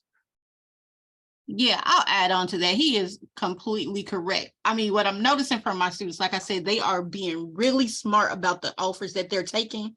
They're also looking at benefit packages. They're looking at moving expenses. They're looking at bonuses, and they're using all of that. These students are, I think when I was in school, it was the highest salary. But now I'm starting from the career side to get students asking more money about, asking more questions about the whole package and not just the salary. So you are completely correct. It's not just salary, it's the whole package, benefits, bonuses. They're even looking at stock options. Like, these students are different, but they're looking at stock options, 401ks, the whole 9 yards. So yeah, you are correct. It is compensation, period, not just salary. You're right. So for me, when thinking about this question and like the work with graduate students, I think it's all relevant to this question as well. Job security, salary, but what gets you to be that mid-career professional, right? What gets you to that next leadership position? What gets you to, as Tarnisha alluded to, that next step within the company?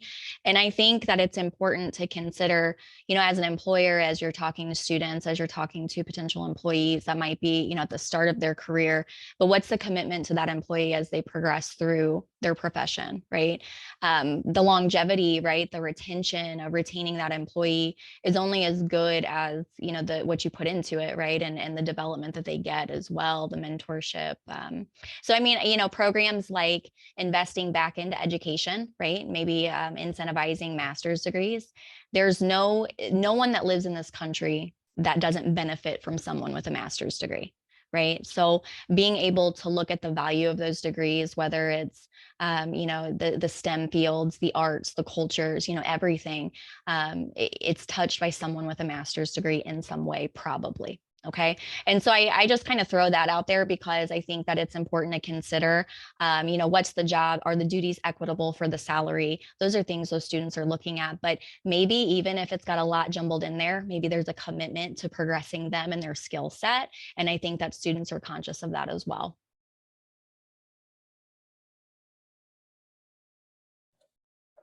And that kind of led into the next question. You already answered it a little bit. So benefits that students are looking for, we talked a little bit more on the money side. Are there any non-monetary benefits that would be potentially draw students in?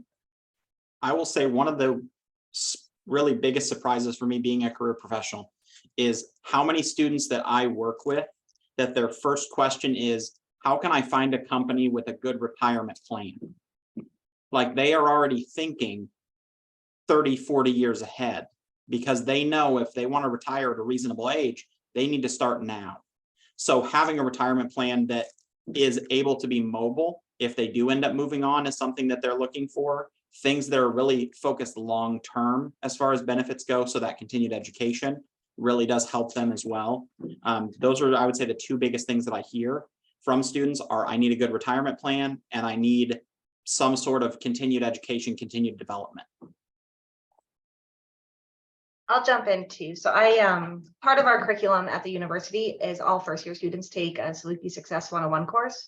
That's really meant to help them develop into their majors, potential careers, thinking about steps over the next 4 years. They can do that, what they're going to need in the long term. And so what a master's degree will get them in that field, what the potential salary are in the public safety field, salary is not really usually the highest priority. Because we're not paid a lot, but what it does, it's my favorite activity, is that it does work values. And so it asks about 50 different things in terms of your ranking them and how important they are to you. And so in especially social science fields, I think the humanities, things such as helping community, protection, job variety, things of that end up being really popular. Security, the benefits, more so than the salary oftentimes, because that's sort of what working for the state often will net you. But things within the job that keep you there, that keep you motivated, that keep you interested, that are progressive, that have room for advancement, that have, some are group work, some have leadership roles, all of these things that we're sort of having our students think about early on, and then incorporating them depending. And so for ours, I've done this for about 4 years, almost always are in terms of variability in the workplace, as well as sort of a helping nature of that motivation. So opportunities for even some of those less tangible qualities tend to rise as much as the security and the long-term financial or educational benefits as well. Anything else to add?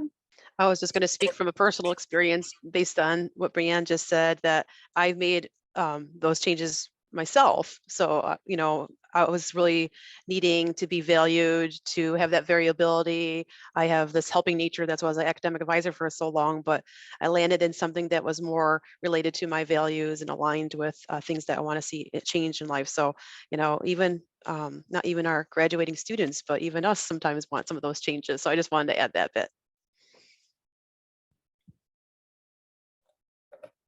Yeah, it also made me rethink my career path, because I was in marketing and I was okay with it, but I also missed working with students. So that was also a big leap into getting back into career services. So it's definitely something that we think about. All right, anyone else have anything else to add to that question? No? Okay. So I know Stephanie kind of touched on this one in her presentation, but I just want to open it up to the floor as well. So are students looking for unpaid internships? Not in our college.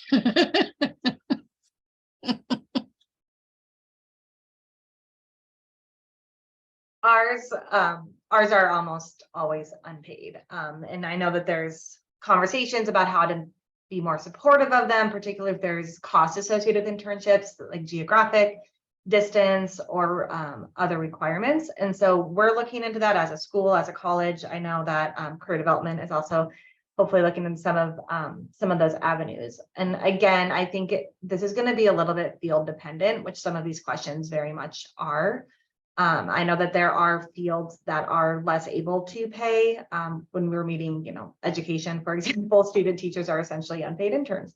But we also know that those are really important experiences for our students. So they're not necessarily looking for unpaid, but in our students, it's often a reality that that's what their opportunity is going to be. And so we try to balance that for places that reach out for internships, and we don't screen them. You know, we offer all of them to students, but they're aware of what the opportunities are within that internship. So if they're just there to be free labor, to do paperwork, to do filing without any additional active experiences, like going out to, I keep drawing from my own, but going to court, going to witness the day-to-day activities of that job, that sure, they're obviously contributing, they're working, they're getting that experience, but there's also definitely getting some of that experiential learning.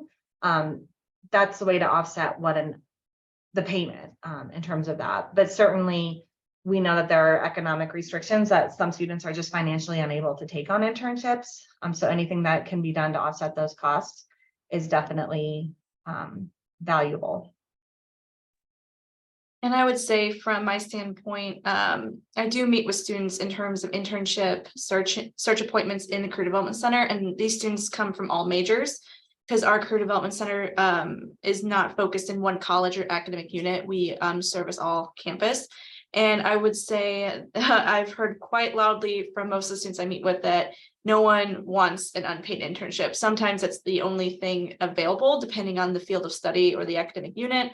But the students have definitely told me pretty strongly that they are not interested in unpaid, especially in a post-pandemic, culture and society. It's just that it's becoming less and less feasible for students to even take on an unpaid opportunity because they can't forgo a paycheck due to the cost of living accommodations and the rising costs of living.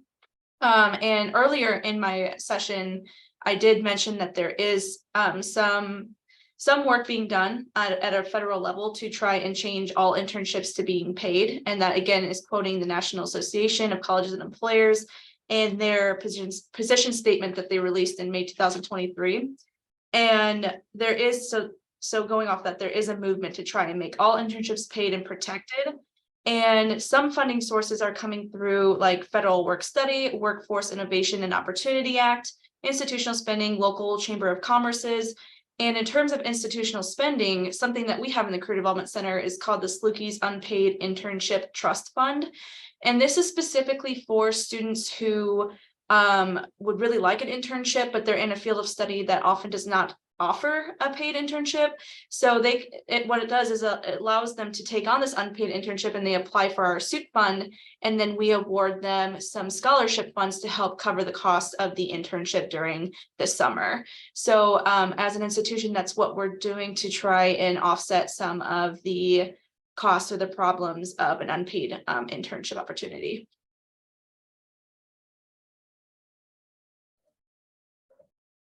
The only thing that I would add, I think, to this conversation is just if you are offering unpaid opportunities, really think about the parameters of the position, right? Really think about, if a student is having to commute, if the position is expecting 40 hours a week, it may be more, it might be more beneficial to the actual student if it's a 20-hour internship, or, depending on if they're receiving academic credit or something like that, and if clock hours are required for that credit.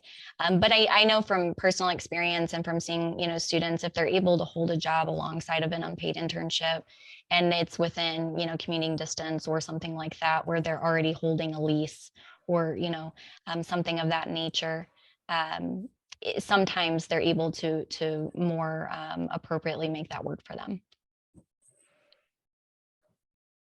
All right, anything else to add on that? No, next question. All right, so is there a resume book of all students that employers can get access to?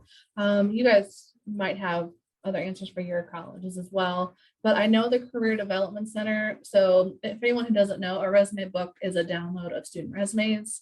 The Career Development Center does not. It's more of a privacy issue for students, but that does not mean when students sign up for the job fair, they've given their consent. So we can also download contact information and divide it up by what they came there for, like engineering or business or really whatever they come there for. But just having them on the platform, we can't actually download that. But there is the new function that Kayla kind of touched on about messaging students directly. So being able to filter by skills, being able to filter by major. So that kind of takes away the us needing to provide, excuse me, the resume book, because you can filter as many people as you want. You can add job postings that you already have on there. You can send messages. You can basically filter as much as you want and then get the pool of candidates and our students that you want. Anyone else have anything to add on that? Absolutely, I have something to add there. With the Career Development Center working with students so much in the job search, right? My focus is to help students get the best return on effort that they can get. So that being said, with the advance in computer technologies as far as hiring goes, so many more companies are using ATS systems, right? And those are designed to make HR's life a little bit easier, so they don't have to sift through 2,000 resumes to find a candidate. It'll give them a short list. Now, that being said, if a student sends out a general resume to 500 companies, it's not going to match those 500 jobs, and you're going to get kicked out of that ATS list, right? So we actually encourage our students to take the time to tailor their resume to each specific job, because they will get a better return on that. Because if the ATS software says you only meet 40% of the requirements, it's not even going to get to a human being to check that resume. So we have a situation where we're encouraging students to tailor their resumes. So it would actually be more harmful for them to make resumes that are a general resume that would be useful in something like a resume book, because the way that the market has evolved and the way that ATS systems have really taken root in the hiring process. That's a great point. All right. Anyone else have anything to add on that one? Good. Okay. Trying to get through all the questions that you guys submitted. This is actually going really well. All right. So soft skills and their importance. So how much do we teach on soft skills that we really tell students like why they're important? How can they talk about it during their interview? We've talked a little bit on the conference, but wanted to get your guys' take. We actually talk about soft skills a lot. Not only do we do it through the colleges, but our registered student organizations, they also in their meetings, especially closer to the time around career development, they're doing resume critiques. They're doing having conversations about soft skills and what's important, that type of deal, to make their members more marketable. So in our college, they're getting it from a lot of different places.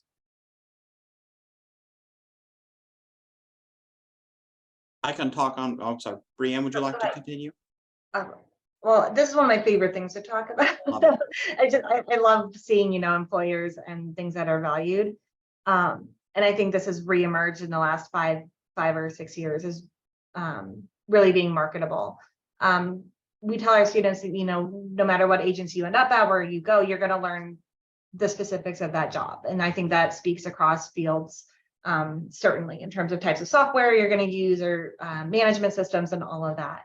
But we moved from the College of Liberal Arts, from the College of Health and Human Sciences now, but the motto remains the same amongst every school and program that I've really interacted with, is that these are essential skills. So students lament having to write, having to do their oral presentations in front of students, having to work in groups, having to do research projects because they're never going to use this.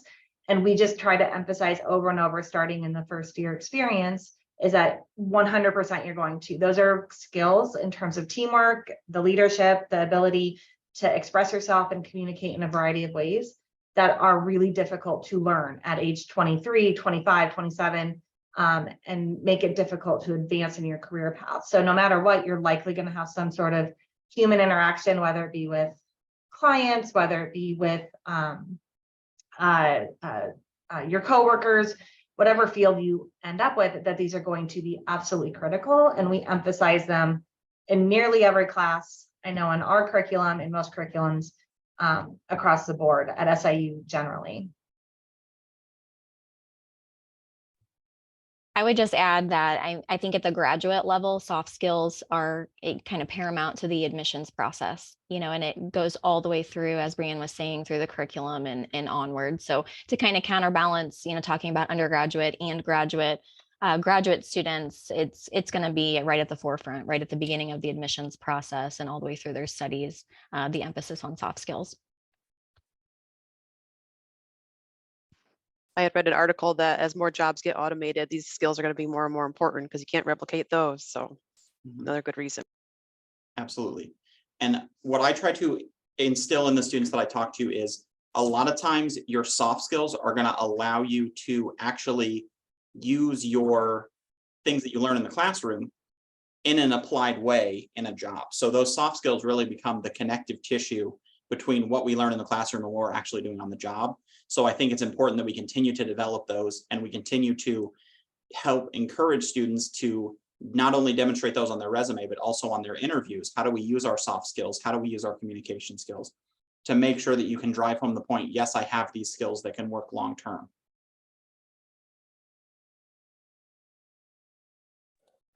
And I also dropped in a question in the chat about kind of what soft skills are you guys looking for in team members that you're interviewing. So if you guys want to just like take 30 seconds and just kind of have a conversation, and also it helps us to present that to students as well. Like this is what our employers are looking for during interviews. So really anything would be helpful. We'll give you guys like 30 seconds and then we'll continue on with our questions.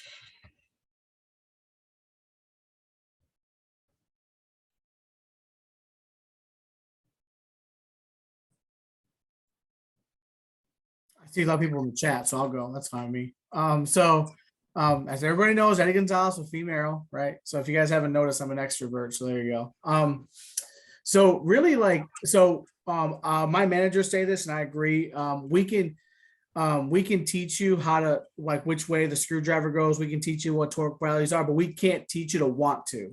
And that's the big thing that's going to make the difference. So because our system is set up as we're not your typical aircraft company. We are merit-based. All that means is we're non-union. So meaning just like refined gold, all the impurities come to the top when you kind of are on your own a little bit, your impurities kind of come to the top. So as long as you're coachable and you're okay with us taking those things out of you and you kind of coming on to our team and having good moldable character, that's the right answer in my opinion.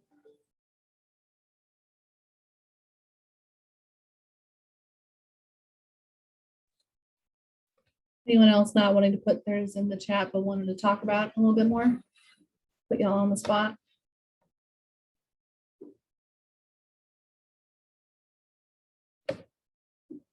All right, we can move on a little bit more to their questions. All right. So this one can go several ways. So what are some alternatives to handshake postings? I know our office also does recruitment events and on campus as well, like especially with all the colleges. We also do usually creating an account and posting jobs is kind of the first, like very bare minimum we have people do before we kind of give them other things to do. Like we have creating virtual events for information sessions.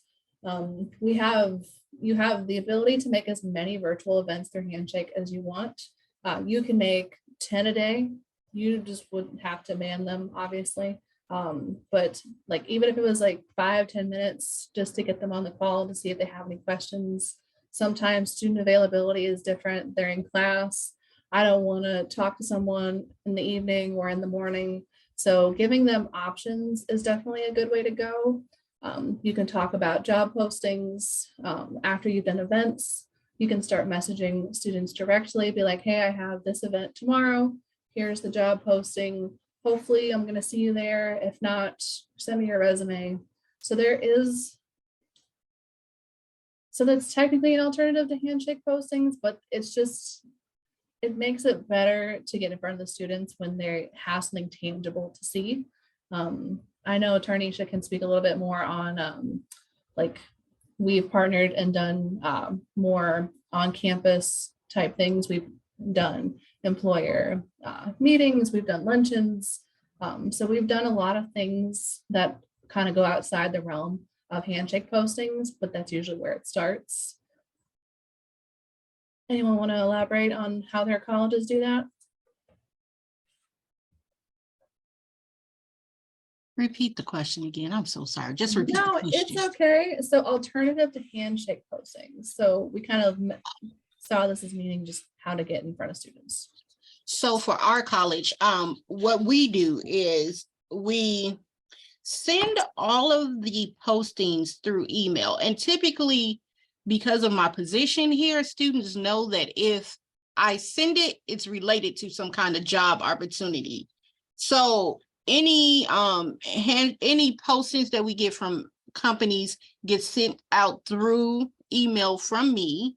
Also, it gets sent to them through emails through their department. So if you're looking for a mechanical student, that information gets sent to the college of the School of Mechanical Engineering, and they send it out as well. So they might get it through classroom announcement. So they get it from a lot of different areas in our college.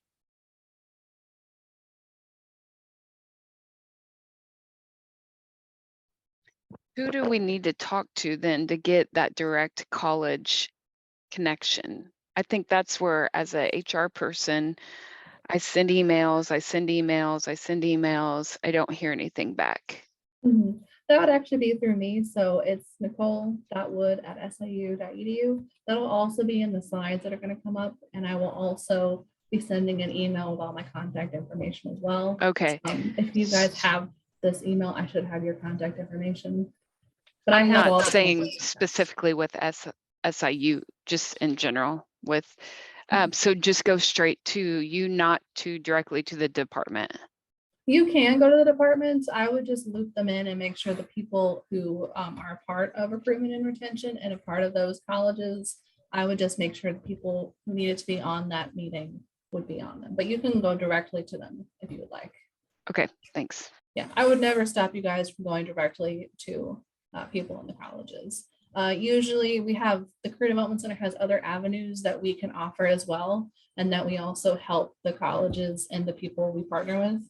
We help them book stuff and get you on campus, and that's kind of the main thing we do.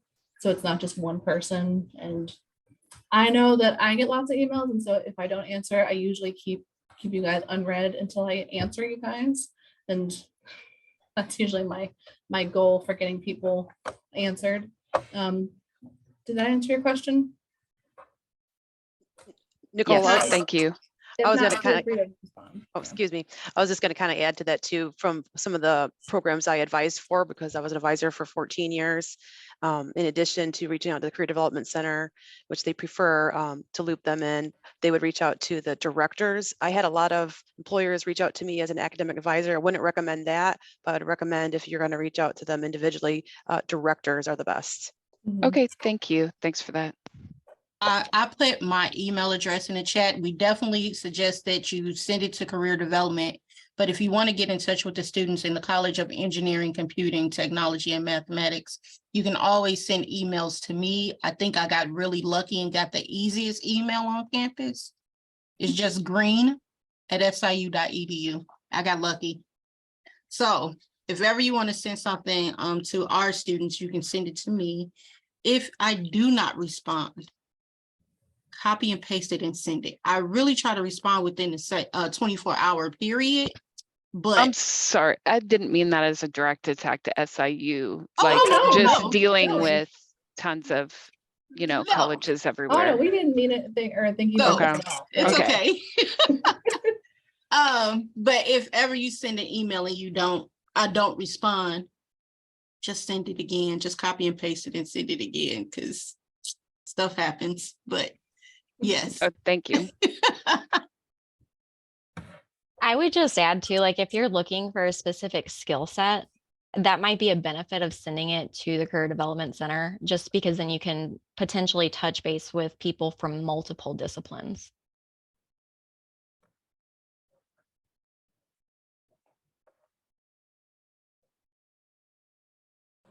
Oh, I have to unmute myself. That's also a good thing. So what do you guys think the top like 1 or 2 things would be that the students are looking for in an employer?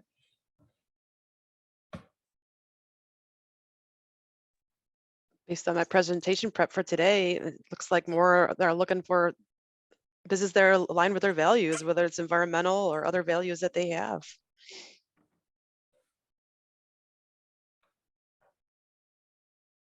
For our students, location is a big thing.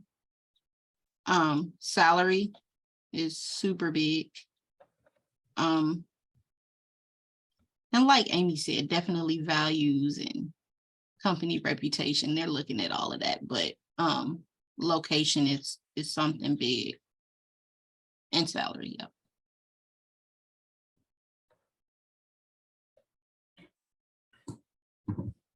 I'm trying to find questions that didn't overlap on things that we already talked about.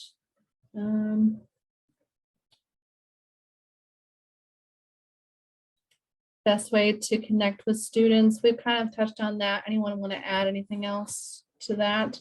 Really, it's just reaching out to us because we send them lots of emails. They're used to our names, and so they're more likely to possibly interact. I know that I send a lot of emails, and actually Stephanie got an award for sending the most amount of emails over all of SIU. So that was, I gave her an award for that.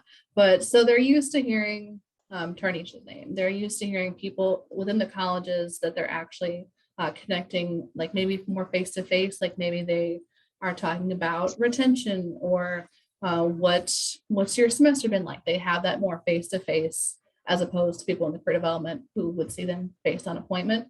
So it's really just having a plan of action. If you ever have any questions, I'm not getting any people to apply for it. That's just a simple email to us. Like maybe we can send out an email, maybe we can reach out to one of our college representatives. Maybe we need to have you have a tabling event in the student center to get people in front of you. It's really just brainstorming at that point because we can't force students to look and apply. But also, I will say that a sense of urgency is always a good thing to impose on students. Like, hey, this job ends tomorrow. You should apply. Or this information session, this is the only one I'm doing, and you fit my criteria for the job. I have to say that they're really focused on a lot of tests, schools, projects, that they're not like the 8 to 5 mentality. They have classes and they have stuff at night and they're going home on the weekends and jobs in between. So it's a little bit more of a hectic schedule that they have. So really making it work for them as well is kind of what we've found works in more direct contact. Nicole, could I add to that too? Of course. Okay. I was going to say, buy food and swag from your company, because from the experiences I've had, the companies were very successful reaching out to the program and probably coordinating with Career Development Center, and they had information sessions. So they would meet at the end of the day, we worked around student schedules, and they offered free pizza. That was real easy, things like that. And then they would have the students come in and then they would answer Q&A stuff about their company. And then sometimes they would even interview. So I just wanted to share that too, because it seems like it was really effective. She was wanting this, but I think. And then what is the best swag in your opinion? Yeah, she was just. From Eddie. I actually got a light bulb shaped water cup. So that's my favorite, but they were also an electrician company. So that one's my favorite. I like stuff that you can use. So people give out fans. I have stuff from job fairs. Like I have this phone holder that you can see. Like people give out padfolios. My favorite are pens, just because I'm also a pen hoarder. So I really just think it's stuff you can use that I saw a lot of put in a bag and never use again. water bottles, keychains. Oh, they love water bottles. Oh, that's so cool. Is that a fidget thing? What is that? It's a fidget pen. Oh my gosh, I'm so jealous. I'm in aviation. I do not have a propeller pin. I have failed all of you. I apologize. It doesn't seem like Thomas will be joining us. I don't think he was able to get on for internet in the College of Business. Something happened that the entire building went down for their service. So he was going to, but we can get you connected with him if you need. Yeah, portfolios, food. Whenever I was a recruiter, I brought candy and snacks. I brought a lot of like pamphlets, but the candy was gone in seconds. It was gone. You wouldn't believe how food motivated they are. It's just, yep, t-shirts are always a good one. Something they can wear. They have logos. Food, clothes, anything that's free, our students really love. Let's say my boss gives an anecdote a couple of years ago when we do our student recruitment stuff, and they're like, what's the most surprising thing at SAU? And one of our students goes, the length students will go to for free things. Anything. Like you show up with food or say, hey, register and come get a t-shirt, and all of a sudden your registration rates go right up. So very incentivized. We give out stress balls that are shaped like police cars, but like people really love those, like stress balls. Have me a stress ball.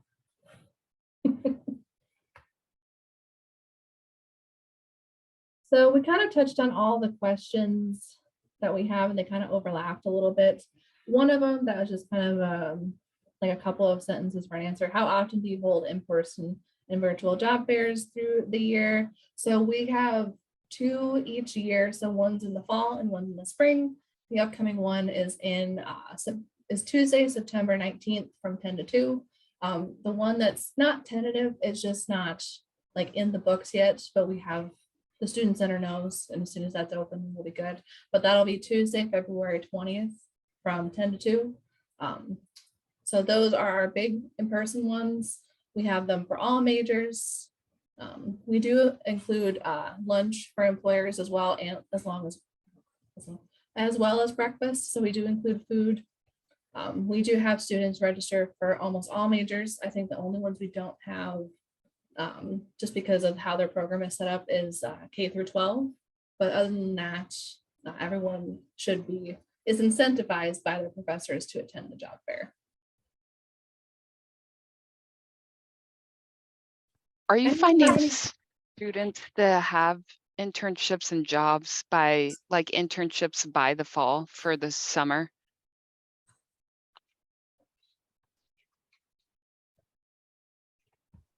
Are you asking My like camera went in and out a little bit.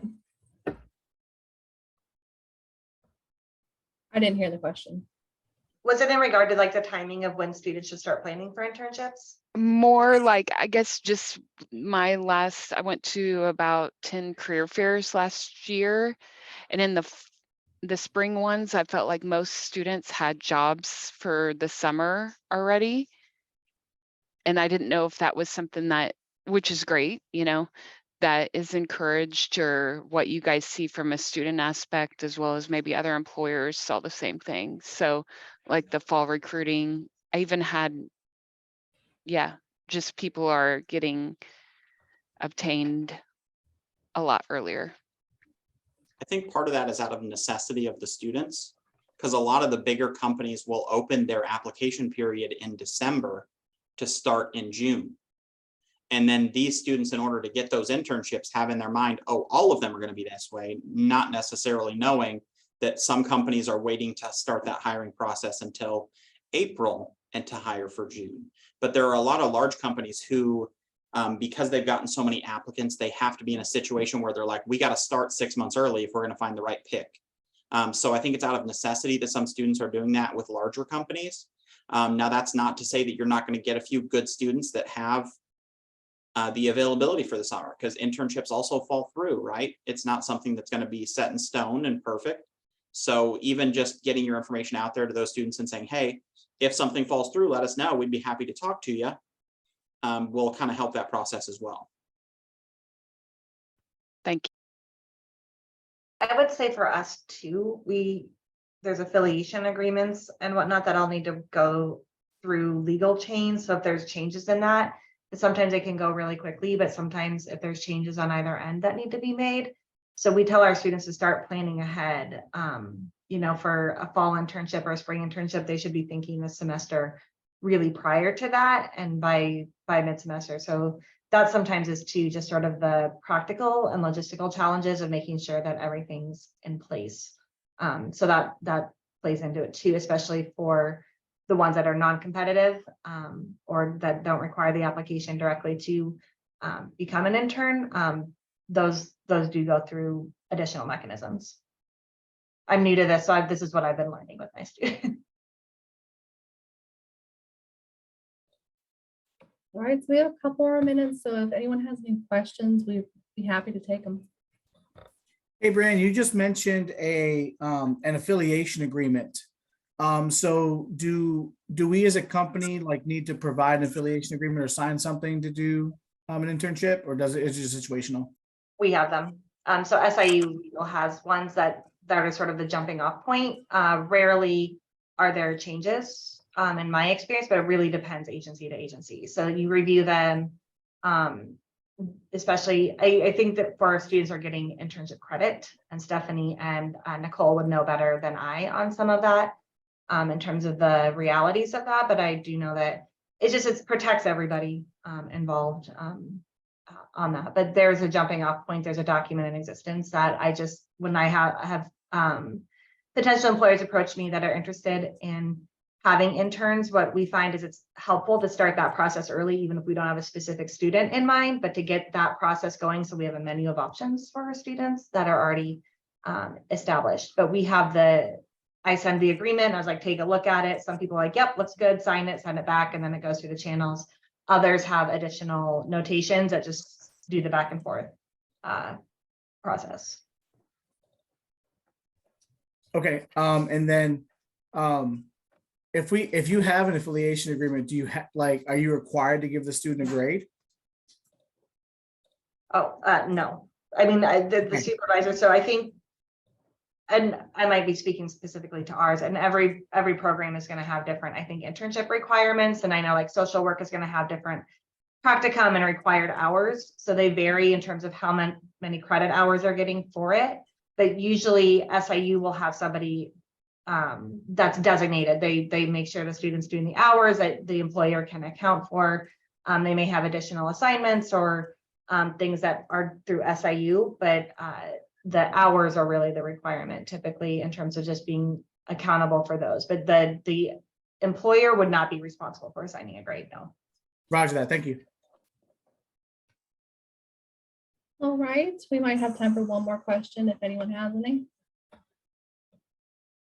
I don't have a question, but I do have kind of a suggestion. Is that okay? Yeah. So for our college, the one thing when we're looking at job descriptions, the things that I love to ask employers for is deadline to apply. Students need to know that. Also, if it's okay for our students to contact you if they have questions or who they can talk to if they have questions.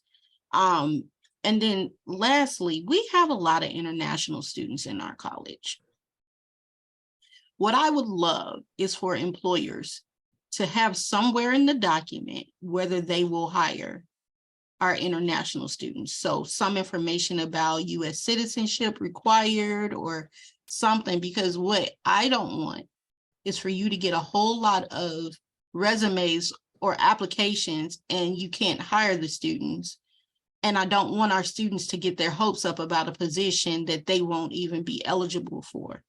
So if somewhere in the document, you can definitely say, you know, US citizenship is required, whatever the case may be, however the language is for that.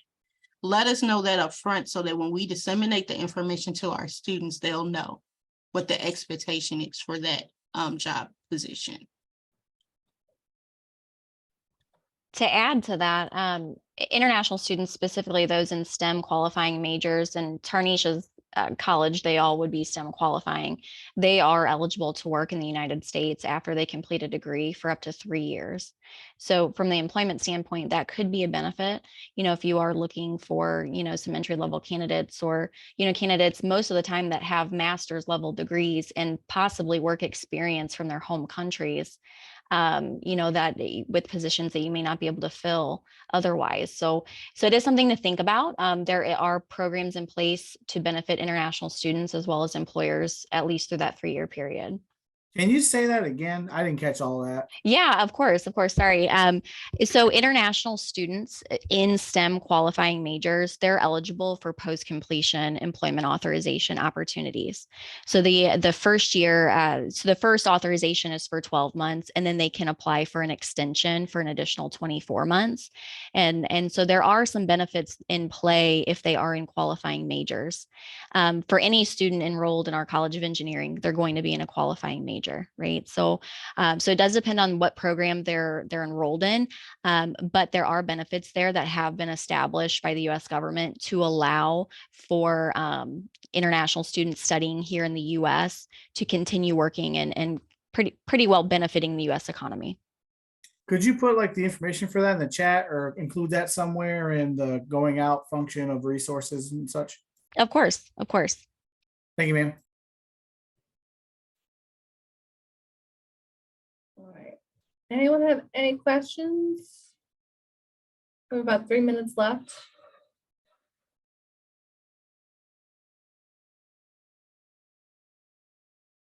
All right, we can end it like 2 minutes early. That's okay with me. I wanted to thank all of our panelists. Thank you for taking the time to really chat with our employers of like what the students are expecting, because you guys have like a front row seat to their entire semester, and you are the ones who really communicate with them the most. I will also want to say that this is the last panel of the day.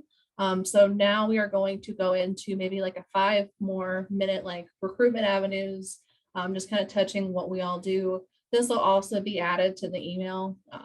Really, it boils down to just reach out to me or Stephanie. You can reach out to the colleges directly, but we can get you connected and on campus as fast as possible and according to your recruitment schedule as well. All right, so I'm going to share my screen for the last couple of slides, and then we will go on to the prize.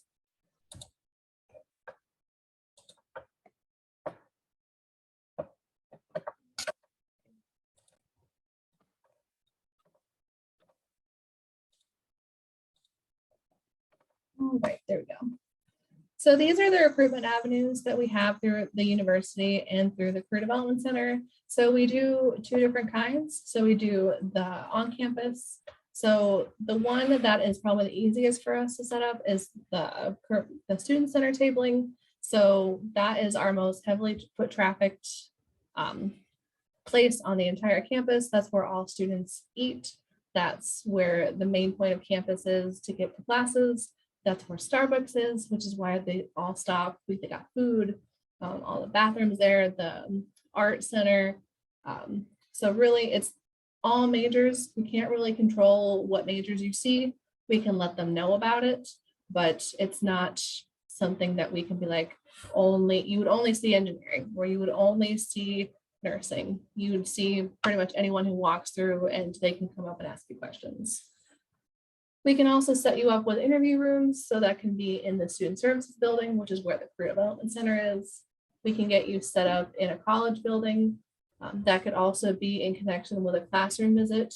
I will say that that takes a little bit more coordination, because that also includes us looping in someone who would know the class schedule. And also we would have more of a discussion of the majors that you're wanting and what like student base would really benefit from that. You can do information sessions. Those can be in the student center. We can do them in the Student Services Building. And then also on campus opportunities are sponsorship. We will send out a little bit more information on that. Those usually will include registrations for job fairs as well, including marketing materials. For virtual sessions, you can do information sessions. So anything virtual on Handshake, you can make as many as you want. So I'm actually the person that goes in and approves them all. And if I see virtual and that you're approved through our university, it's yours. That's your time to shine in front of the students. If you see that you make an event and for some reason I haven't approved it in like 24, 48 hours, feel free to just send me an email, give me a call. It's as easy as me clicking a button. So we have a lot of back end handshake things that we can do to make your on-campus recruitment as effective as possible. We can do interview bookings. So if you don't want to come onto campus, but you want to have them come in for a virtual interview, we can get that set up, or you can get that set up yourself. You don't necessarily have to go through us. Just say interview time blocking, make it as long as you want. And you can also directly message students and target the majors and categories you really want. This is my contact information. So if you just want to, honestly, if you just want to say, give me a call and I want to talk about it, but if you want to give me a little bit of details, I try and talk to as many people as possible. I have a lot of incoming non-approved employers. So if you just want to give me the company name, and if you do 2 to 3 dates and kind of what you're wanting for on-campus recruitment, I can start reaching out to people. If you want to be like, I want to get on a call to discuss this further along with this email, I am more than happy. Stephanie will tell you that my calendar is, because I add her to those calendar invites. I have 4 this week that I just sent to her yesterday. She's like, oh my gosh, like I'm willing to talk to anybody. I'll put them on for an hour, but if we talk for 5 minutes, I'm gonna give you a whole hour. I'm not sure what type of on-campus events. Just give me a call, give me a phone call. We'll book something on Teams. We can brainstorm what works best for you. We can do it in the summer. We do it basically anytime that you want to come on here. Summer is I will say that summer doesn't have a huge student population. I would recommend going the virtual route, but we've actually had a couple of employers come here and they've had, I believe IRS came 2 weeks ago. They got maybe 10 people, 5 resumes. So it's not nothing. It's just us marketing and maybe doing like a virtual, like on-campus hybrid. So it's really just you letting us know what you're wanting. And now, what you guys are all really waiting for is the prize session. So just want to go over a couple of things and then I will send it over to Stephanie because she has this really cool wheel thing that she's going to use to pick. All right, so everyone who has done the same day registrations, if you haven't paid and you win, you would need to pay the registration before you would get the free fall job registration. So you gotta be on the call to win. If not, we spin again. And at this point, yeah, Spirit Fingers, I'm gonna stop sharing and then it's Stephanie's go around.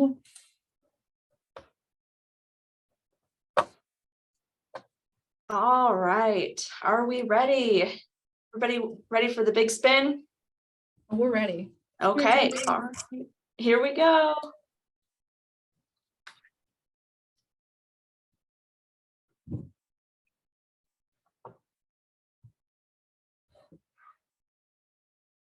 All right. Okay, Katie Smitherny. All right. Is she on the call? Let's see. Thank you, thank you, thank you, thank you. There she is. Yeah. Congratulations. Congratulations. Yeah, congratulations, I guess. Thank you, thank you. And then I will be reaching out to you tomorrow a little bit more about information. So I'll just have you fill out a job or about the registration and then I'll mark you as paid. And then I'm also sending out the registration for the fall job fair tomorrow. So letting you guys know, I'm going to wait for this huge, massive recording to actually download and look pretty before I send out anything. Or that might be the second email I send, but I'll send the material first. That'll most likely be by the end of the week thing, but I'll make sure all that material comes over to you guys. All right, and in that case, that's the end of our virtual partnership conference. Yay! All right, any questions while we're still on here? If not, you guys are free to go. How many people are in like your department? Career development, so Yes. there's actually 6 if we're fully staffed. 1, 2, 3, 4, 5, 6. That's a big if. 6 and then 2 student employment, so we're technically 2 departments. So the Okay. career development is 6. And if we send something, what's the best place to send it to? Physical mail or email? A physical mail. I can send that address. Are you talking about the clothing closet stuff? Not clothing closet stuff, but just like and like thank you cards, merch, stuff okay. like that. I will include that in the email that's going out with all the information. So I was going to include that anyway for the people that wanted to send stuff for the clothing closet. So I will make sure that that gets sent in there. Perfect. All right. Any other questions while people are on here?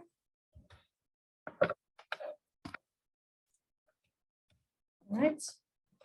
Have a good day, everybody. Thank you.